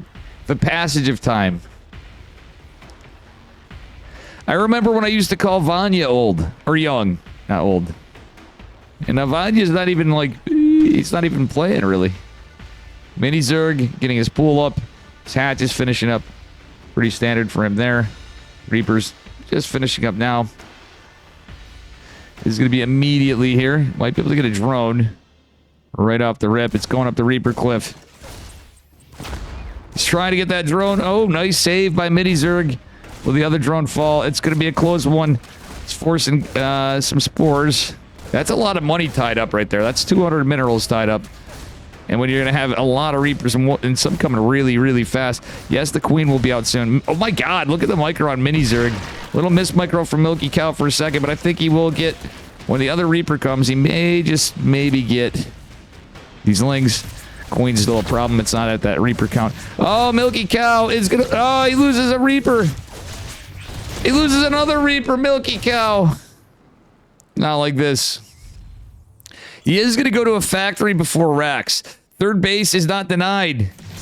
That is a bit of... Oh, Milky Cow.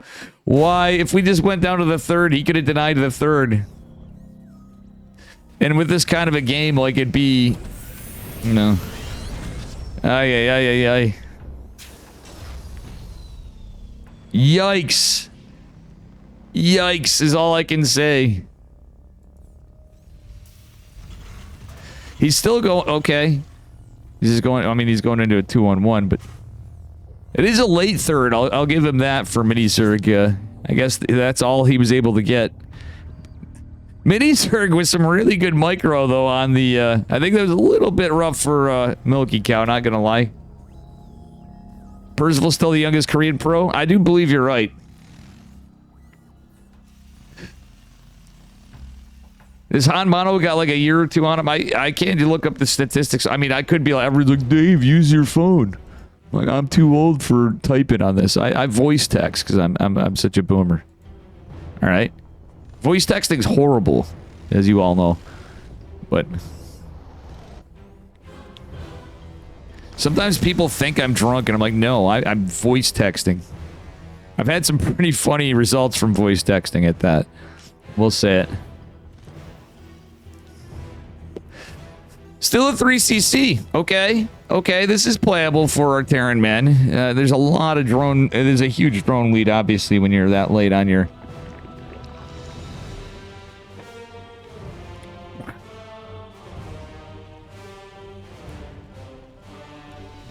On your side of it.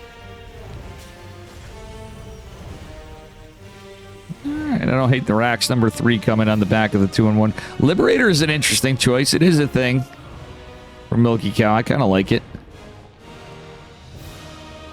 Mini Zerg looks like he's in a pretty good spot, though. I'm not going to lie. He's got his lair coming, his Baneling Nest coming. And that means he's not too far off. He doesn't have his double Evo coming, but it's situationally not too shocking. One Evo's going. Ooh, the Zergling gets in here, but the Hellions will roast the Ling, I'm pretty sure. Will the SCV go down? The answer is no. We don't have a scan. These Hellions wishing they had an observer, but they're not Protoss. He's trying to deny the 4th, which I don't hate. Or at least block it. Did cause a little hesitation, that's about it. 1-1 coming down. Just Carapace for Mini Zerg. He's going for melee now. He did get his second Evo. But what we don't have started is centrifugal hooks. Liberator coming in is going to catch him off guard, but there is a spore already preemptively there. Liberator will for now live. Oh, the Hellions are cut off guard. That is a little rough. That's enough Banes where something could happen here. You might say that Mini Zerg could be the bane of Milky Cow's existence. They're both 23? Yeah, I was going to say, I thought Han Mono was pretty close in age.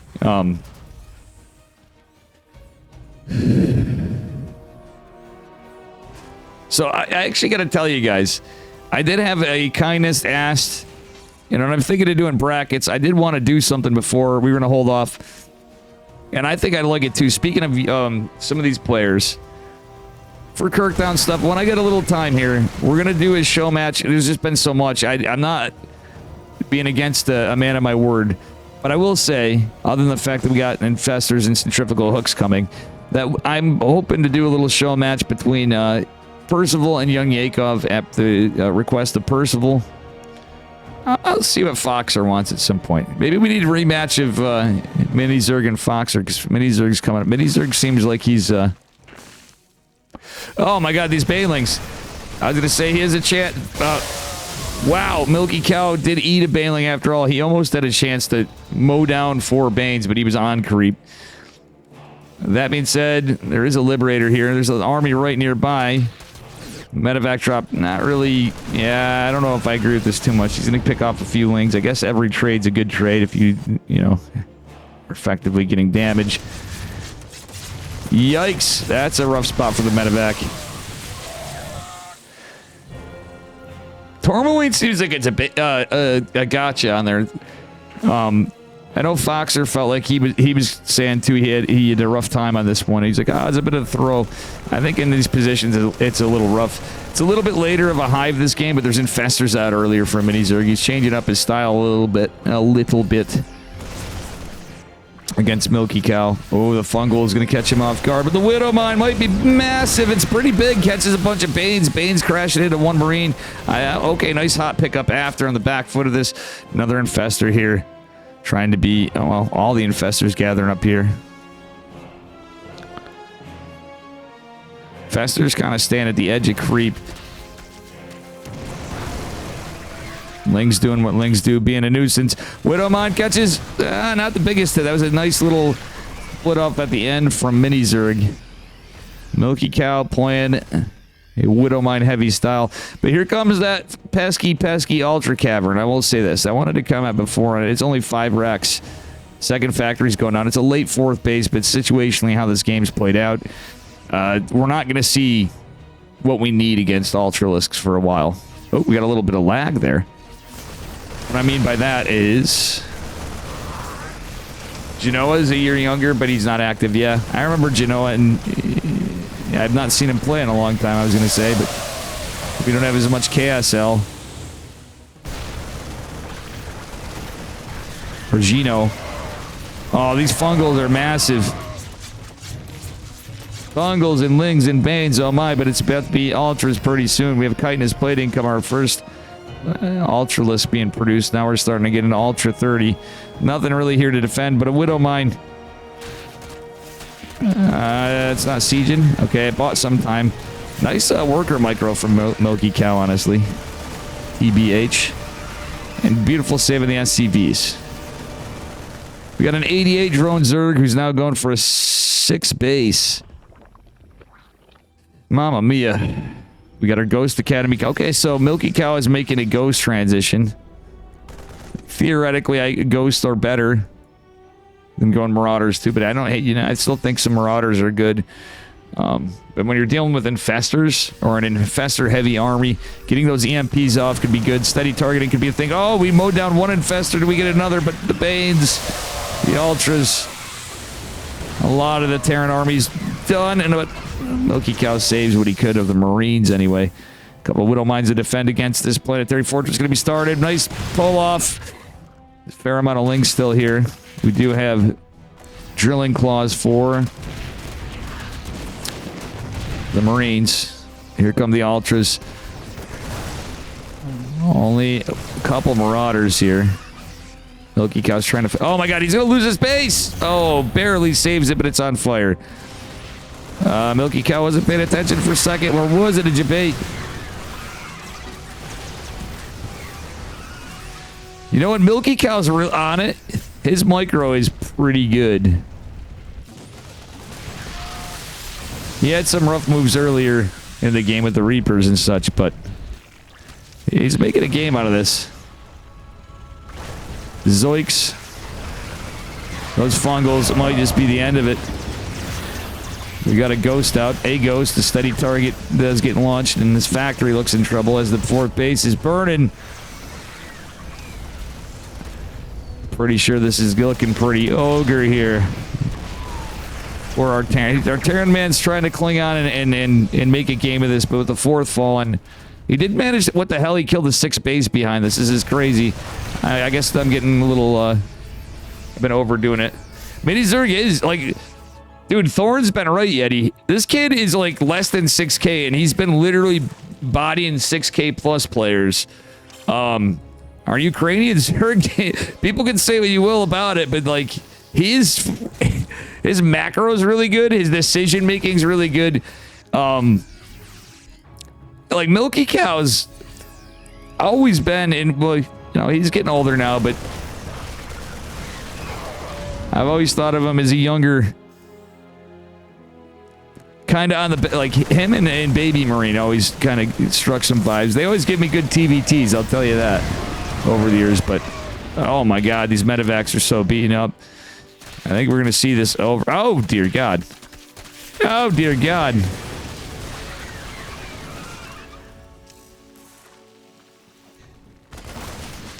We do have a lot of ghosts. We do have some marauders. Widowmine's trying to get some damage. Steady targeting. And, well, actually, Widowmine's hitting the Overseers before, but there's one remaining one. The ghosts are out, but we don't have enough. I don't even think we have Cloak because of how the money went. Lots of blood splattering all over and lots of things burning down. With this army supply, the base count, the economy, everything looks over. Mini Zerg is going to take it. Well, that is a game number 1. Oof. Ugh.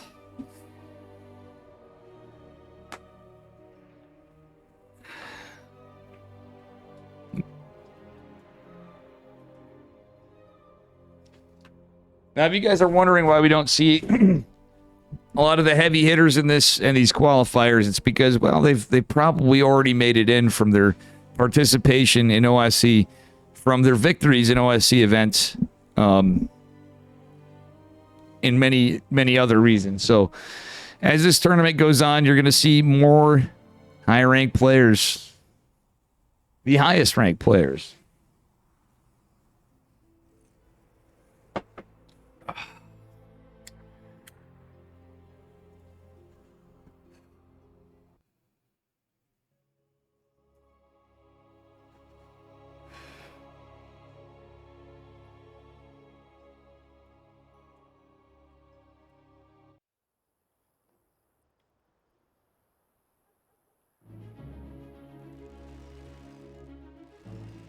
All right. This guy is down a point, but not out yet. Milky Cow in the upper right-hand corner. He's red. 3D clan. We're on Old Republic. And his opponent in the bottom left playing a very good event. It is Mini Zerg. What's up, Hans Muff?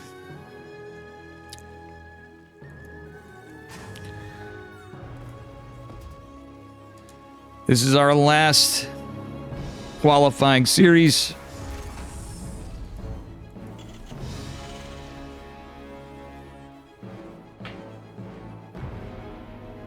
I got a grand total of like next to no sleep last night. I could not sleep for shit.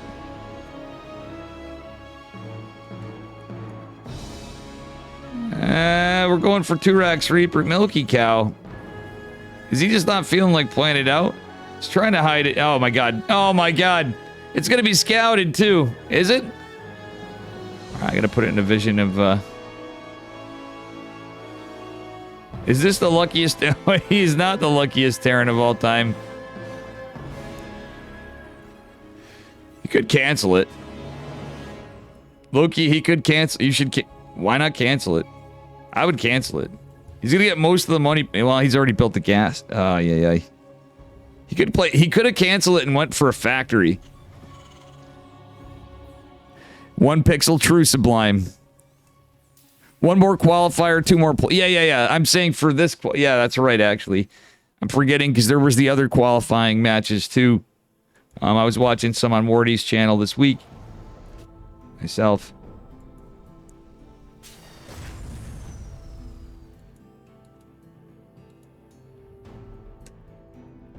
Very confident third hatch. Is it? No, he's going metabolic. You got to go metabolic when you know there's a man that's doubled down on the racks. He scouted it. Scouting it's part of the battle, but okay, he's going to go for his third hatch. He's got Lings. He's got a Queen coming. It's going to be 2 Reapers pretty close together, but... No, the Overlord literally went right over... Like, he literally flexed the Overlord on it, Sublime. I don't know if you saw that, but he literally flexed the Overlord right over top of the SCV. Pretty sure he knows he was... He might not have, you're right, though. He may not have been paying attention. But I do think Milky Cow's good enough to read the mini-map well. Yeah, there's 29 players qualified. That's crazy. This is going to be a big championship.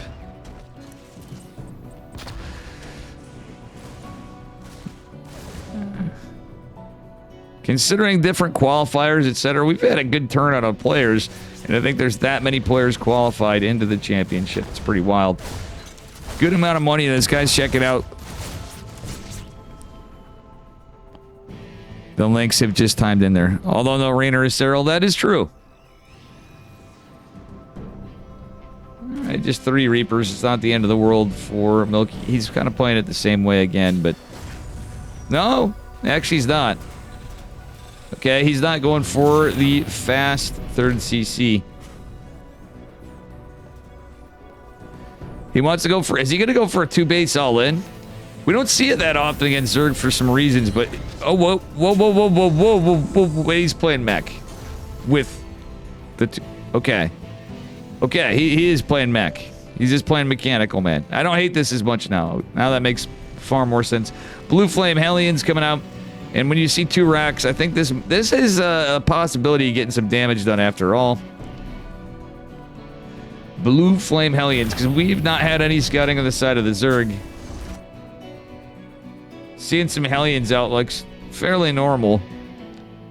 I think the rest of this stuff should be hidden a bit. If Milky Cow hides this could be terrifying for Mini Zerg. I now really like this as long as we don't see massive throws. The Hellions are going to be very important to keep alive because he is going into Blue Flame. My scrubbiness in me has got me a little biased to something. Yeah, it's hard because he's built 2 factories and, you know, you only have so much gas to a point. Well, actually, it's flowing some.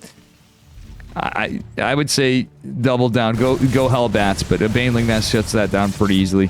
Blue Flame's not quite done, and the Hellions and Reapers will clean up the Lings. He is going to lose another Hellion, though. The Baneling Nest is a bit of a problem, but there's so many Hellions. Once this Blue Flame kicks in a second, we'll probably see some big damage.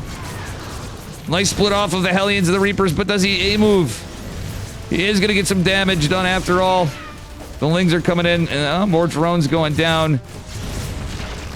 Hellions getting a lot of damage, but it's a 2-base Terran. It's not like it's crazy. We don't have like a mag field follow-up or anything. 16 drones falling is okay, but Mini Zerg's drone behind this, like, confidently. Ay. So that's the damage he needs. 3rd CC going down now. Stim is coming in. What a gamer. It is 3 factory. Now going into... Milky Cow is cooking. I think an armory would be... I would warrant an armory myself after this. If he's going like Stim and... Like Hellbats... Hellbat Marine is a thing. And he... Oh, there he is. He's doing it.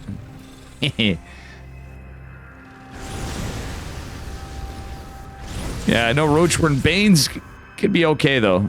He is the Baneling Nest. He hasn't been able to get him out. And low-key, Mini Zerg's done a good job of droning regardless on this. So Armory's almost done. And there's the Roachborn. It's albeit a little late. But here comes the Banes. This is where our Terran man might want to be a little cautious. He's going to go dive into this base again. He's using the agility of the Hellions. But there's a massive run by forming over here. Oh, they're going to become Banes. They got to be Banes. Or he's... No, okay, he's just going to hide the run by.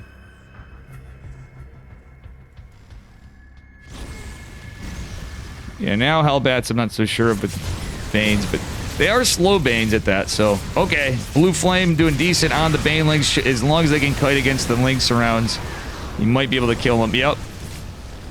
He does. Okay, Milky Cow cleaning this up. And he's going into Widow Mines again with Drilling Claws. The hybrid mech bio play is kind of based, not gonna lie. No queens up here to protect, but the roaches are gonna pop in just a moment. Uh-oh. Uh-oh. Can he get... He almost got some juicy connections here. We do have a medevac loaded up with Widow Mines. I haven't seen Milky Cow play enough in a while, and he does love his Widow Mine drops. Even against Zerg. This is a cool game. I wish he timed some of this stuff out a little bit more, because if he hit with Drilling Claws, like low-key, that could be pretty good. We have one Overseer. And with double... Okay, he actually is... He might be just timing this out. The one Overseer's on the other side of the map, too. There are spores. However... Oh no, he loses a medevac. He's trying to be too fancy. The roaches take care of the Widow Mines, but 11 drones have fallen. It's a 50 drone. Okay, 11 more coming into play. But we're going into tanks. He's getting a Viking. For the Overseers. What a game. Now he's going to 6 racks. No, 5 racks. It is still 5. I was like, in a weird way, like, what? No, it's very clearly 5 racks. Losing that one medevac drop of Widow Mines before was very rough. Barely saving this medevac. He's still going to throw more Widow Mines. He's throwing them at the window. That's expensive losses, but I guess he's kind of normalizing this less upgrades. There's no upgrades for the bio. So he's trying to go bio, but in the absence of eBay's, 4th CC trying to come down. It's been a game of a lot of pressure. Game of drones, more, oh, you might say. Oh my god, those Widow Mines get a lot of damage, but not enough to kill the queens, too. Still, not as many drones as they could have. This game is wild. Ay.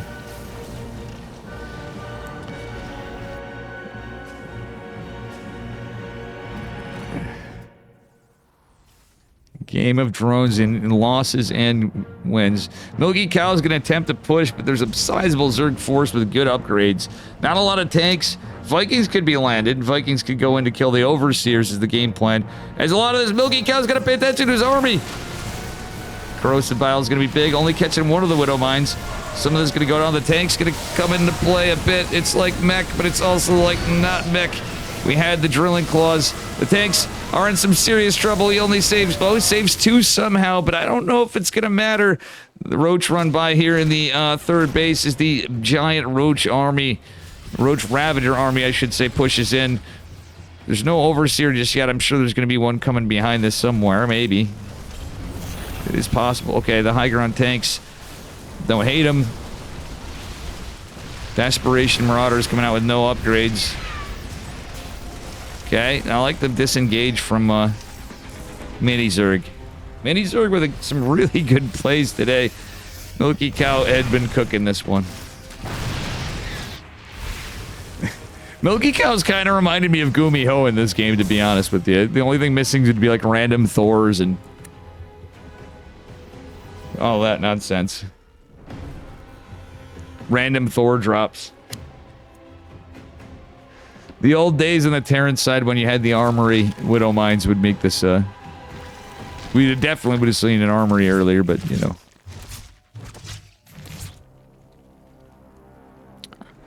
Obviously, Widow Mines were much stronger then, too, but... Oh, yeah, that was not the medevac. Not the drop we were looking for, but there wasn't a whole hell of a lot he could have done, to be honest. Right, 4 CCs landed down here. It's another orbital, because... Not quite bio, not quite mech. Play. He could turn, like, he's going so heavy in Widow Mines, but it is kind of a transition back to Lingbane. It's Lingbane Roach Ravager. Or in a way, I don't hate the Widow Mines as much, but if he gets the economy, Milky Cow could go to, like, triple factory tank because of the Roach. It's going to be Ghost, so it kind of turns into a more traditional mech, in other words. Well, that is true. 0 workers in a base trade. But usually he always comes up. Gumiho would be like the wizard, like obviously Gumi God, the memes. But Gumiho always had a innate ability to find counters to counters to count. Well, I mean, that's kind of a mech thing. Oh, the Vikings! Those Vikings are kind of important. Yikes, losing the CCs as rough as they're produced. But there's a lot of Banelings here. Only one medevac to help because this was like... Not to be confused with Jeff or the other musical performer, but this is like Beck. It's Biomech. Viking barely survives. The Bio on the other side, even low in upgrades, getting a hatch. Mini Zergs just finished one on the bottom right. That one is a base that's more important. 16 drones falling's pretty good as well. These medevacs on it, cooldown from the afterburner. Ultras coming out, though, is a bit of a problem. There are Marauders. It's the upgrades. It's the biggest problem for Terran. Oh, no! Milky Cow is kind of getting a little... This game, he's been a little sloppy with his medevacs. I'm not gonna lie. He's trying. I mean, he's getting pressure out and stuff, but we've seen so many just drop. The Widow Mine drops were... a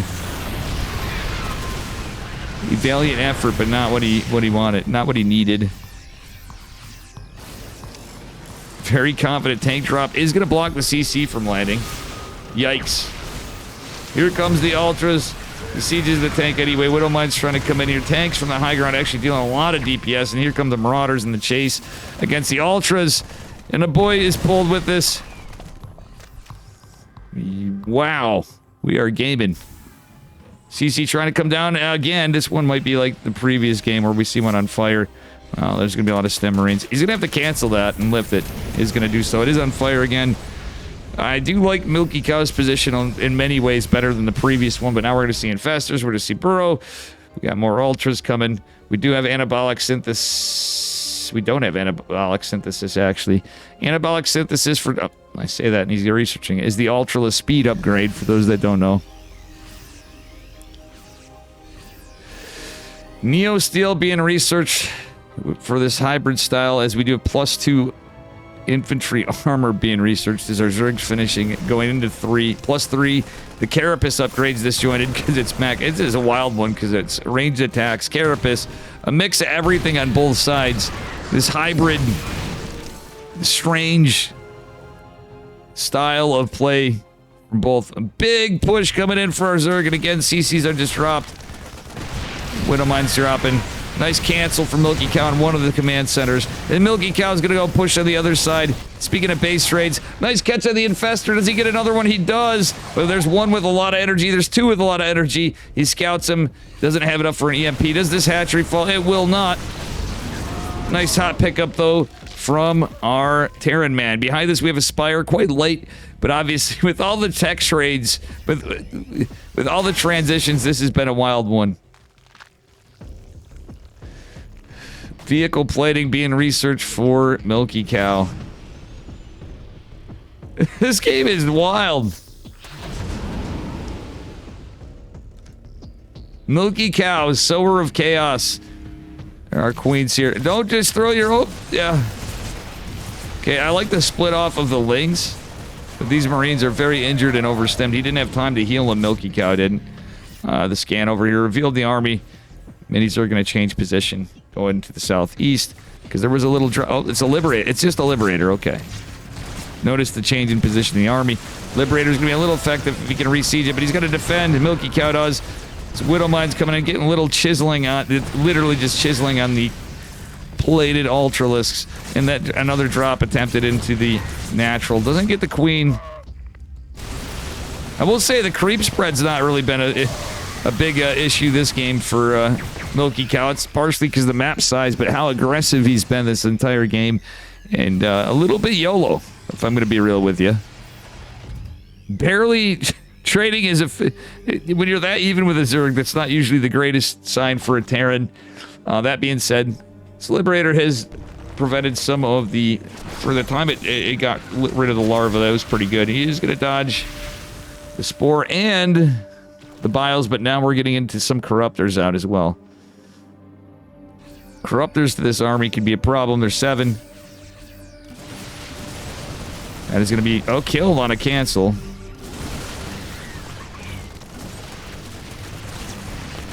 Trying to debate a mine shot. This gets the Zerglings. It's about it.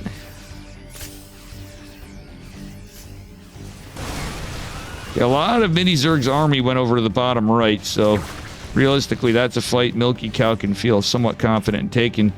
But I do think Mini Zerg's caught wind of that. There was no multi-prong. Rocks going down is going to give Milky Cow, or give Mini Zerg a position to come into a little easier on the other side of it.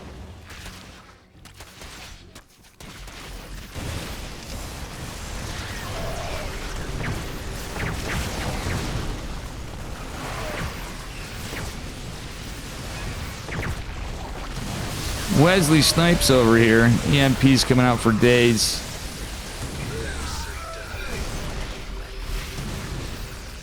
Oh my god, the infestors get mowed down. It's close in army supply. Getting all those infestors was pretty big. As they're all cleaned up.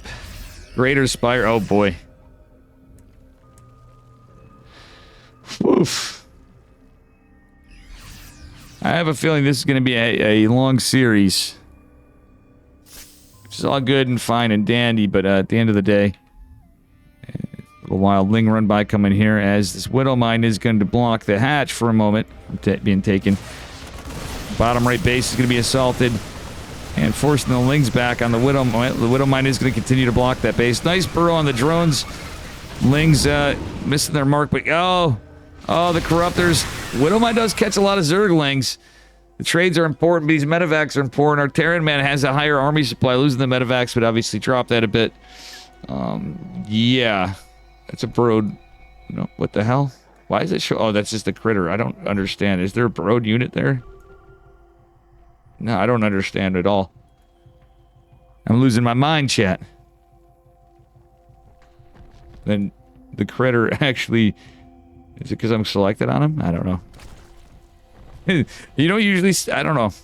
Yeah, it's the doodads. I don't know. Something threw me off about that. Widow Mine gets its revenge again. It denied that base, too. Liberator not going to do much over here, to be honest. Deny some larva. This pure Marauder are going to mow down this hatchery. Our Zerg is rich. Our Terran is doing okay. It's about trade efficiency from here. These Marauders are important, and there's nothing that shoots up here. That being said, we got missile turrets, we got tanks, we got Widow Mines kind of spreading. Here come the Ghosts behind us all. Ghosts are going to start steady targeting for days as Liberators are forced to fight Corruptors. Oh, the Infestor coming in from the back is huge. Some beautiful fungals. Milky Cow is playing this out. Yikes. But great trades for our... Honestly, I think for both of them in a weird way, because there's a Ling run by behind this, and this is right on the production. That siege tank is not able to clean up the Zerglings, but it does buy some time, though a little bit of friendly fire. Cloak Ghosts out. Lots of SCVs falling. Doesn't really... Oh, losing E-base is important, especially when your +3 infantry armor is on its way. If that stays in, that's kind of okay. But not... the greatest. This is all cleaned up. A lot of stemming. Okay, burrowed Lings is always a pain. Scans are forced everywhere as we continue on. There is indeed a Zergling there. And that is indeed... Okay, that's a map glitch, kind of. You guys see how that Zergling fits in there? It's not just me. There is a Zergling there, as I thought. Oh, those Ghosts are in trouble. The medevacs out. Even Cloak wouldn't matter because... Well, a lot of things. Okay, it's kind of a trap in a way on both sides. Because there's Banelings, there's Infestors.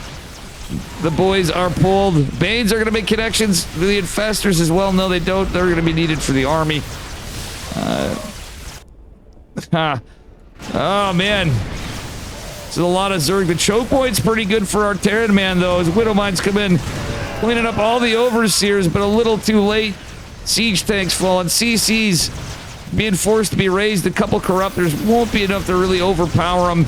And I've been on upgrades this whole time. Sorry, it's all Ultralisk production from here. And Milky Cow losing bases like he is kind of in a rough spot. This is a painful game for our Terran. As much as he did open with his cheeky build again, so I will say that. But it's been a fun one so far. I don't know if our Terran man can hold on here, real talk. There's fights everywhere. It's battles, there's skirmishes, workers falling.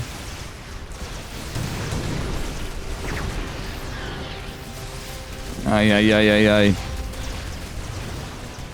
As the rest of this comes in, I'm getting a little bit of lag. I think I might have to close out of some stuff.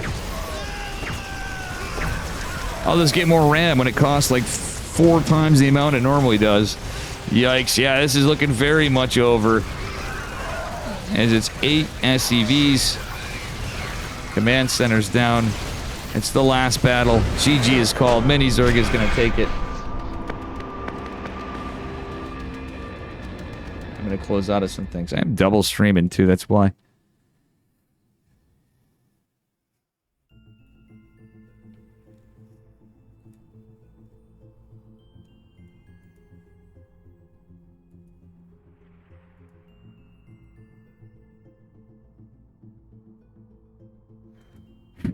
Two points for Mini Zerg. He needs one more to qualify. It's going to take a reverse sweep for Milky Cow. Come back into this.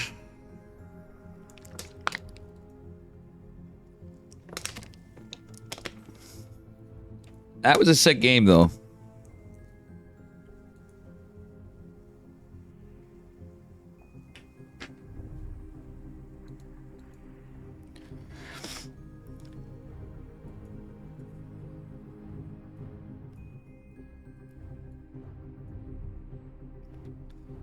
What time is it? Oh man, it's gonna be dark out in like 5 minutes, 10 minutes.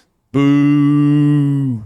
I didn't get up early enough because I couldn't get. I was hoping to get up early, or at least have. At the very least, I wish I would have got sleep for the time I woke up. But, yeah.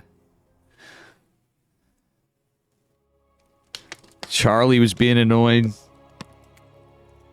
Mitters was scaring the shit out of me from knocking stuff over last night when I did just fall asleep. It was pretty wild. All right. I am losing it, guys. Let's see here. We are into it, spawning in the upper left-hand corner of Winter Madness in the red. It is our Terran man from 3D Clan, Milky Cow. And his opponent in the bottom right. He's Ukrainian. He's Zerg. It's Mini Zerg. The blue.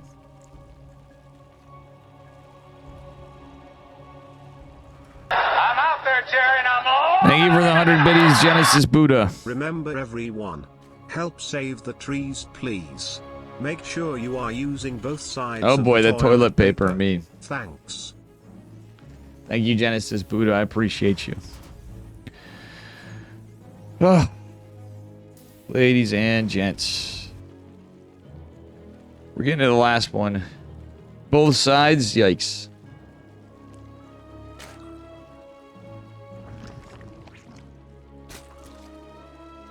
Real talk, I've heard stories. I forgot where, and it was a friend of mine's wife. Well, friends with both of them, actually. Went to college with them. They ended up getting married, da-da-da-da-da. Down in Tennessee. And at the time, the wife of the couple worked for some, like, I forgot, just for a stint. She needed to pick up a job. Oh, yeah, it wasn't even there. Oh, no, it wasn't her. I remember who it was now. But anyway, I'm mixing stuff up. Somewhere down south, there was a gal working for, I want to say like a small, like, burger joint or something. And there was a guy that literally worked there and said, like, geez, you can't be using all this toilet paper to this gal. And was like, literally like, you know, you should just be using one piece of toilet paper or some shit. And I was like, what the actual fuck? True story. Milky Cow playing it standard for the first game. It's his match point potentially. What about hugging trees? Hug all the trees you want.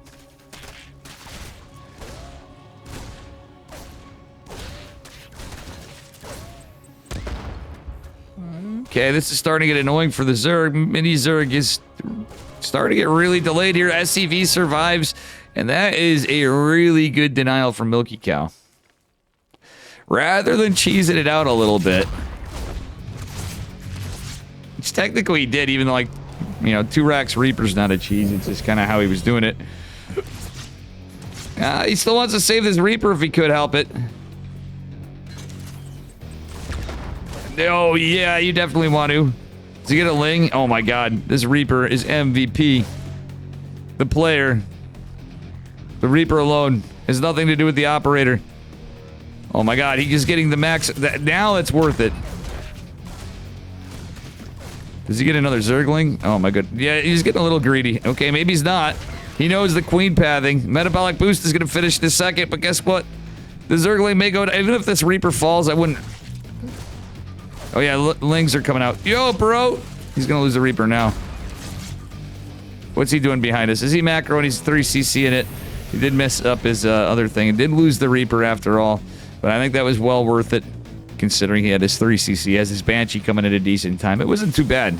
Milky Cow was producing behind it. Miraculously. 2 Hellions going to Poke and Prod. Nothing too crazy. Oh, he's trying to go in. Wait, that was a misclick. I split it. Yo, Mini Zerg has some sick splits on his Lings. Okay, that early on, that might be some good damage for the Milkster, Mr. Milkster Cow.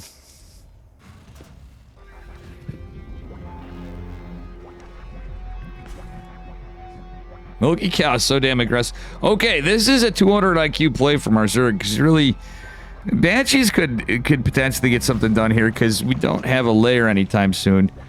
If this is scouted, which I don't think it will be, most likely. That 4th... Oh, it is! Is it? Yes, it is. So now he knows he can hit with his Banshees. Layers coming down, though. More Hellions coming in. The Hellions gonna dive in on more drones, but the Lings are gonna come back. Milky Cow's kind of like trading wildly here. With just a standard build behind it, though. I do like this a little better from Milky Cow.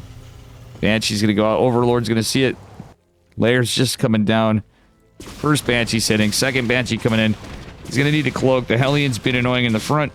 Bill.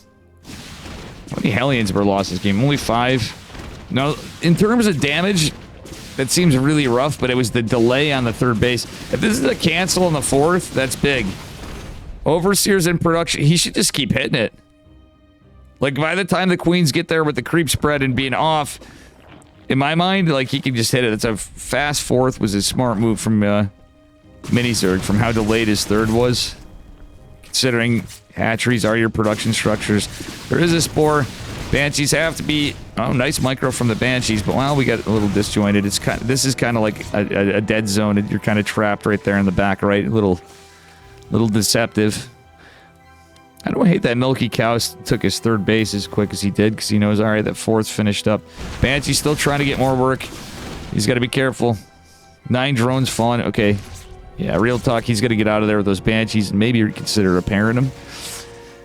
1-1 coming down for our Zerg with centrifugal hooks. Milky Cow's done a great job being a nuisance, and he is getting his 1-1 significantly faster, which is normal. Par for the course. The Zergling run-by is going to be attempted here, but I think that was a smart move to back off on the side of Mini Zerg. That Overlord was scouted before. That could go down. Double medevac support is here. We got 20 Lings coming. Banelings should be coming on their way. Maybe. We'll see. As we get into this, creep spread's pretty decent. Queens are coming. Blah, da, blah, da, blah, da, blah. 4cc coming down at a good time. Well, Armory hitting at a little bit late of a time. Still decent.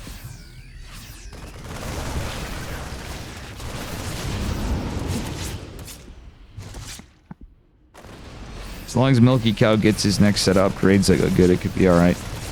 Ling run by. It's gonna be Banes. Eventually. I like the Sim City here. Oof. Red Bard Medevac. Milky Cow's plan is a lot more cautious after all. Because technically it was just really good Reaper micro in the beginning of the game, and the SCV going in, even saved the SCV, was really clutch. Yeah, honestly could have kept that Reaper alive. 4 eBays? Wait, he went 4 eBays? He did build 4 eBays. Yeah, he good. I'm sorry, I'm getting tired here, man. Dark Omega, what's up, buddy? Oh my goodness. Ling's running in. Oh, that's a lot of friendly fire. That tank's gonna go down because we're not pulling some stuff. Oh boy. Losing a tank is rough, honestly. Oh, it's saved at the last second. Nicely done by Milky Cow. He's containing Ukraine Zerg here. Mini Zerg. Ling run by his attempted. It's gonna scout the push out. Siege tank gonna help over here big time, actually. Well, a little bit. We got Carapace now, etc. Banelings are out. Centrifugal Hooks is done. Ultra Cavern again. Oh, where's Foxer? He's like, no, not the early Ultra Cavern. I didn't even say, because we got a lot going on here. Adrenal glands are good. There's no split. This, oh no, the medevacs are so injured. My god, these queens could be the end of Milky Cow. Low-key, Milky Cow's cooking. Can he clean up these Banes? He's going to... wow, quick cancel. Well, no, actually, yeah. Good catches on this. Nice surrounds. That Baneley did connect. These Marines are so stemmed. It's crazy. Queens are going to transfuse all over the place. But, all things said and done, I think that was a decent set of trades for our Terran, man. Because Ukraine Zerg, even though he... Mini Zerg, Ukraine Zerg. I'm changing up everything. Yeah, that initial Reaper harass was insane, but yeah, he's found... Yeah, he's been in some great moves all game, I think, other than that. But it was just... The 4th base wasn't... People might say it would be a little greedy, but I don't think so. Even with these Ultras, it's not going to matter because there's going to be no chitinous plating. And Ultras without chitinous plating are not that scary. Mini Zerg actually doing a smart move, trying to get this hatch out. He somewhere in there did manage to get it. Overlord gets sniped. It's only 36 army supplies, my point. A lot of it's Banelings, though. And these drones are all getting mowed down, even with the Ultras behind it and the fact that it's pure Marine. The upgrades are going to be good. Chitinous about to kick in, though, but with Overlords falling, with the Baneling nest going, if that goes down, that could be big. GG, it don't matter. Milky Cow has secured himself a win. You hate Karaginen. What is Karaginen? Oof. Mini Zerg's been playing really good, so that was a well-fought and tough battle for Milky Cow that game, I gotta say.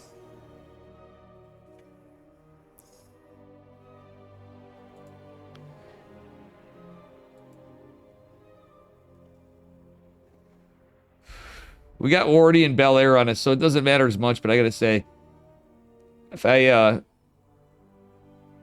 slept better, obviously Wardy on this covers it, always leads the, you know, the important part, and didn't have to, if I realized that to cast KSL yesterday would have been different. Substance used to thicken food, what are you, allergic to it or something, or just the texture?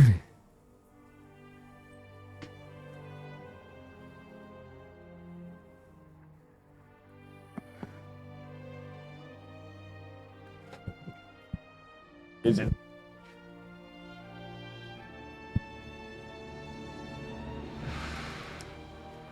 These guys are killing me. If this goes the distance, I'm starting to feel like a little weird. I'm gonna go run and grab something. I have a feeling my camera's being...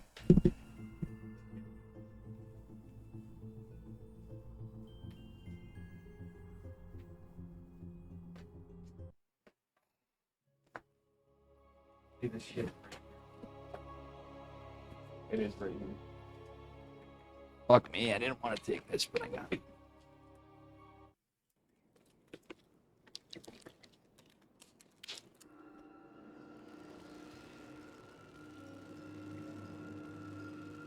I'm choking on a pill, damn it. Alright. Ladies and gents, Here we are in the bottom left-hand corner. He is red. Give it up for Milky Cow. And his opponent in the upper right, he is blue. We got Mini Zerg. You know what? Diseases over time. There's a lot of... I mean, honestly, I think there's so much shit that does. There's no way you can avoid everything. It's one way to look at it. But you can obviously dodge some stuff. I think I'm going to... Yeah. I'm not being followed for once. It's good. Good, good, good. This tournament.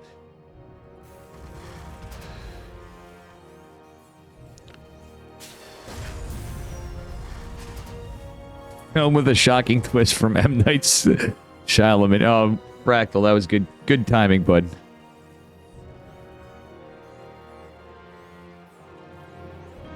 Destroys the safety layer. I gotta see what's in. I probably have eaten a lot of that overall. Lower digestive system. Much of my stuff's upper, and I can pretty much pinpoint what much of the immediate stuff, but I know there's a lot of shit that you eat that.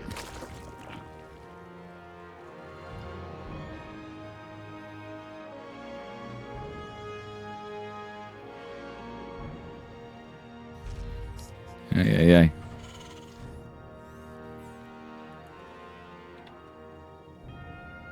Oh.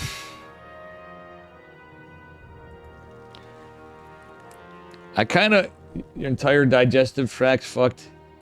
I think it's from all that day drinking, Fractal. I know you have reasons why. I gotta tease you a little bit. I was gonna make a comment about something about the Jurassic period, but I decided not to. I know I was super harassed. You're a standard opener for Milky.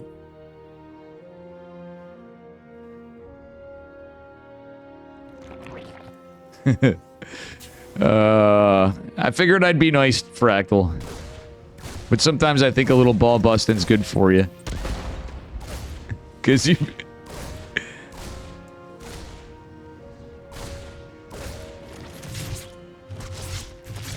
Alright. Yeah, that's... Hiatal hernias are rough.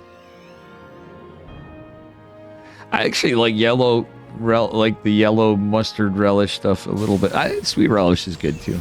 I can change it up. I don't usually put relish on my dogs these days, but every once in a blue moon. I don't eat hot dogs that often. Did have kielbasa yesterday, obviously. I still ate the rest of that shit today.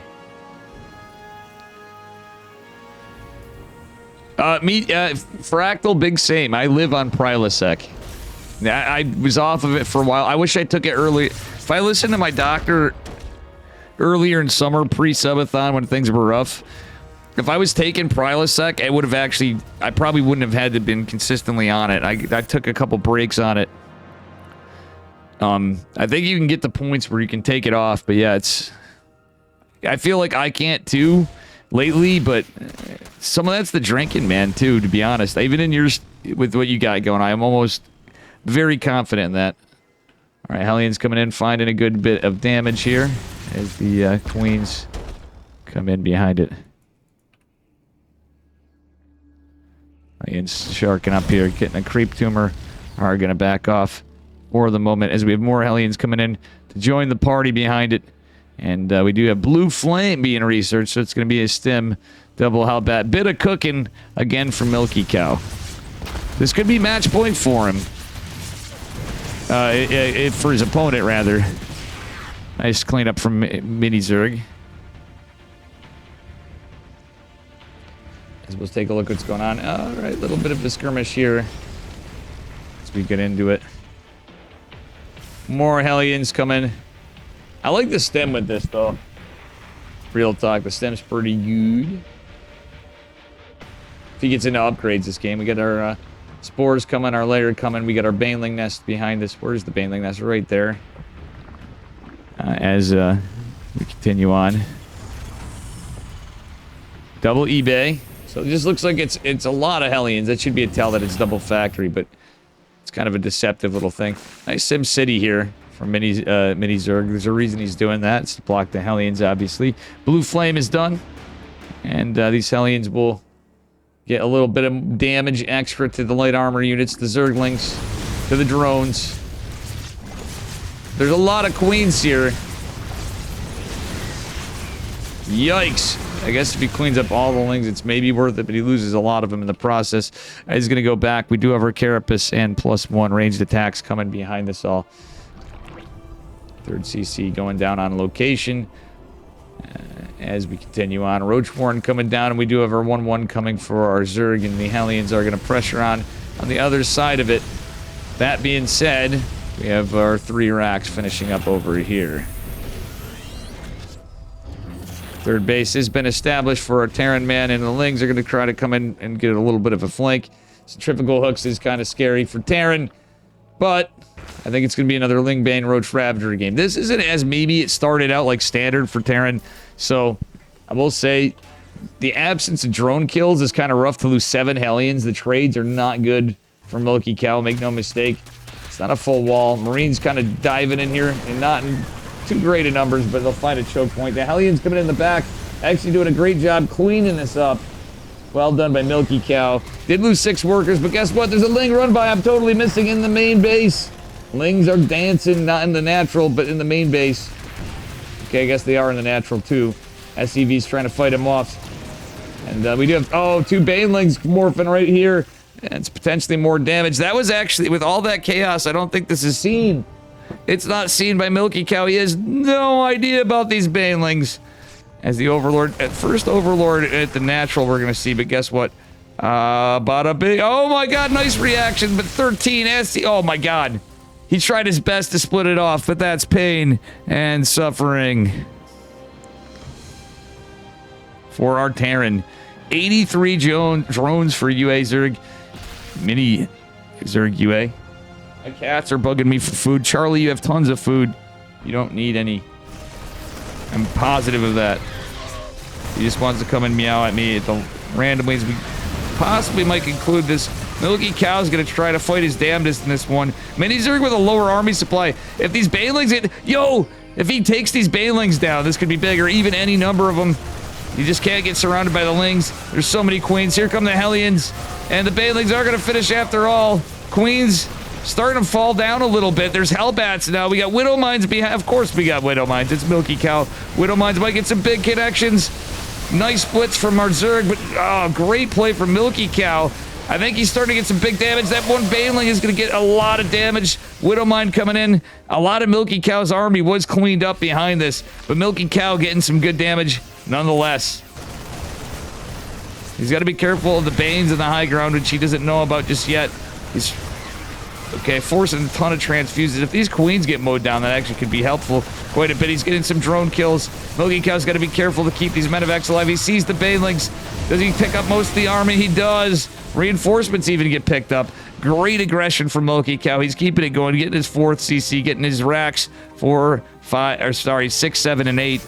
Ugh.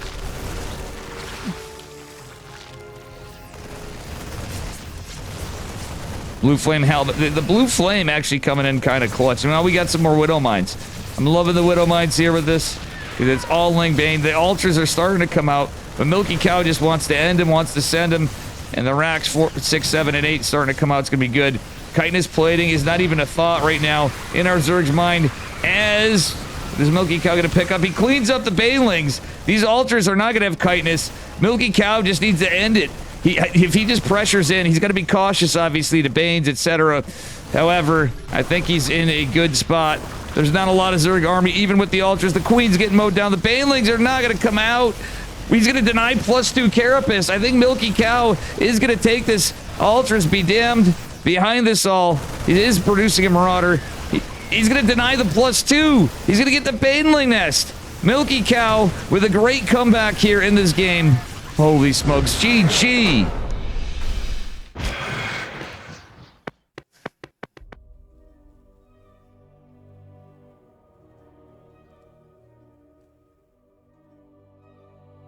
We have a game 5. And these guys are going to fight tooth and nail for it. Hats off to Mini Zerg for being kind of like an up-and-comer in this with little bits of upset.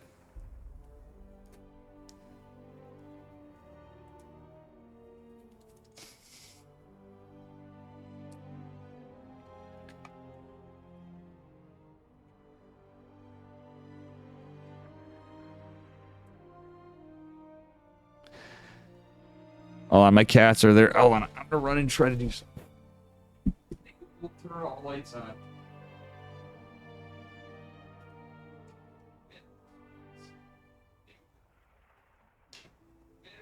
13 lights on.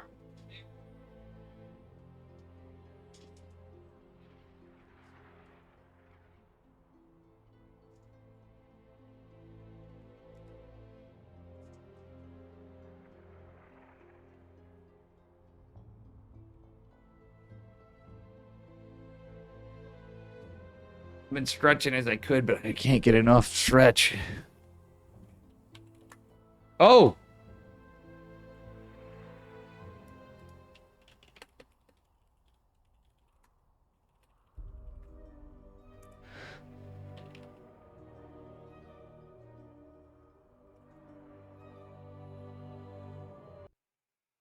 I was the host of the lobby. I didn't realize it. Like, DaveTesta, go. It's getting late for these guys. Well, they're in match point. I was holding everybody up. They gave me the honors for the final match. Quick start, which I appreciate, but I could have held them up. And I did, but not long enough. I ran to give Charlie and Mitters treats. Spawning in the upper left-hand corner of Ruby Rock in the red. It is Milky Cow, possibly delivering us a reverse sweep. But this guy down here says, not if I can help it. He's going to do his best. He's been playing phenomenally. Our blue Zerg from Ukraine, it is Mini Zerg. Who's more like Maxi Zerg now. From how well he's been playing today. This comeback from Milky Cow has been looking pretty good. Outside of it, we were going for our hatchery from our Zerg man. Any day now. Okay. Overlord making its way across the map. As do be the thing. It's looking very standard on our Terran side.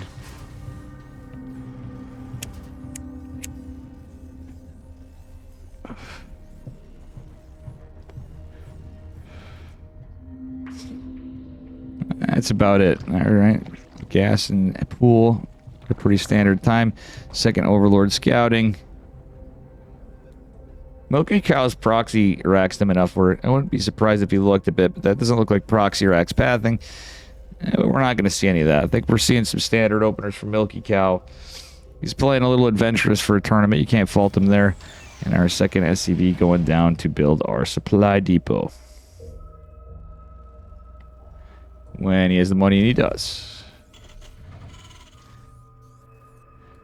SCV going for the scout. Across the map. As our pool is going to finish momentarily. Everything's very standard timings. Our 2 queens, our 4 lings, etc. Reaper coming out. Behind it, hoping to get some damage done. We'll see. And behind it, obviously, we have our factory. No harass in the third base. This is going to go down unscathed as the Reaper comes in. See how the micro goes.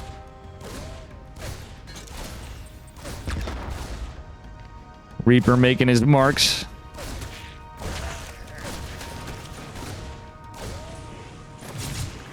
I feel like I had some really shaky observer work today, so I'm trying my best to smooth it out a little bit. Okay, Milky Cow getting a little carried away there. And it is going to be a 3cc build. Stock standard play from Milky Cow. Confirming the third, just being annoying with his Reaper. Probably wants to keep it alive. Should he, if he can help it. The stare down between the Queen and the Reaper. Tail is old this time. Metabolic Boost going to come in. Reaper. He's going to get away for the time being. He's keeping that presence. Ling's going to chase it. Metabolic Boost finishing soon. Reaper really wants these creep tumors. Creep tumors will ultimately go down. Starport finishing up is our Tech Lab. Tech Lab's a little late. This is a little late right here, I feel like. When it should all even out pretty close. Oh, nice catch by... Oh, shit. Nice catch by...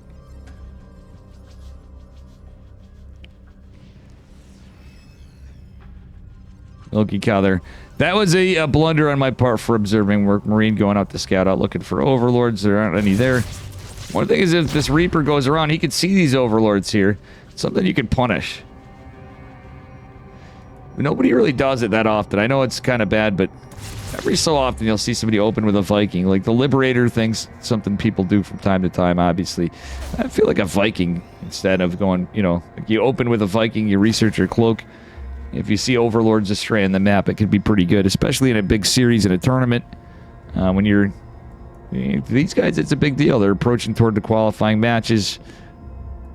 Little money on the line, but when things move up, if they can get some wins in the next part of the bracket for the Ladder Legends OSC Season 13, the 2025 championship. I know it's 2026, but, you know, it started in 2025. It's the end of the year. Just overlaps over. It's going to be a Roach printer build. Yikes. But guess what? We got Banshees. The scan. Oh, that scan is clutch. He saw the absence of drones. Okay, so that is beautiful for Milky Cow. The Hellions are up for pressure, and he's actually played this a little more standard. He's going to go for that tech lab. He knows what's up. He's going to use the Banshees defensively. He's honkering down here, getting that bunker. Great read for Milky Cow. Even with these Ravagers, there's a good shot he can hold this. We'll see. The tanks are going to be a while. Not a lot of bile, not a lot of units. We'll see. It's a very committed assault from Zerg, and it is a good idea in this tournament. The Banshees, make no mistake, have to survive. Good micro from Milky Cow, dodging those corrosive biles. These Banshees are the linchpin to the hold. The Hellions, I don't know about this. The boys are pulled. The boys. Bunker's going to be trying to take down. I love the high ground assault. The SCV's body blocking. Most of the Ravagers are gone. That's huge. That is huge. Last Roach almost fallen. And I think this is a hold. 9 SCVs fallen or not. This is really good for Milky Cow. Is 1-1 even finishing. Stim's coming in. And the Hellion's going to chase a bunch of the... Does he get a lot of lengths? He is going to get a lot of lengths. That is massive for Milky Cow. Milky Goat, more like. Am I right, chat? Our Zerg is droning up behind this, getting his lair. His spores are coming down. But this is a time where it feels good to be Terran, I feel like, on that hold. He did lose a bit. He can land his third CC safely here in a moment. But he's just playing with an ounce of caution. And I don't hate that myself. Racks 4 and 5 coming down behind us. I'd like to see this third base go down. With that being said, the Banshee's trying to put work in. Milky Cow, you did so good with your Banshee control. He's... Milky Cow, no! What? He's not paying attention. The spore was in range and he revealed them. Rip Banshees. Milky, wow, Milky, how? Milky, oh. Imagine if he kept those Banshees alive. I think they would have been really good. He must have been macron behind it and not paying attention for a moment. Ling run by is going to be attempted. We do have a lot of Marines done. Stim's done. 1-1's about to be done. That's going to be massive, too. He doesn't even need to stim for the moment. GG! Milky Cow's going to take it.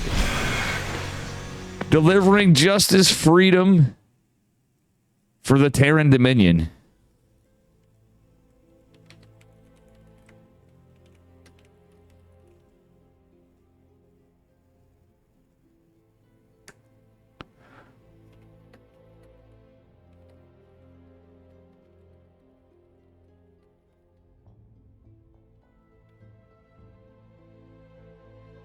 And that is a wrap. As much as I'd like the ladder and stuff after, that's going to be after. I'm going to be back later, probably. Should I get stuff done? I might take a break on all that, though. I don't know. Everything's plowed out and shoveled, so I can actually go and do some things.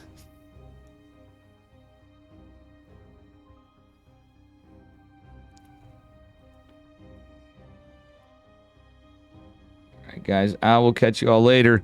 It's been a good one. Yeah, I need to do more than stretch. You're gonna go make a hibachi run? I've not eaten out in a while. I've been snowed in and shit. If I don't go out, it's gonna cost me more money for shit. But a real talk, I'm not sure. I at least want to get some stuff done. I have kitties.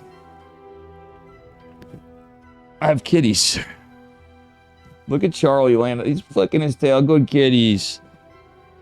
GG's. Eddie, thank you. Big shout out to Eddie as always.